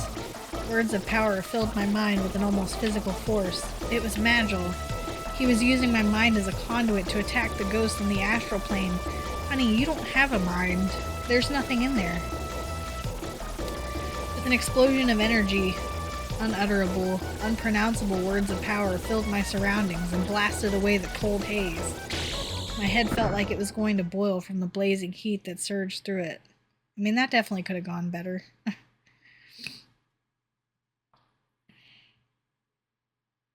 Jeff. Oi, Jeff. You still with us, mate? Someone was slapping me around the face. Someone who seemed to be enjoying it immensely. Kid, stop it, damn you. I leapt to my feet, wide awake again in an instant. Mag, did you really have to use me like that? When dealing with foes who attack the mind, it is simplest to lure them in with bait, then use their intended prey's consciousness as a conduit in order to make an assault from the astral plane. A direct magical attack wouldn't have meant a lengthy battle. A far less elegant solution, he replied, without a trace of guilt. Alright, let's keep moving. Yeah. Kid gave the order to continue, seemingly completely oblivious to my brush with death. Phew. I'd taken a few knocks, but I was all right. A scrape or two wouldn't stop me. Well, that was another fine bloody mess. What did we even bring you for, Jeff? Kid's cold stare pierced through me like a javelin made of ice. Okay, just because I do one fight kind of bad, like it was a ghost. What did you think? You think I was just supposed to know that was how you're supposed to beat it?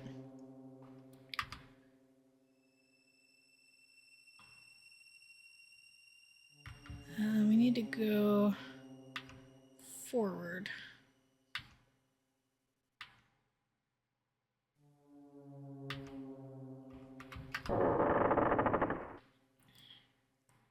He's gonna be in here now?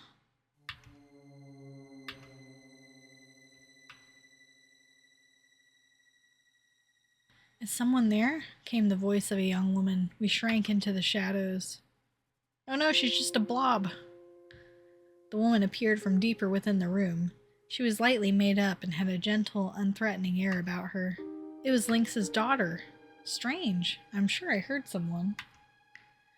I was at a loss as to what to do for a moment, but before I had time to do much more than hold my breath, Kid had already darted over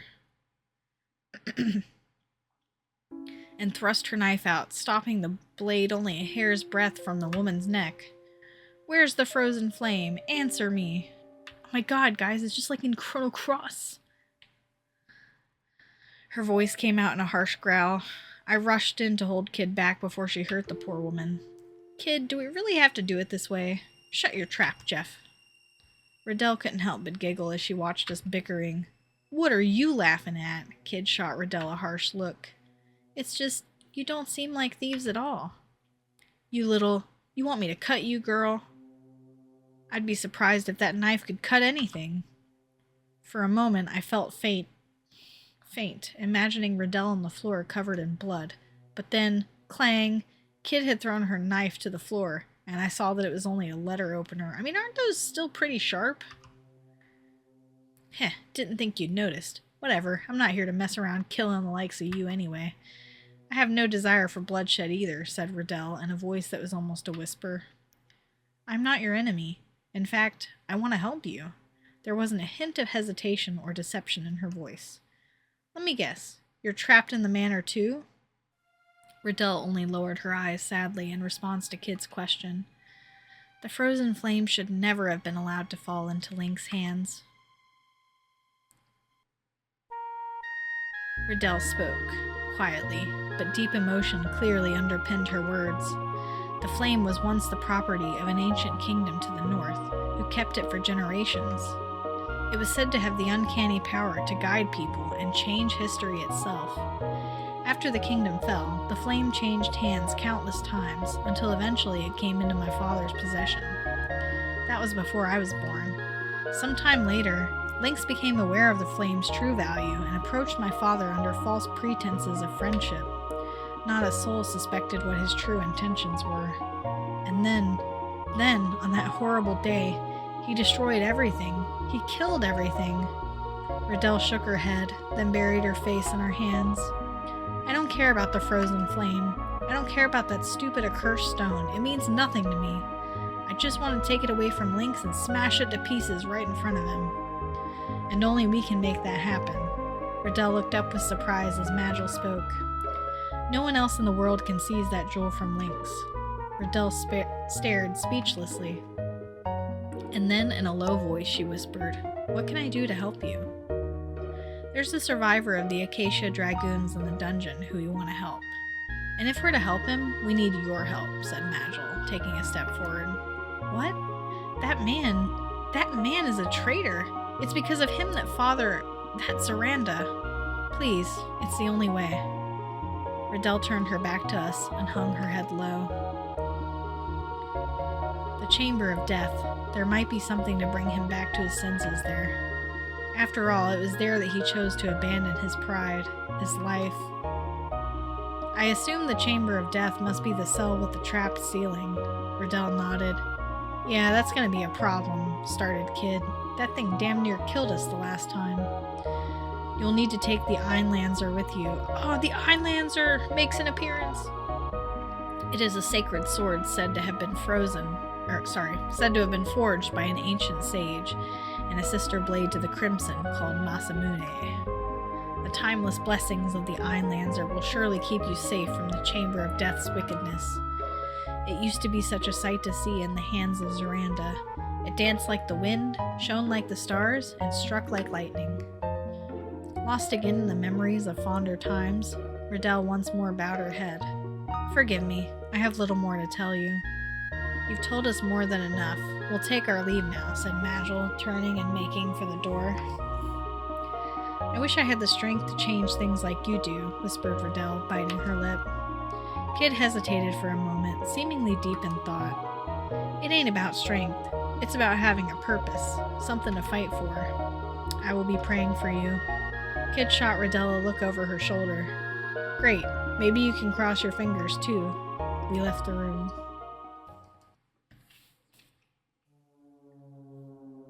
The passage outside the room continued. Okay, so yeah, we left. I wonder where you're supposed to get to the,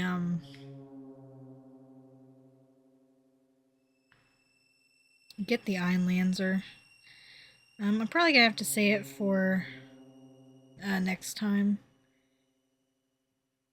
Because I gotta work tomorrow and, well, today basically. I gotta work today and it's gonna be Valentine's Day.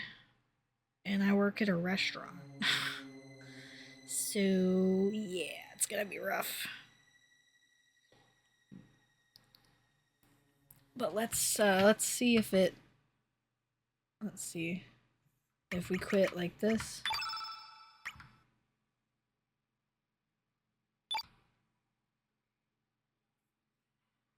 Okay. And then we'll open up the game and made sure it's saved. But if not, it's not like a huge deal. Because if you know where to go, like the game's a lot shorter.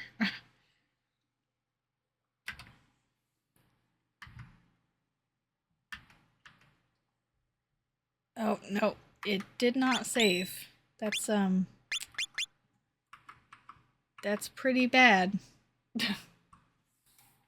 I don't understand why it wouldn't, though.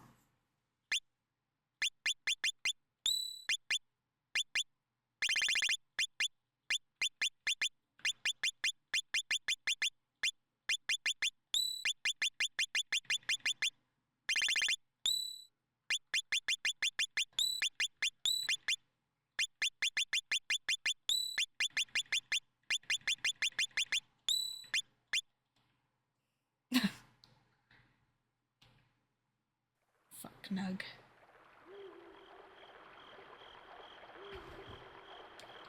Yeah, I don't know, this is just kind of weird. Like, why would it not say... Like, no button I press does anything. Oh. Well, now it does. Okay, well...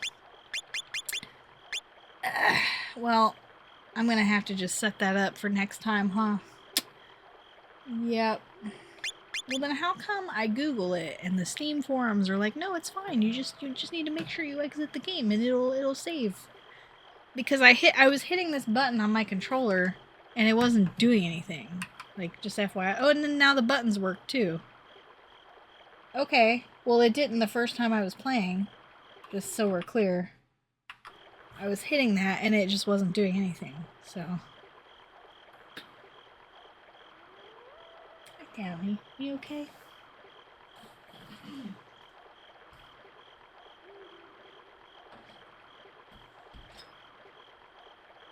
But that's fine, because I won't have nothing going on Tuesday, so I'll get us set back up to where we were. That's just pretty unfortunate. And it's like, there's no prompts. You have to figure that out on your own. It's like, good luck, asshole. Come on, Sally. You gotta... Hey, you can come sit over here, baby girl. What you doing? What is it? Oh, you gonna knock the mic over? Yeah, definitely. And I'll be back. Right now I'm planning on Tuesday. I don't have to work. Like, if I do get called in, I might go and do it, but I don't know. We'll see. We'll see what comes up. I'm still, like, you know, getting used to my job and trying to get some hours, but also trying not to be miserable. Just like the guy who, like, normally closes on Tuesday keeps calling out, and I'm like, why does he keep being allowed to call out? Like, he worked like 1 day last week and called out 3. Like, at what point is enough enough? But anyway, we'll resume. We'll get back. I'll get back to where we were and we'll continue. So it'll be pretty easy since I know what to do now. But yeah, thanks for hanging out, y'all. I will see you. So far, planned on Tuesday. Yeah. So Sally's on the desk. She's gonna say goodnight, right, pretty girl? Yeah. Oh, you're so cute. Oh my gosh. But yeah, good night, y'all. Thanks for hanging with me. I had a great time. I know my throat's still kind of itchy though, so hopefully by Tuesday it'll be completely better. Cause like after an hour, I was like, But yeah, y'all have a good night. Bye.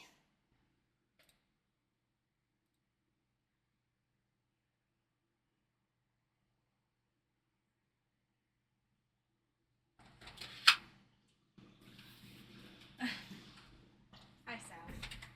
Okay, sorry. Ugh. What, Sally? What? Are you a pretty girl? Yeah, yes, you are.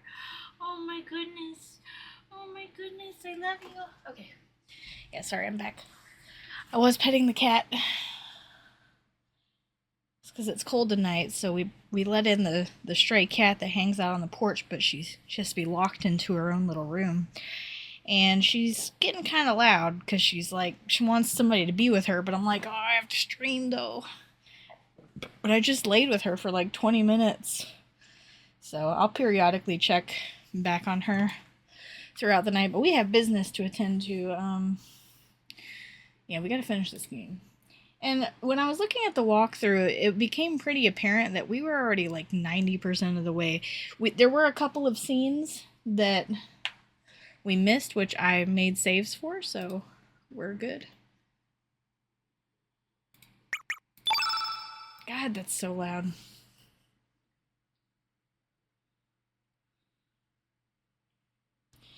Yeah, other than that, we had a pretty busy day. Just getting a lot of stuff done. Doing a lot of organizing. Doing a lot of cleaning. Knocking out, like, the laundry for the week and all that. This and that. Like, everything. Just trying to get it done so I can relax. Because this weekend was brutal. And if you work in the restaurant industry, you already know. Even if you don't work in the restaurant industry, everybody suddenly has money because of tax returns.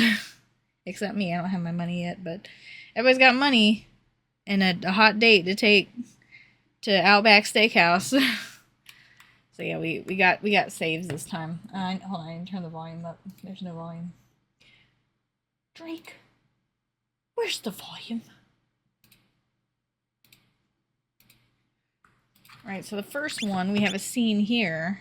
So this is what happens if you go to the study first. I remember last time we didn't find it until we had already learned where the key was, so we're gonna see the scene now. We headed down the side passage. At the end of it, we came to an old, immaculately polished door. We went inside.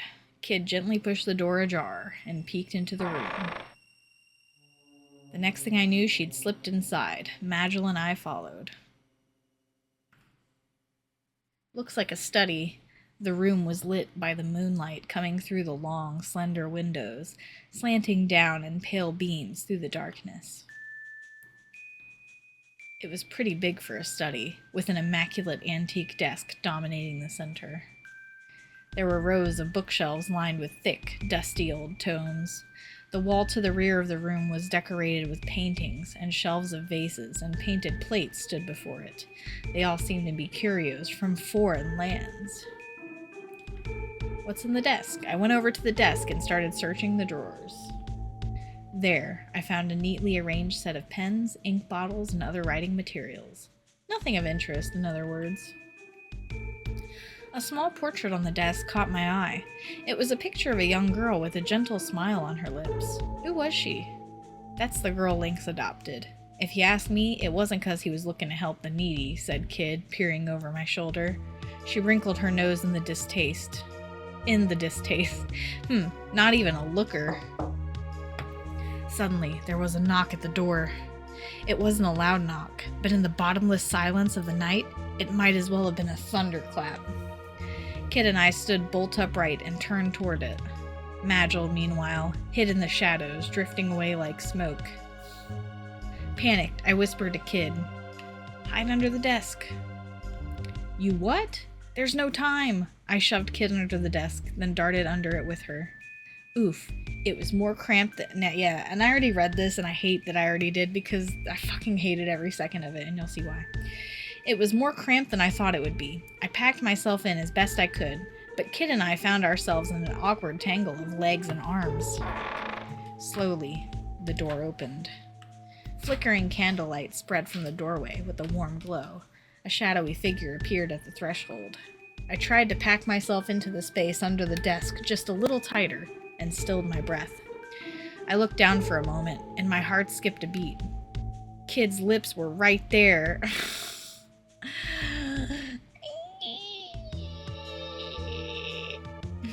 For a moment, everything else seemed to drift away. The pink bow of her mouth was so soft, so perfectly formed. I fucking hate this guy. Suddenly, my heart was beating so loud I thought my chest would burst. I tore my eyes away and squeezed them tightly shut. But it seemed that whoever it was didn't mean to come in.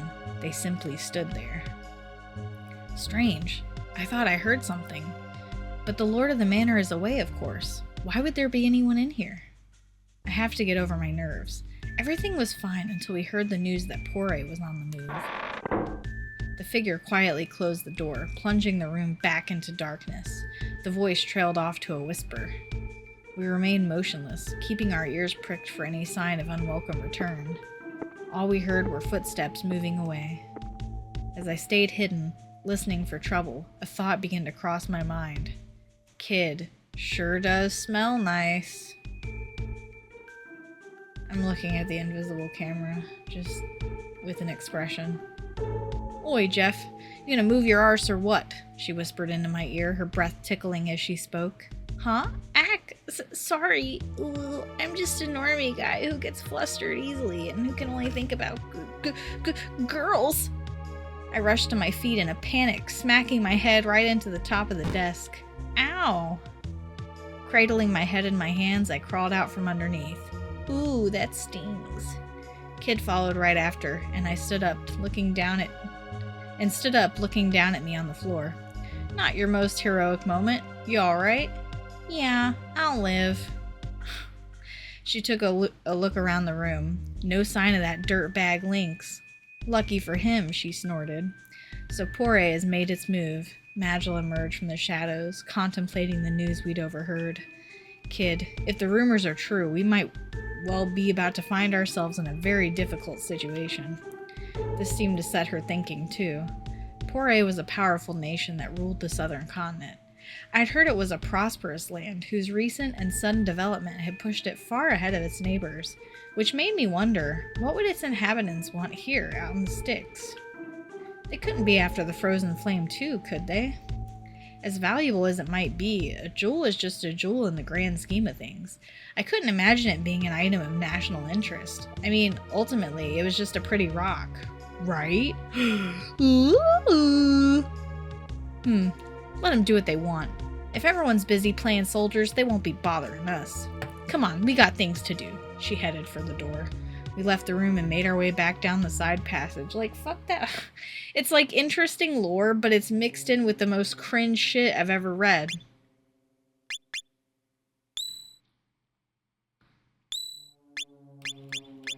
So that'll save. I don't actually want to overwrite that. I want to load. I don't think there's a way to load.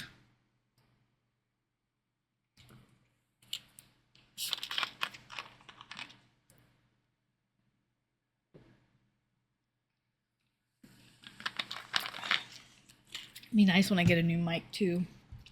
That is on my wish list for my tax return.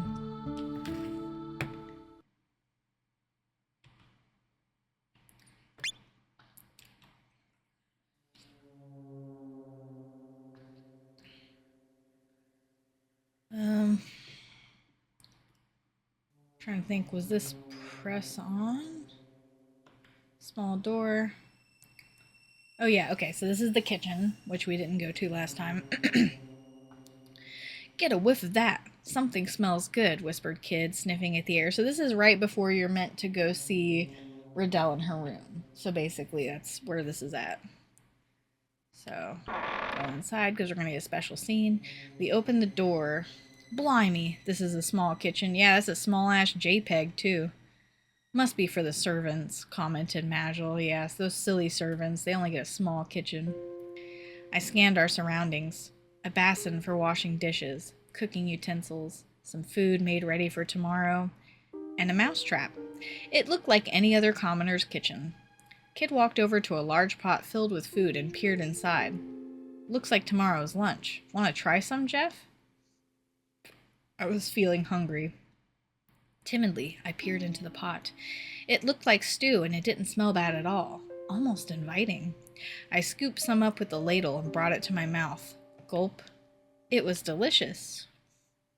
This stuff's delicious. You should grab a bowl, Kid, I urged between bites. Kid was looking at me again, staring at me intently, in fact, like she was searching for something. Well, you ain't going green or nothing. Guess it's safe. All right, let's have a try. She licked her lips in anticipation and swiped my spoon right out of my hand. Fancy a taste, Mag? No. Kid grabbed a bowl from nearby and began spooning out more. I did the same.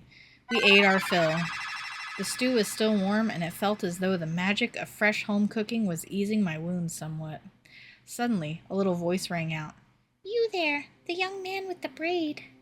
Kid froze. Oi, who you callin' a bloke? Kid barked angrily in the direction the voice was coming from. A mouse was looking at us with eyes like saucers, from the inside of a mousetrap hanging from the wall in a corner of the room. Oh, I am sorry. You are a young lady, I see. The mouse bowed its head in apology. Please, kind young lady, you must hear me out. The mouse put its paws together and stared pleadingly at Kid. I left the nest to find food for my mother, but as you can see, I managed to get myself caught in a trap. If you leave me here, I will surely be eaten by goblins. Kid eyed the little creature suspiciously. Eaten by goblins? Wait, that's stew. Putting two and two together, Kid ran for the sink. I beg of you, please free me from this trap. I love how I'm still slightly congested, I can tell. My mother is sick, and she'll be terribly worried about what has become of me. The mouse was clearly begging for its life, but there was also an odd little glint in its eye. Meanwhile, Kid was at the sink. Blorfed! Ugh, I'm never gonna get that taste out of my mouth. I'll be buggered if I'm hanging around here any longer. Kid had returned from the sink, only to stamp off towards the door. She was looking very green around the gills. Kindly, young lady, I don't suppose you could free me first?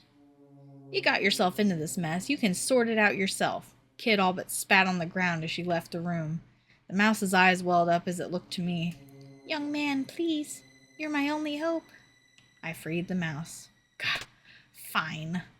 Unable to bear it staring at me any more with those pleading eyes, I lifted down the cage and opened the door. The mouse bounded happily out from the inside. The mouse gave a wicked chuckle. You poor naive fool! Suddenly, its body began to balloon massively in size. Holy shit! Oi, Jeff, what are you doing in... Kid stopped in horror the moment she opened the door. Bugger me, a griffin! The enormous creature stared balefully down at us. Idiot humans! My mother is not sick, but yours will be when she sees what I've done to you. Good going, Jeff. You're a bloody liability, you are. Oof, okay, maybe I made a mistake, but she didn't have to rub it in like that. The griffin gave an almighty cry and leapt right at us. Its razor-sharp talons sliced through the air, raking down towards me. We need to duck to dodge. Caught off guard, I tried my best to dodge the attack. But the blow never came, as the griffin suddenly lost its balance and came crashing to the ground. Oh, bother. I'm too hungry to even fight properly. What on earth? I breathed a sigh of relief, running a hand down my chest. All right, little mouse. Now it's time for the real show to begin. Kid walked up to the griffin, cracking her knuckles. Gulp! Please, kindly, young lady, this is all a misunderstanding. A terrible misunderstanding. Panicking, the creature leapt to its feet. You can't kill me. I have useful information. If you let me go, I promise I'll tell you everything I know. Everything. Yeah, I know how much a promise from the likes of you is worth. Kid took another step toward the griffin, not skipping a beat. Rock, please. Kid kept on coming. The griffin kept on shrinking away. Enough! Magil called for Kid to stop. Let's hear it. Hold on, let me blow my nose.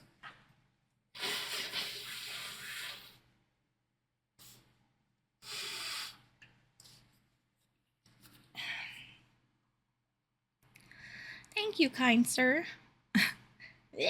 The griffin was beside itself with relief. Spoil my fun, why don't ya? Grumbled Kid, pouting as she turned away. Listen well, O merciful Savior. Right thrice, left twice, right twice. Should you find yourself trapped in one of Lynx's swirling snares, remember my words. With that, the griffin returned to its mouse-like form and disappeared into a small hole in the wall. Trapped in Lynx's snares? Ha! As if I'd be thick enough to walk into one of his traps. Sure. Let's get out of here. We've wasted enough time already. Kid turned on her heel and made for the door. We left the kitchen. Alright, so that's the second scene, and then the third save is going to be where we left off, basically. So I did all that, and then I made a save where we were last time, so...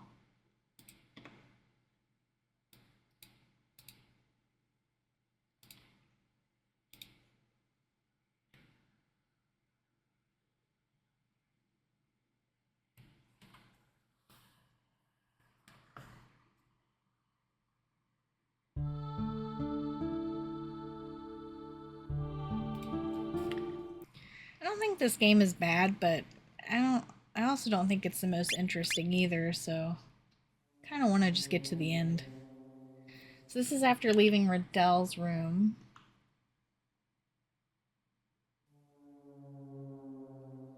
Alright. So to get there, we need to go back up the stairs. And then, yeah, it's towards the terrace. Past the terrace. I still kind of remember.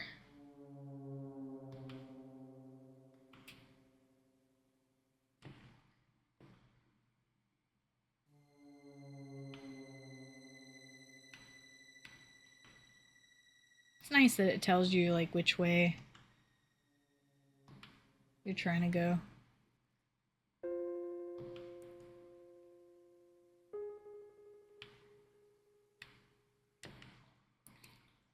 In we go. Kid stilled her breath and reached for the handle. The door wasn't locked. It swung slowly open. So yeah, that sword that she, like, mentions, we have to actually get that, which I didn't think that was, like, an actual thing, but... The room was completely silent, and there was no sign of life. There it is! Our ticket to not getting turned into mincemeat! The ancient sword was right where Kid had left it after pulling it out from the pile of junk. She ran over to where it lay. Looking down at the sword, Magil muttered, 2 ancient blades, the sacred Einlanzer and the cursed Masamune. What are you on about, Mag? You know something about this Master Mune? Magil said nothing. Well, it seems to mean something to you. It does. Uh-huh. Something to do with old friends I don't know about? Not exactly. An enemy, then? Not exactly. You're being weird, Mag. Well, whatever. Oi, numbnuts, grab this thing for me, will ya? I was still standing by the doorway when Kid called over to me. Who, me? Yeah, you! Or were you gonna make me lug the bloody thing around the place? I'm just a scrawny little girl, ain't I? Call yourself a gentleman. My jaw dropped. I knew there wasn't anything I could say to her. Silently, I walked over to Kid and picked up the sword like I was told. Whoa! I nearly fell over. That thing was heavy. Good boy. Right. Off to the chamber of death. Eyes on the prize, lads. Dragging the sword behind me, I followed Kid out of the room. I mean, it seems pretty straightforward once you figure out where everything is and which way to go, so...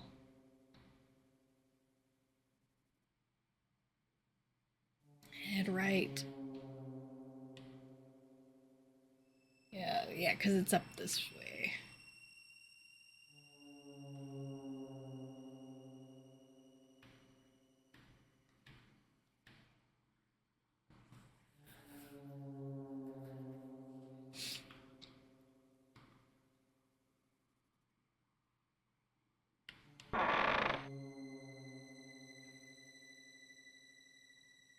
Well, this place is just as creepy as I remember. Lovely, grumbled Kid. She was looking at the stains on the wall. The ceiling had been pulled back up, but that was no reason to believe it might not come grinding down again at any moment. Bearing in mind what Riddell had told us the room was called, it definitely wasn't somewhere we wanted to linger. Quickly, hissed Magil, before crouching down and examining the ground for clues. Kid and I crouched down too. What were even we looking for, though? What could the old man have left in this room that would help us bring him back to reality? The flagstones on the floor were smeared with a black gooey substance which gave off an odd, rotten aroma. I shook my head, trying to drive an uncomfortable thought from my mind. Kid saw me and clearly wasn't doing much better herself. She slowly turned, positioning herself so that she was facing away from the stains on the wall.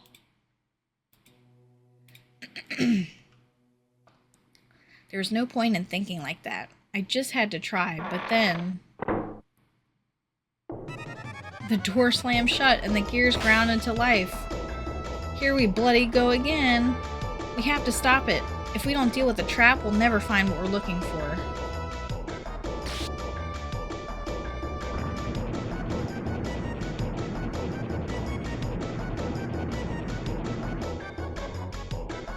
The ceiling sank lower and lower. We ducked our heads, desperately trying to avoid the blades that jutted out from the bottom. Kid looked to me and screamed, "The sword! Use the Einlanzer!" What? How do you use the sword? I plunged the sword into Kid. What? Plunge into the ground, obviously. I drove the sword into the floor with all my might. A shock ran through the room. Beams of light scattered from the blade, covering the floor and walls, and then racing upward. The ceiling gave an almighty judder, then stopped. We made it. I sank to the floor helplessly, my heart racing. Hey, what's that? Kid was pointing at part of the wall. It was where we'd seen the message written in blood. Guess we found what we were looking for. Part of the wall had collapsed, revealing a cavity behind what had looked like a piece of solid stone. Inside, I could see something glinting faintly in the darkness. Kid reached in with her fingertips, carefully extracting whatever it was from within. It was a slender ring with a delicately engraved design that looked like overlapping ferns. The ring was adorned with several small rubies in a pattern that resembled a bunch of grapes. The crest of acacia. This must be an acacian signet. Kid put the ring on her middle finger, where it sat uneasily. It didn't seem to be her size. The rubies gave off an eerie glint. Right. Let's not spend any more time in here than we have to. We'd managed to foil the trap and retrieve the acacian signet. I left the Einlanzer where it stood, and we exited the room. Alright. Let's go ahead and save again. So we're going downstairs.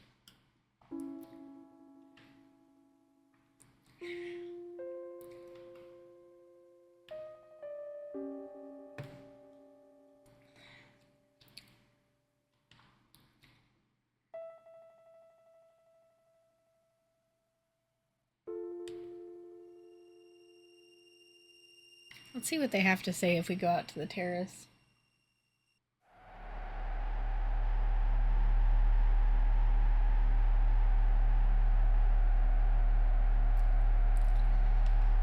And then... Alright, Jeff. You're finally starting to learn how to get your hands dirty, ain't you? I guess people really can change if they put in the effort. Kid's eyes shone with an impish playfulness. Well, she hadn't seen anything yet. You're doing well tonight, Jeff. You're less green than when we first met. What I could see. Yeah, so he says the same thing, so... we weren't really doing that poorly the first time anyway, so...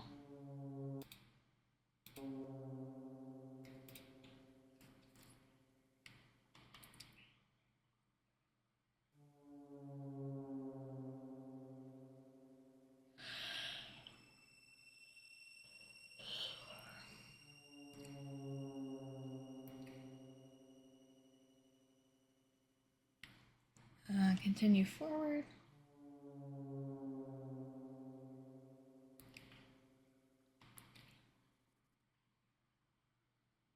I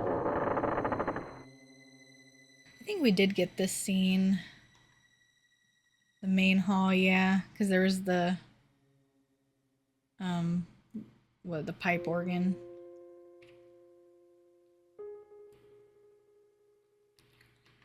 Yeah, we did get this last time, so.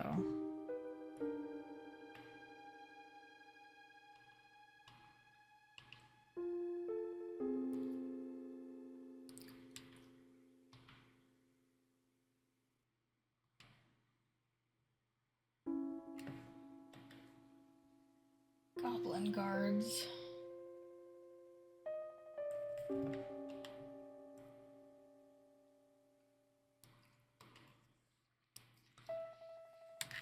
You know what? You know something? You're starting to look like a real thief. Now you just need to walk the walk, she grinned. So yeah, we're gonna get this encounter perfect because we have a crystal ball.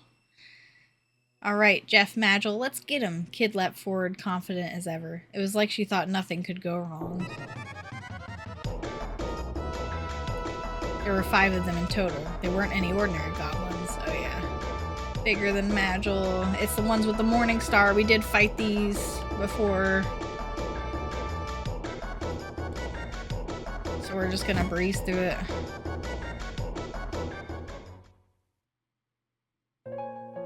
What? You just died? How did I die? That's pretty crazy. That was how I died. Well, that's never happened before. That didn't happen when I was getting here. I took way less damage the second time.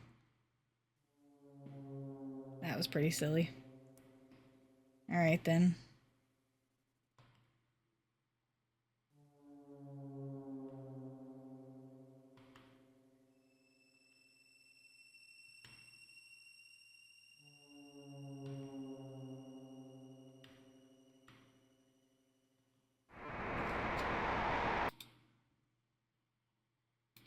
Suddenly, the darkness felt opaque. Something like a thick haze floated in the air in front of us. And then it took form, like someone blowing smoke into a person-shaped bottle. A ghost. Bugger. That's us out. Kid bit her lip. There wasn't anything she or I could do to deal with an enemy that had no physical body. So yeah, this one's pretty easy. We already know Magel is gonna do his thing, so we just jump behind him. Throws him at the ghost. Of course, this is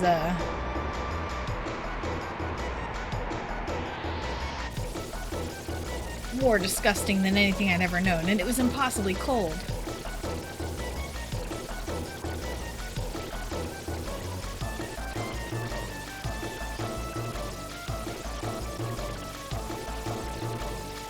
Okay, there's a surge of heat through the muscles of my neck in the place where Magel had grabbed me just a moment before.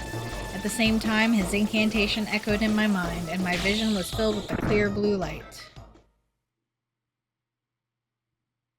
So that's how it goes when you do it perfectly. Someone was slapping me around the face, someone who seemed to be enjoying it immensely. Kid, stop it, damn you. I leapt to my feet, wide awake again in an instant. Mag, did you really have to use me like that? Yeah. The astral plane, blah, blah, blah. We already got it. Let's keep moving.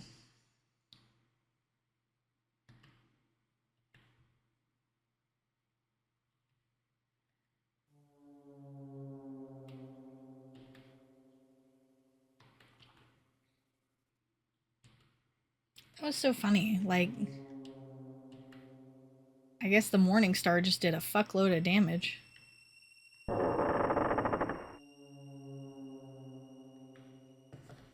That was pretty funny.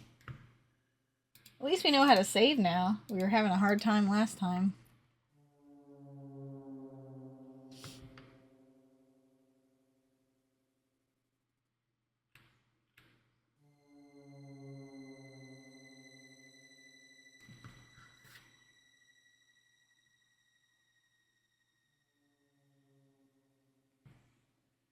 Just let that autoplay.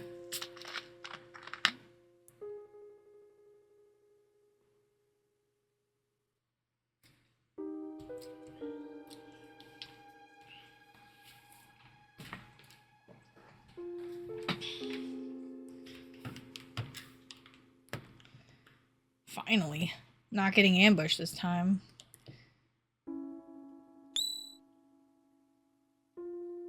Going down the stairs.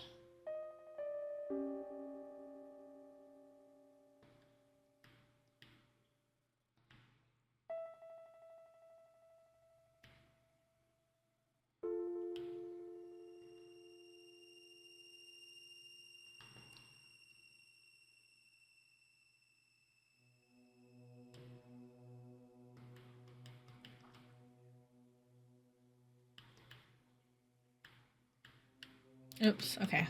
I took a wrong turn. This is my bad.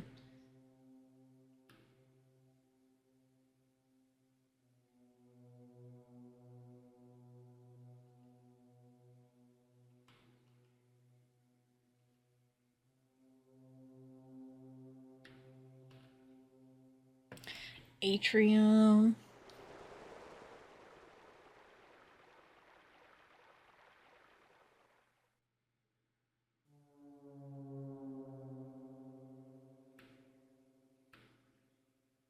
Toward the dungeon.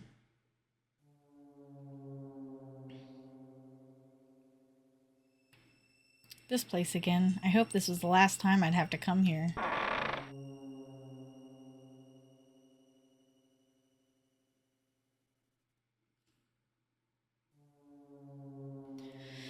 Having retrieved the Acacian signet, we returned to the old man's cell. As soon as we got there, Magil took a step forward and grabbed onto the bars. They creaked and groaned as he heaved at them, gritting his teeth as he summoned every ounce of his might. Slowly, they bowed apart. He stepped into the cell through the gap, and Kid and I followed. The old man was exactly as we had left him, staring into space and muttering meaningless words. Kid walked over to him and crouched down. She grabbed the him by the collar and yelled at him, "Wakey, wakey, Granddad! We've got a few questions for you. Here, get an eyeful of this. Ring any bells, Kid waved the Acacian signet in his face, shaking him roughly all the while. The old man's head lolled as he limply allowed himself to be manhandled. I tried to get between Kid and the old man. She glared at me. "You're in the way, Jeff. We're here for answers, remember? But if you really want to help him, you can't chicken out now.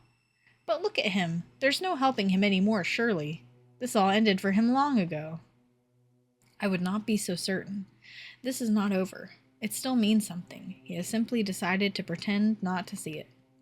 Yeah, but It's not over, you say? Struck by the man's sudden interruption, we all turned to look at him. A faint glimmer of light had returned to his once vacant eyes.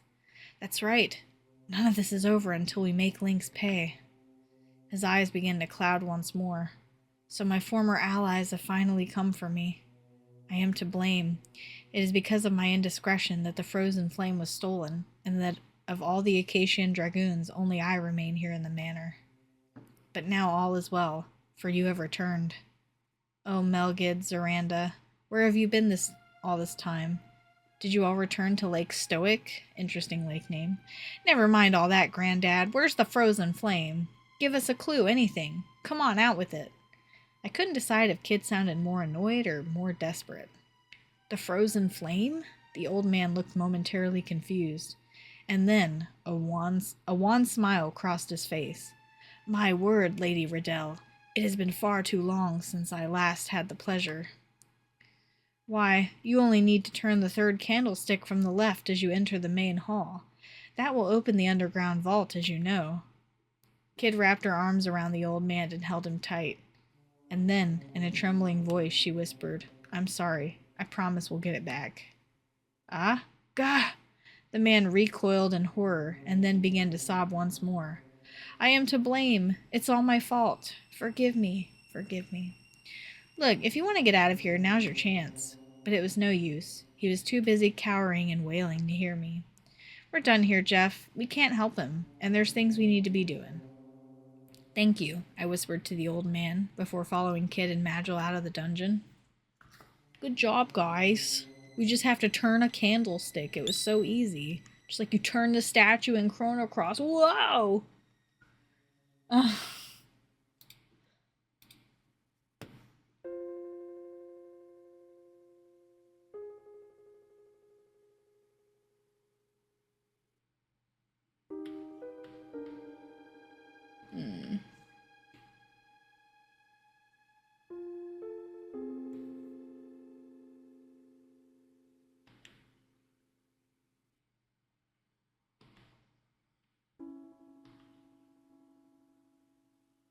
So we're going back up immediately where we were before.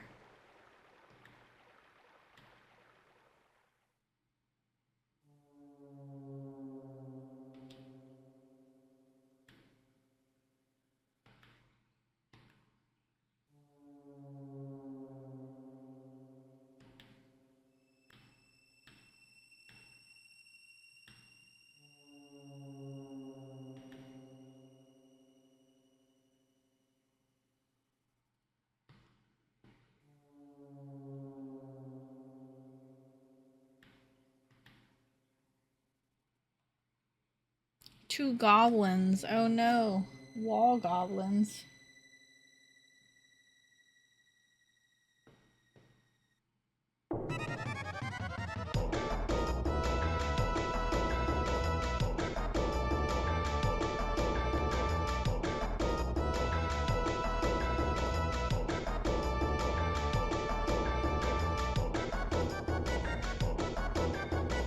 If she can do it, so can I. I jumped the moment just before the attack landed.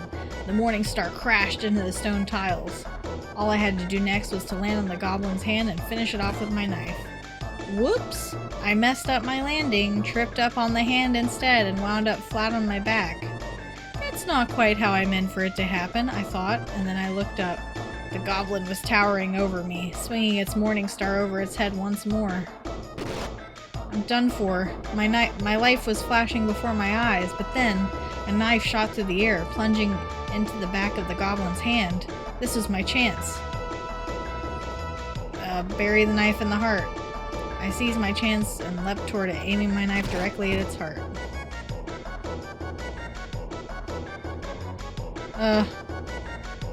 Dropped its morning star. How pathetic. Light darted through the darkness, and again and again. Jeff, oi, wakey wakey, no sleeping on the job, mate. Kid was slapping me back and forth across my face. Ow, ow, hey, quit it. Talk about a rude awakening. Ah, shut your pie hole. You should be thanking your lucky stars you woke up to see a ravishing beauty and not some goblin guard. Ravishing beauty? You mean raging egomaniac, was what I wanted to say, but I knew better than to risk it. So dumb. So, getting hit by the morning star, dead. Getting it dropped on me, completely fine.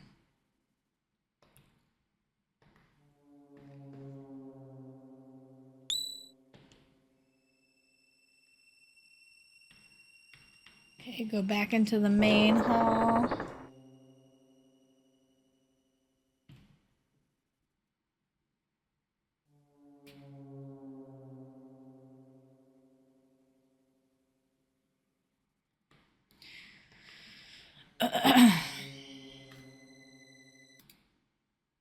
Look at the stance on this dude, I know.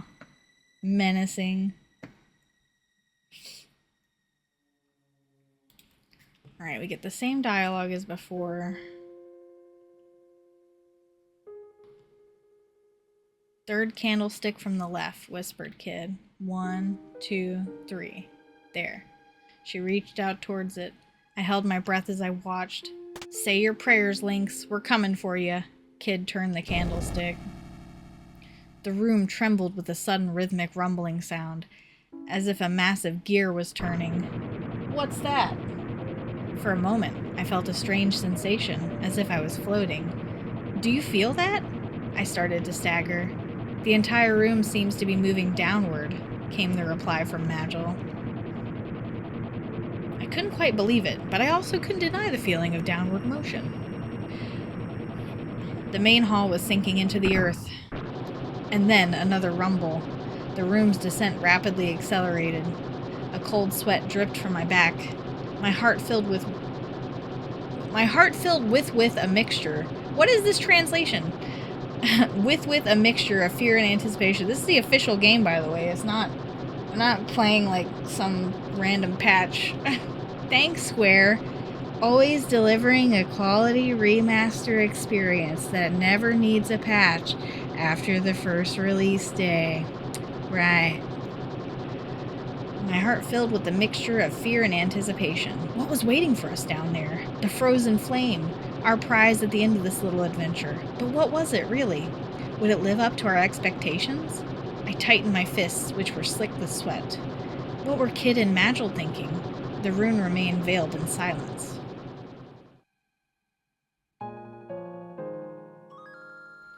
As if in response to my thoughts, a quiet voice came from next to me. Sometimes it was Kid. I looked over to see her standing stiffly, staring forward with her hands clenched into fists. Sometimes I feel like I'm stuck in a losing battle, a fight I'll never win, no matter what I do.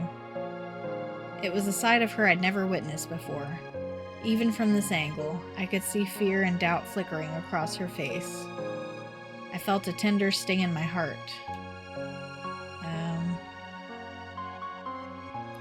What are you fighting against? Good question. Fate, maybe? Life, even? Not sure I can put me finger on it exactly. It ain't Lynx. I mean, sure, I'm here to fight him, but that's different. It ain't clear-cut like that. I feel like there's another me inside me. One that's just sitting there looking out at how empty and pointless everything I do is. That's the best way I can describe it anyhow. Heh, listen to me. Load of bloody nonsense, eh? She smiled ruefully. I didn't know exactly what she meant, but I felt like I knew broadly what she was getting at.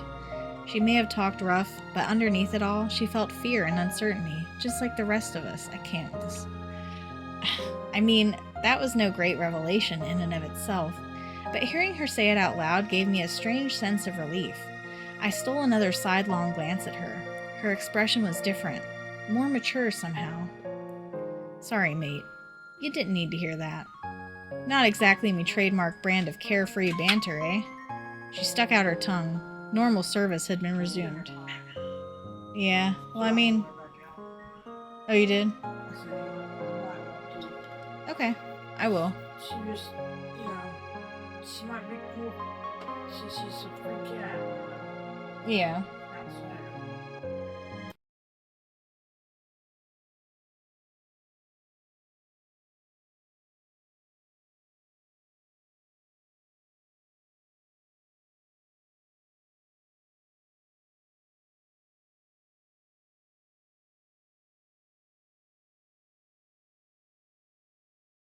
That's funny. Every time my aunt enters the room, Sally's like, food? Time for me for food? Ugh. Okay, sorry.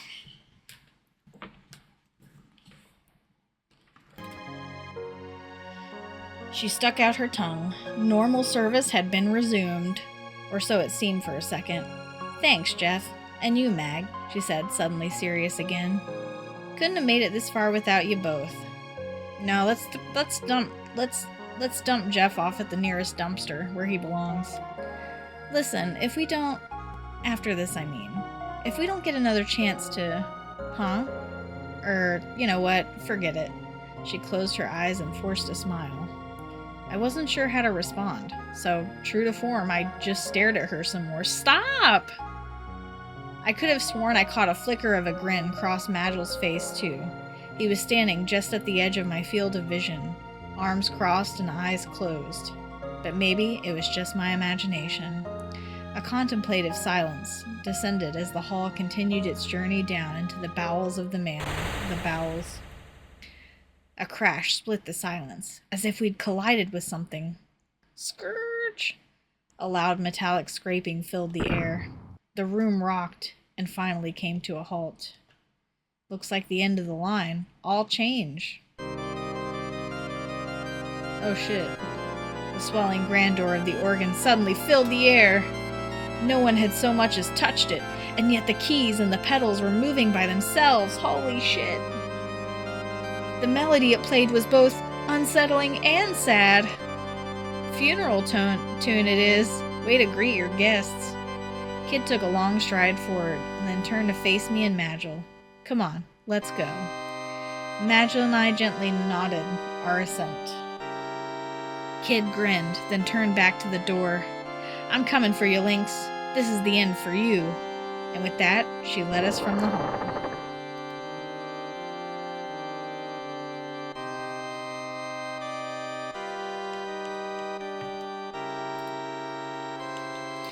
continued down a long, dark corridor, the walls slick with condensation. The air was thick and heavy, as though ripe with the stench of death. Were we really getting close to Lynx's hidden vault at last? And was there any turning back now? For any of us? There was something strange about Kid that night. Magil didn't seem to be his usual self either. To begin with, it was vanishingly rare for him to speak so much, let alone to show any kind of emotion. What happened to make them change like that? Unable to take the silence anymore, I decided to speak. I had to ask the question that had been on my mind all this time. Why do you want the frozen flame so badly? All I got in reply was the cold echo of her footfalls. I should have known. She didn't like to talk about her reasons for doing things. After all, it was a topic that was likely to lead to discussion of her past. But then she spoke, though it was almost a whisper. I'm doing it for Sis. Before she died, she told me to find the frozen flame and bury it. Wait, I don't think we want to do that. Well, maybe we do, but I don't know. Bury it where? Her old mate's grave. Oh. Kid looked at her feet as she walked. She wasn't me real sister, but she was as good as family to me. When she took me in, I was bloody helpless. Couldn't remember a thing, and I was barely old enough to survive on my own. She didn't go into too much detail about who her mate was. Best I can remember is that I needed to find the grave of a girl who married another mate of hers and died not long after. It's like they want to tell us, hey, look, it's Chrono Trigger, but we're not going to say any names, because technically you can rename the characters. I guess that's a thing too. She said that's where the frozen flame should be, laid to rest, or something like that. To be honest, I wasn't paying much attention at the time. It's not like I could have known what was about to happen. When she disappeared and I realized she wasn't coming back, though, I swore I'd make good on what she asked me to do. I'd nab the frozen flame from that rat bastard Lynx and get my revenge. Kid's eyes almost seemed to glow with heat in the cold night air. I'll make him pay for everything he's done, no matter what it takes, even if it kills me. And then she fell silent. Sorry, Kid. I didn't mean to bring up something so painful. There was a pause before she replied. Nah, you're alright. I should have said something sooner, before I roped you into this. Sorry. Silence reigned supreme as I fumbled to try and find something to say in reply. But all that filled the darkness of the corridor was the sound of yet more footsteps. Suddenly, Magil stopped in his tracks. Wait! Huh?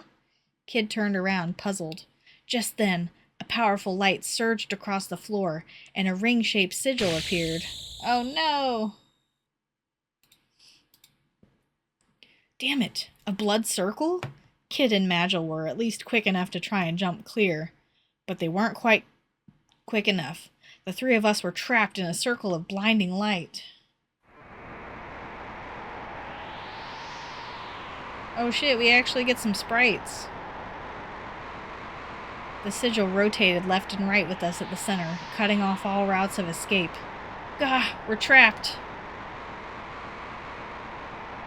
A wall of heat and wind blew up around us, and swirling lines and spirals of light assailed us wherever we turned. Don't let the light mesmerize you! Cover your eyes! Shouted Magil, raising a hand over his mask. Turn with the light, not against it. There has to be a way out. What? I barely even understand what's going on. Kid's elbow brushed against the wall of light surrounding us, sending sparks flying. Be careful. Merely to touch it is more than enough to harm you. Stay well back. I slowly turned my body to follow the movements of the ring of light, looking for a gap to escape through. So we got to 3 steps right. 3 steps to the right. There, I see it. That's our way through. I found a gap in the wall of light and carefully walked through it. Kid, Magil, this way. We managed to get through the barrier unscathed, but we weren't out of the woods yet. There was still another wall of light swirling with a great wind in front of us. Okay, we look for this gap, and the next one is 2 steps left. 2 steps to the left. There, I see it. That's our way through. Okay, same dialogue as before. Another wall of light.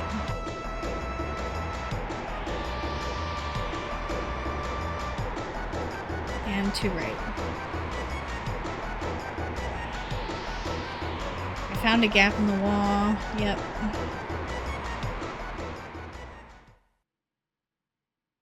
That was a pretty cool, scene, though. Suddenly, my body felt light, and I staggered 2 or 3 steps forward. We were back in the deserted passageway we'd been walking down before the blood circle had appeared. The sigil had vanished from the floor, and everything was silent, as if nothing had ever been amiss. And then I looked up. Looks like we finally made it, boys. Kid strolled up to the door with a wicked grin on her face. The true frozen flame awaits. Magel's eyes gave a glint from behind his mask, like glass catching moonlight in the darkness of night. Let's go! Kid reached for the handle. So this is the place, huh? Kid narrowed her eyes, straining to see our surroundings in the darkness.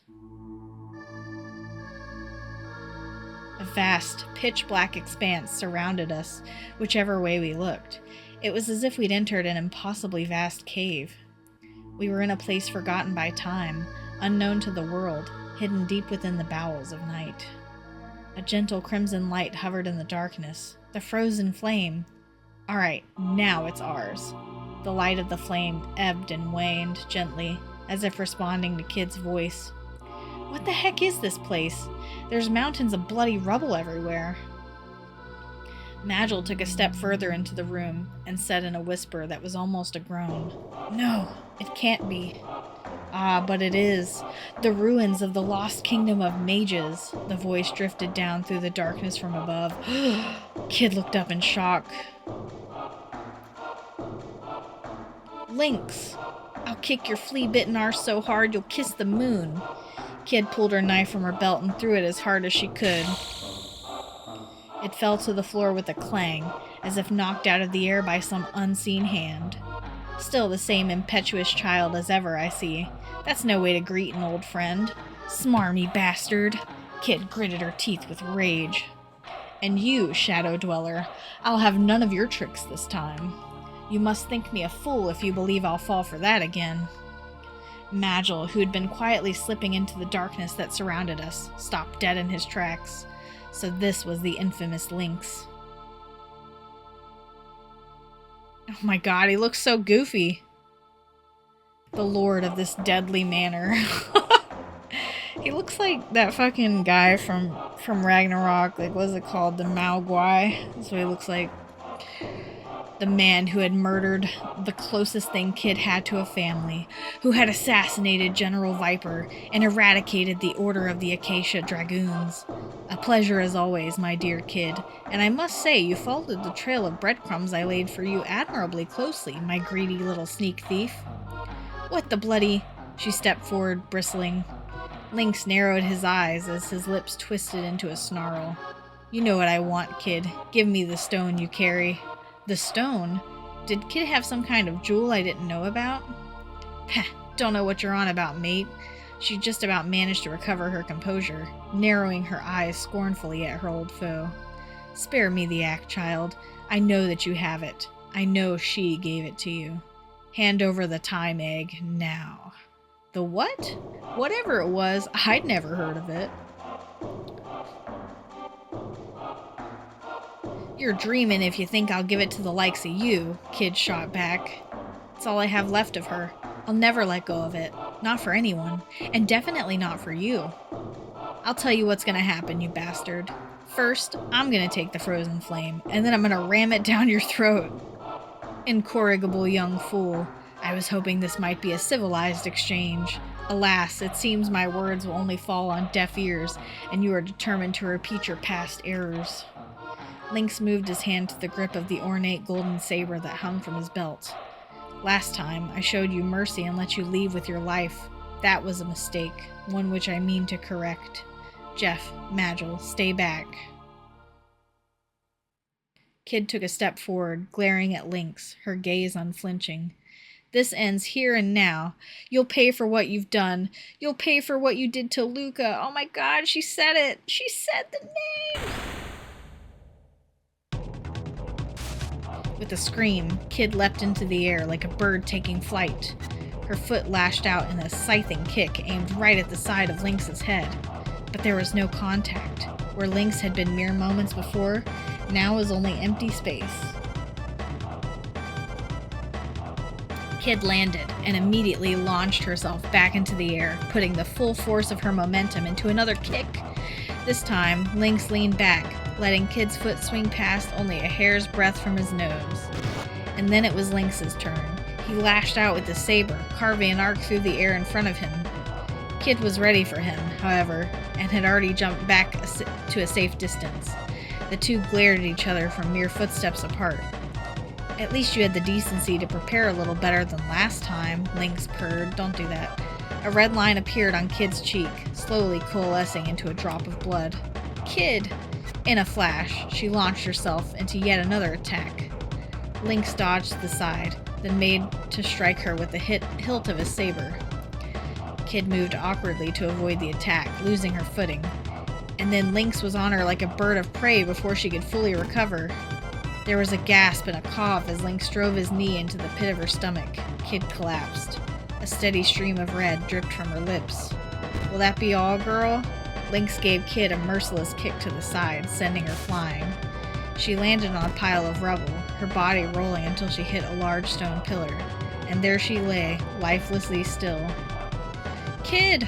I screamed her name as I charged towards Lynx, but Magil was there already. He flew through the darkness, a part of the shadows, before crashing down on Lynx like a bolt from the blue. Lynx jumped back, and countless threads of light flew from his fingertips toward Magil. With a droning hum, the threads of light surrounded Magil, crossing over one another. They spread to form a lattice of light that gave off a blinding glare, and trapped Magil where he stood. What is this? Magil staggered and groaned, attempting to shield his eyes with his hands.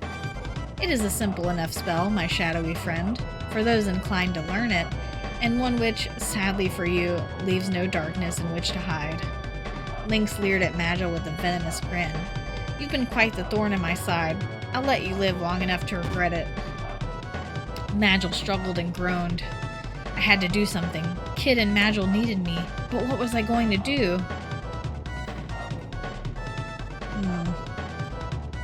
Oh, Lynx had started making his way over toward Kid while I was paralyzed within his... I barely even got to finish reading it. What's the matter, Kid? You were so bold only a moment ago. Aren't you going to keep me entertained? Lynx looked down his nose at Kid's broken body. Now do you want to give me the time egg? We can still be civilized about this. I am, of course, a gentleman, and it pains me to have to seize a fair maiden's valuables by force, even if the fair maiden in question is in fact a filthy street rat. He pressed his foot into Kid's head. I could hear her voice, faint and breathless. It's Luca's stone, not yours. I'll never, never give it to anyone, and no way will I give it to the likes of you. I couldn't let him get any closer to her, but what was I going to do? Run over there. I ran over to where she lay. She was flat out, still collapsed where she had fallen, and blood still ran from her mouth. Kid, say something. I crouched down next to her, glancing at her face in a panic. She groaned, and then she began to stir, her face twisted with pain. Jeff.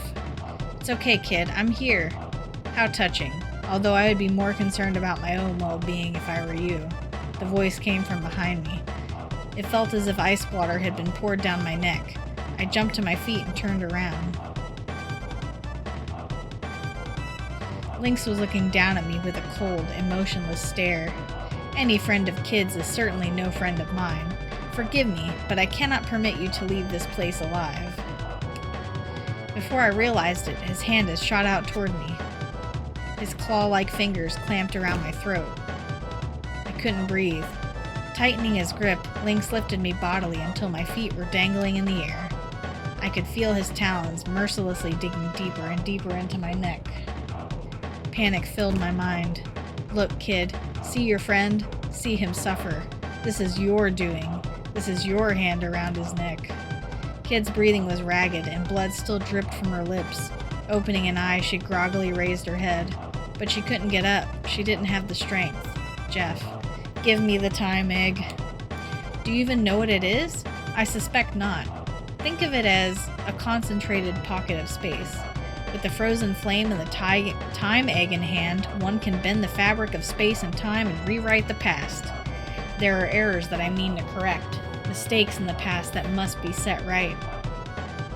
Lynx's narrow, emotionless eyes return to my face. How long before he perishes, I wonder? I struggled to breathe, but can only make choking sound. Kid screamed my name. Decide, will you watch the boy die or relent? Does his life mean nothing to you? I can't!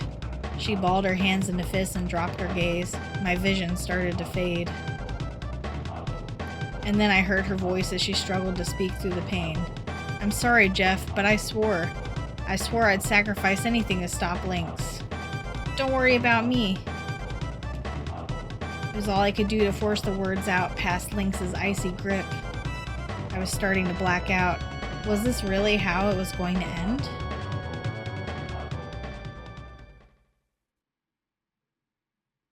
Ah, for crying out loud. Fine, you win. Here, have your damn rock. Lynx's grip on my throat loosened. Groaning with pain, Kid reached a shaky hand into her shirt. I knew you would come around in the end. Lynx threw my body to the ground and walked over toward her. Just shut up and take it, you bastard. It's all you deserve. With all the strength she could muster, Kid lashed out at Lynx with her right hand. Gah! He leapt back in a desperate attempt to evade the blow, but it was too late. Kid's nails, sharp as cat's claws, raked mercilessly into his face. Lynx roared with pain. He staggered, clutching his left eye. Blood oozed through the gaps in his fingers. You wretched little chit of a girl! Lynx stood awkwardly, still clutching at the wound on his face. The fingers of his free hand arched into furious talons as he walked back toward Kid, who still lay on the ground. I will kill you all. He kicked her hard, concentrating all his wrath and venom into the blow. Kid gasped as all the wind was knocked out of her, yet more blood ran from her mouth as her body rolled across the floor. Kid, I yelled hoarsely, clutching my burning throat with one hand. Lynx turned his head slowly to look at me, one eye fixing on me coldly as it came into view. He took a step toward me. Yes, perhaps it would be better to start with you, my dear Kid. Rest assured that your friend's death will be a most elaborate and painful one. You will truly know what it means to suffer, boy. I will put you through the same suffering as I did that Luca woman. Kid's body stirred with shock and horror. Her eyes slowly opened, fixing on Lynx. They were wild eyes, stained with the blood that poured from her brow. Gritting her teeth, she staggered to her feet. Lynx! Lynx! And then an explosion of light burst forth from the frozen flame. Yeah, I don't think he might not understand that they're connected, but, that's good for us. Another light began to form from somewhere near Kid's chest, resonating with the light from the frozen flame. The twin lights entwined, twirling slowly upward. And as it rose, the golden spiral spread. No, this can't be! Lynx stood motionless, transfixed by the spectacle. Was this the time egg's power? Kid screamed as a raging blaze of light engulfed her. I'll never let you do it again. I'll never let you steal from me again. She's going Super Saiyan. Bathed in the glow, her body shook. Blood-red tears dripped from her eyes as they took on a distant look. And then she collapsed to the ground as if all life had gone out of her. I heard a voice. It was quiet and still, like the evening. It has come to pass. Kid is retracing her lost memories back through time, back to the lost kingdom.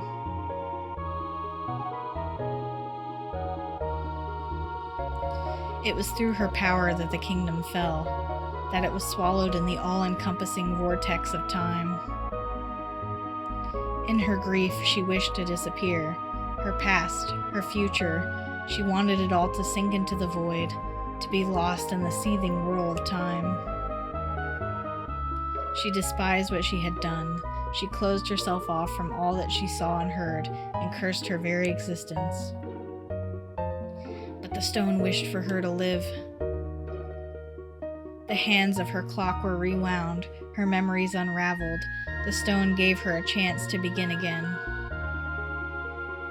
The stone had both the power and the will to bring all this about.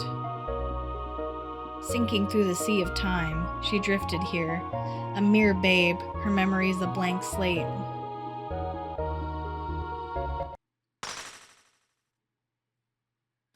The time egg shattered, its fragments raining down on the world, becoming shards of sorrow and anguish. The world around us drifted into pieces. It swallowed us, engulfed us. We were consumed, locked into the void. And then, a girl's scream echoed in the darkness. That voice, was that kid? It sounded just like...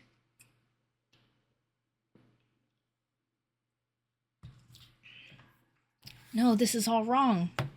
The black vortex, it surrounds us. No, stop!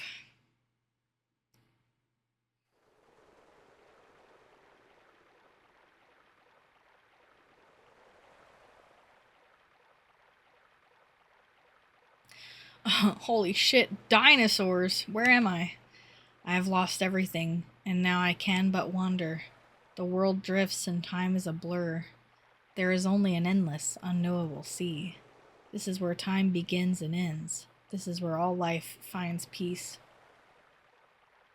I see myself as a baby, crying next to my mother, an exhausted yet proud look upon her face. I see myself aged and wizened, waiting to succumb to death's embrace with a smile. I see countless incarnations of myself, walking time's intricate corridors as ghosts. This is a place where countless worlds overlap and infinite dreams play out. If only I could rest here for an eternity. If only I could free myself from all my burdens and sleep here in this sea of dreams.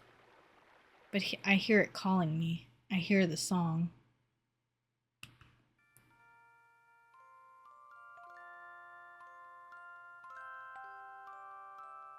We got fish.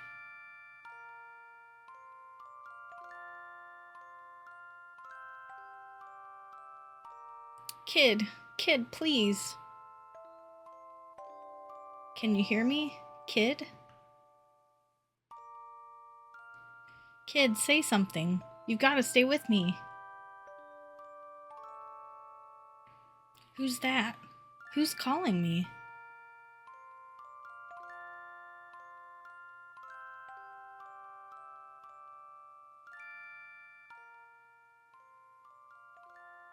Jeff? Where am I? Kid, you're awake. I heard a song. It was beautiful. It was that song that Luca loved. Kid closed her eyes and her face glowed with a warm smile.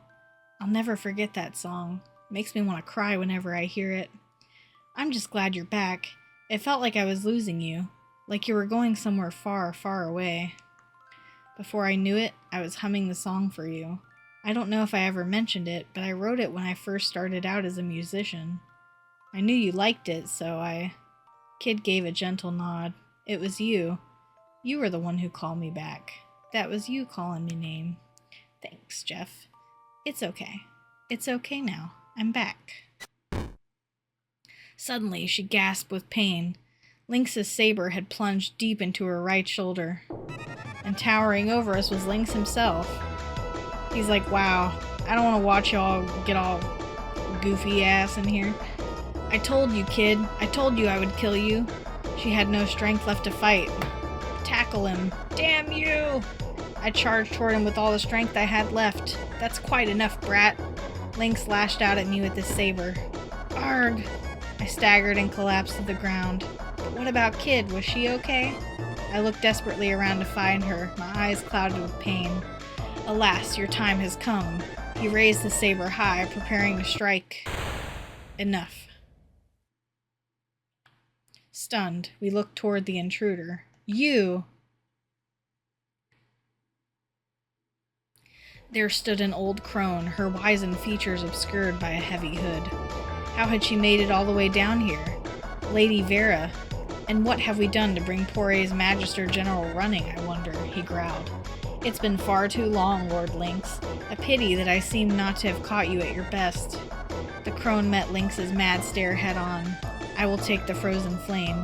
After all, it seems you two have been quite unable to decide which of you should have it. She raised a hand, and armed soldiers poured into the room. Magil lifted Kid to her feet. This seems like a good time to leave. Lynx snarled, You'll regret this, witch. He kicked off from the floor, and his body rose into the air. Then he turned his venomous glare on us. And you, Kid, you'll pay for this with your life soon enough. You'll never be safe from me. With that, he disappeared in like a puff of smoke. The crone lingered for a moment, her eyes resting on us. Kid, if you wish to try and steal the frozen flame again, you're welcome to try any time you please. We'll be waiting, but you'll have to get out of here alive first. The soldiers drew their weapons and fell upon us. Darkness, heed my call. With Kid slumped against him, Magil spread his arms and drew a sigil in the air.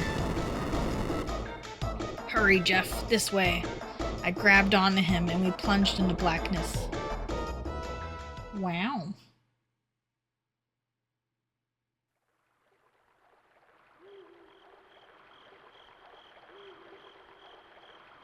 Thanks to Magil's magic. Ha. We managed to escape the manor alive. But the lights of torches dotted the forest, and we could hear soldiers calling to one another. We stopped briefly in the darkness of the woods, and Kid leaned heavily on a tree, desperately trying to quiet her ragged breathing. It was a terrible wound she'd suffered, and it seemed to be taking its toll. Are you okay, Kid? Yeah, don't worry about me, mate. We're surrounded. It won't be long before they find us, said Magil, his eyes cautiously scanning the area. Kid raised her head to look at me. It's me and Magil they want. Get out of here, Jeff. It's us they want, not you. What are you saying? I'm not leaving you here. Look at you. You can barely stand. It's nothing I can't handle, and besides, I've got Magil with me. If they catch you with us, they won't go easy on you. But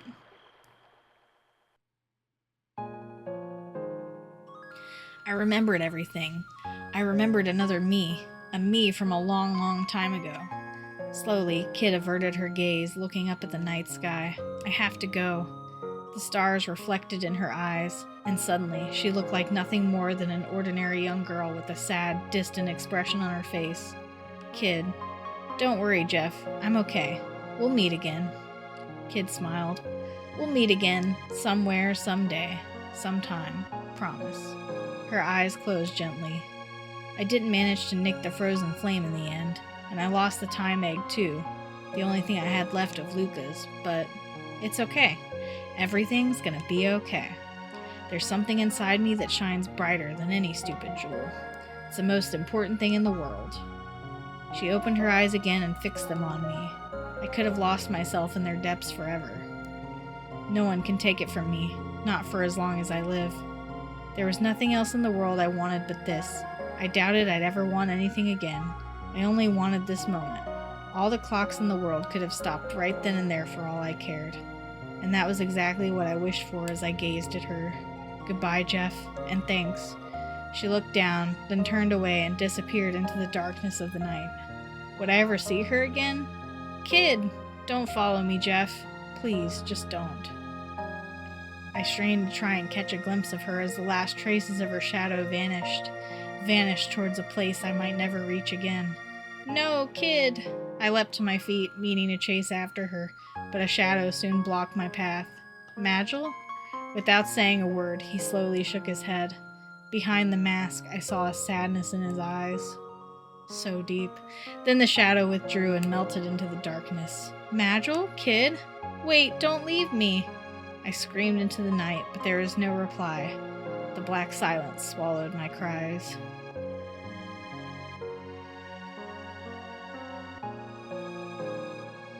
Kid.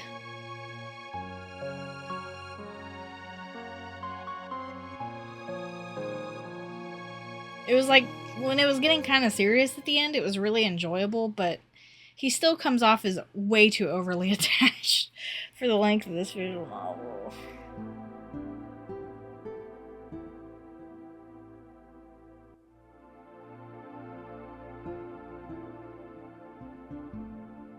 And so ends another tale. Perhaps one day I'll see Kid, Magil, and Riddell again. One day. Somewhere, at another time, in another world. Perhaps none of us will even realize it. But that's a story for another day. For now, I must put down my pen.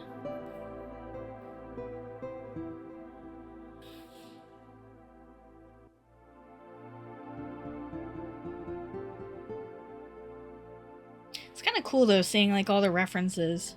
I closed my grandfather's diary, and then from downstairs I heard my mother calling. Did you hear me? Your friend's here. Nimble footsteps charged up the stairs. The door flew open. In tumbled a young girl, a girl who seemed somehow familiar. Hey, Jeff, it's a beautiful day for adventuring. I found a rundown old manor off in the woods to the north. You want to go exploring? Come on, put the book down and let's get out there. What, do they just name the grandkids the same name? Carry on the family legacy? The legacy of Jeff?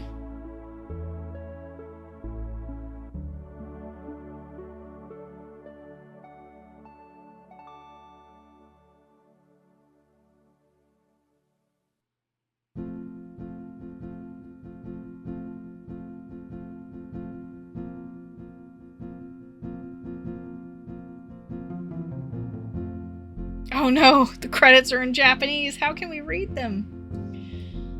Well, that was interesting.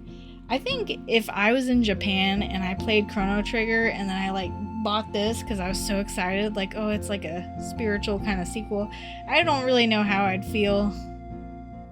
Honestly, I'd probably like think some of the nods are neat, but I think it's even more interesting playing this after having played Cross at some point, because then you're like, oh, okay, you kind of see where it bridges the gap a little bit. But not necessarily, because we've got time travel, and in Cross we've got interdimensional travel. So, yeah, timeline's kind of just whatever you want it to be, really.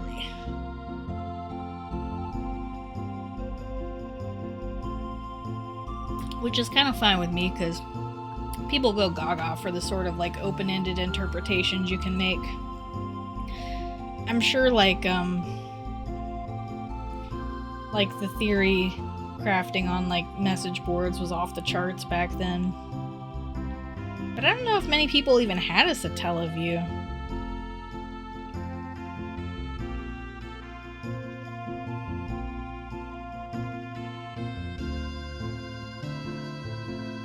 It's for the SNES. Okay. Super Famicom. Like, I'm sure some diehard fans would have had it, but gimmicky stuff like that in the 90s never really took off.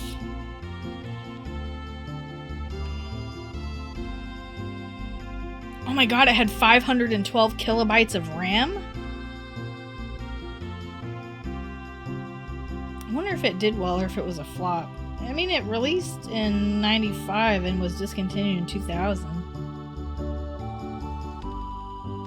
It says its Wikipedia says the user base peaked at more than 100,000 in March 97. But adoption was hindered by the introduction of technologically superior 5th generation consoles such as Sega Saturn, PlayStation, and N64. Yeah, because we were having a lot of leaps and bounds at that time. As well as high cost and limited availability. Okay. Yeah, and then the 64DD was announced and it really didn't go anywhere. Interesting.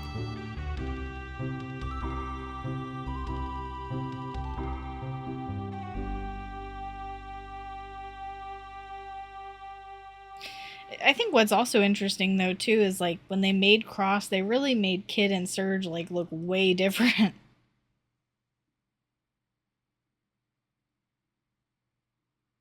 Finn. We did it. We became the Radical Dreamers. Here's my AVGN impersonation review of this game. Radical Dreamers? I don't know what's so radical about it. there you go. That's the review.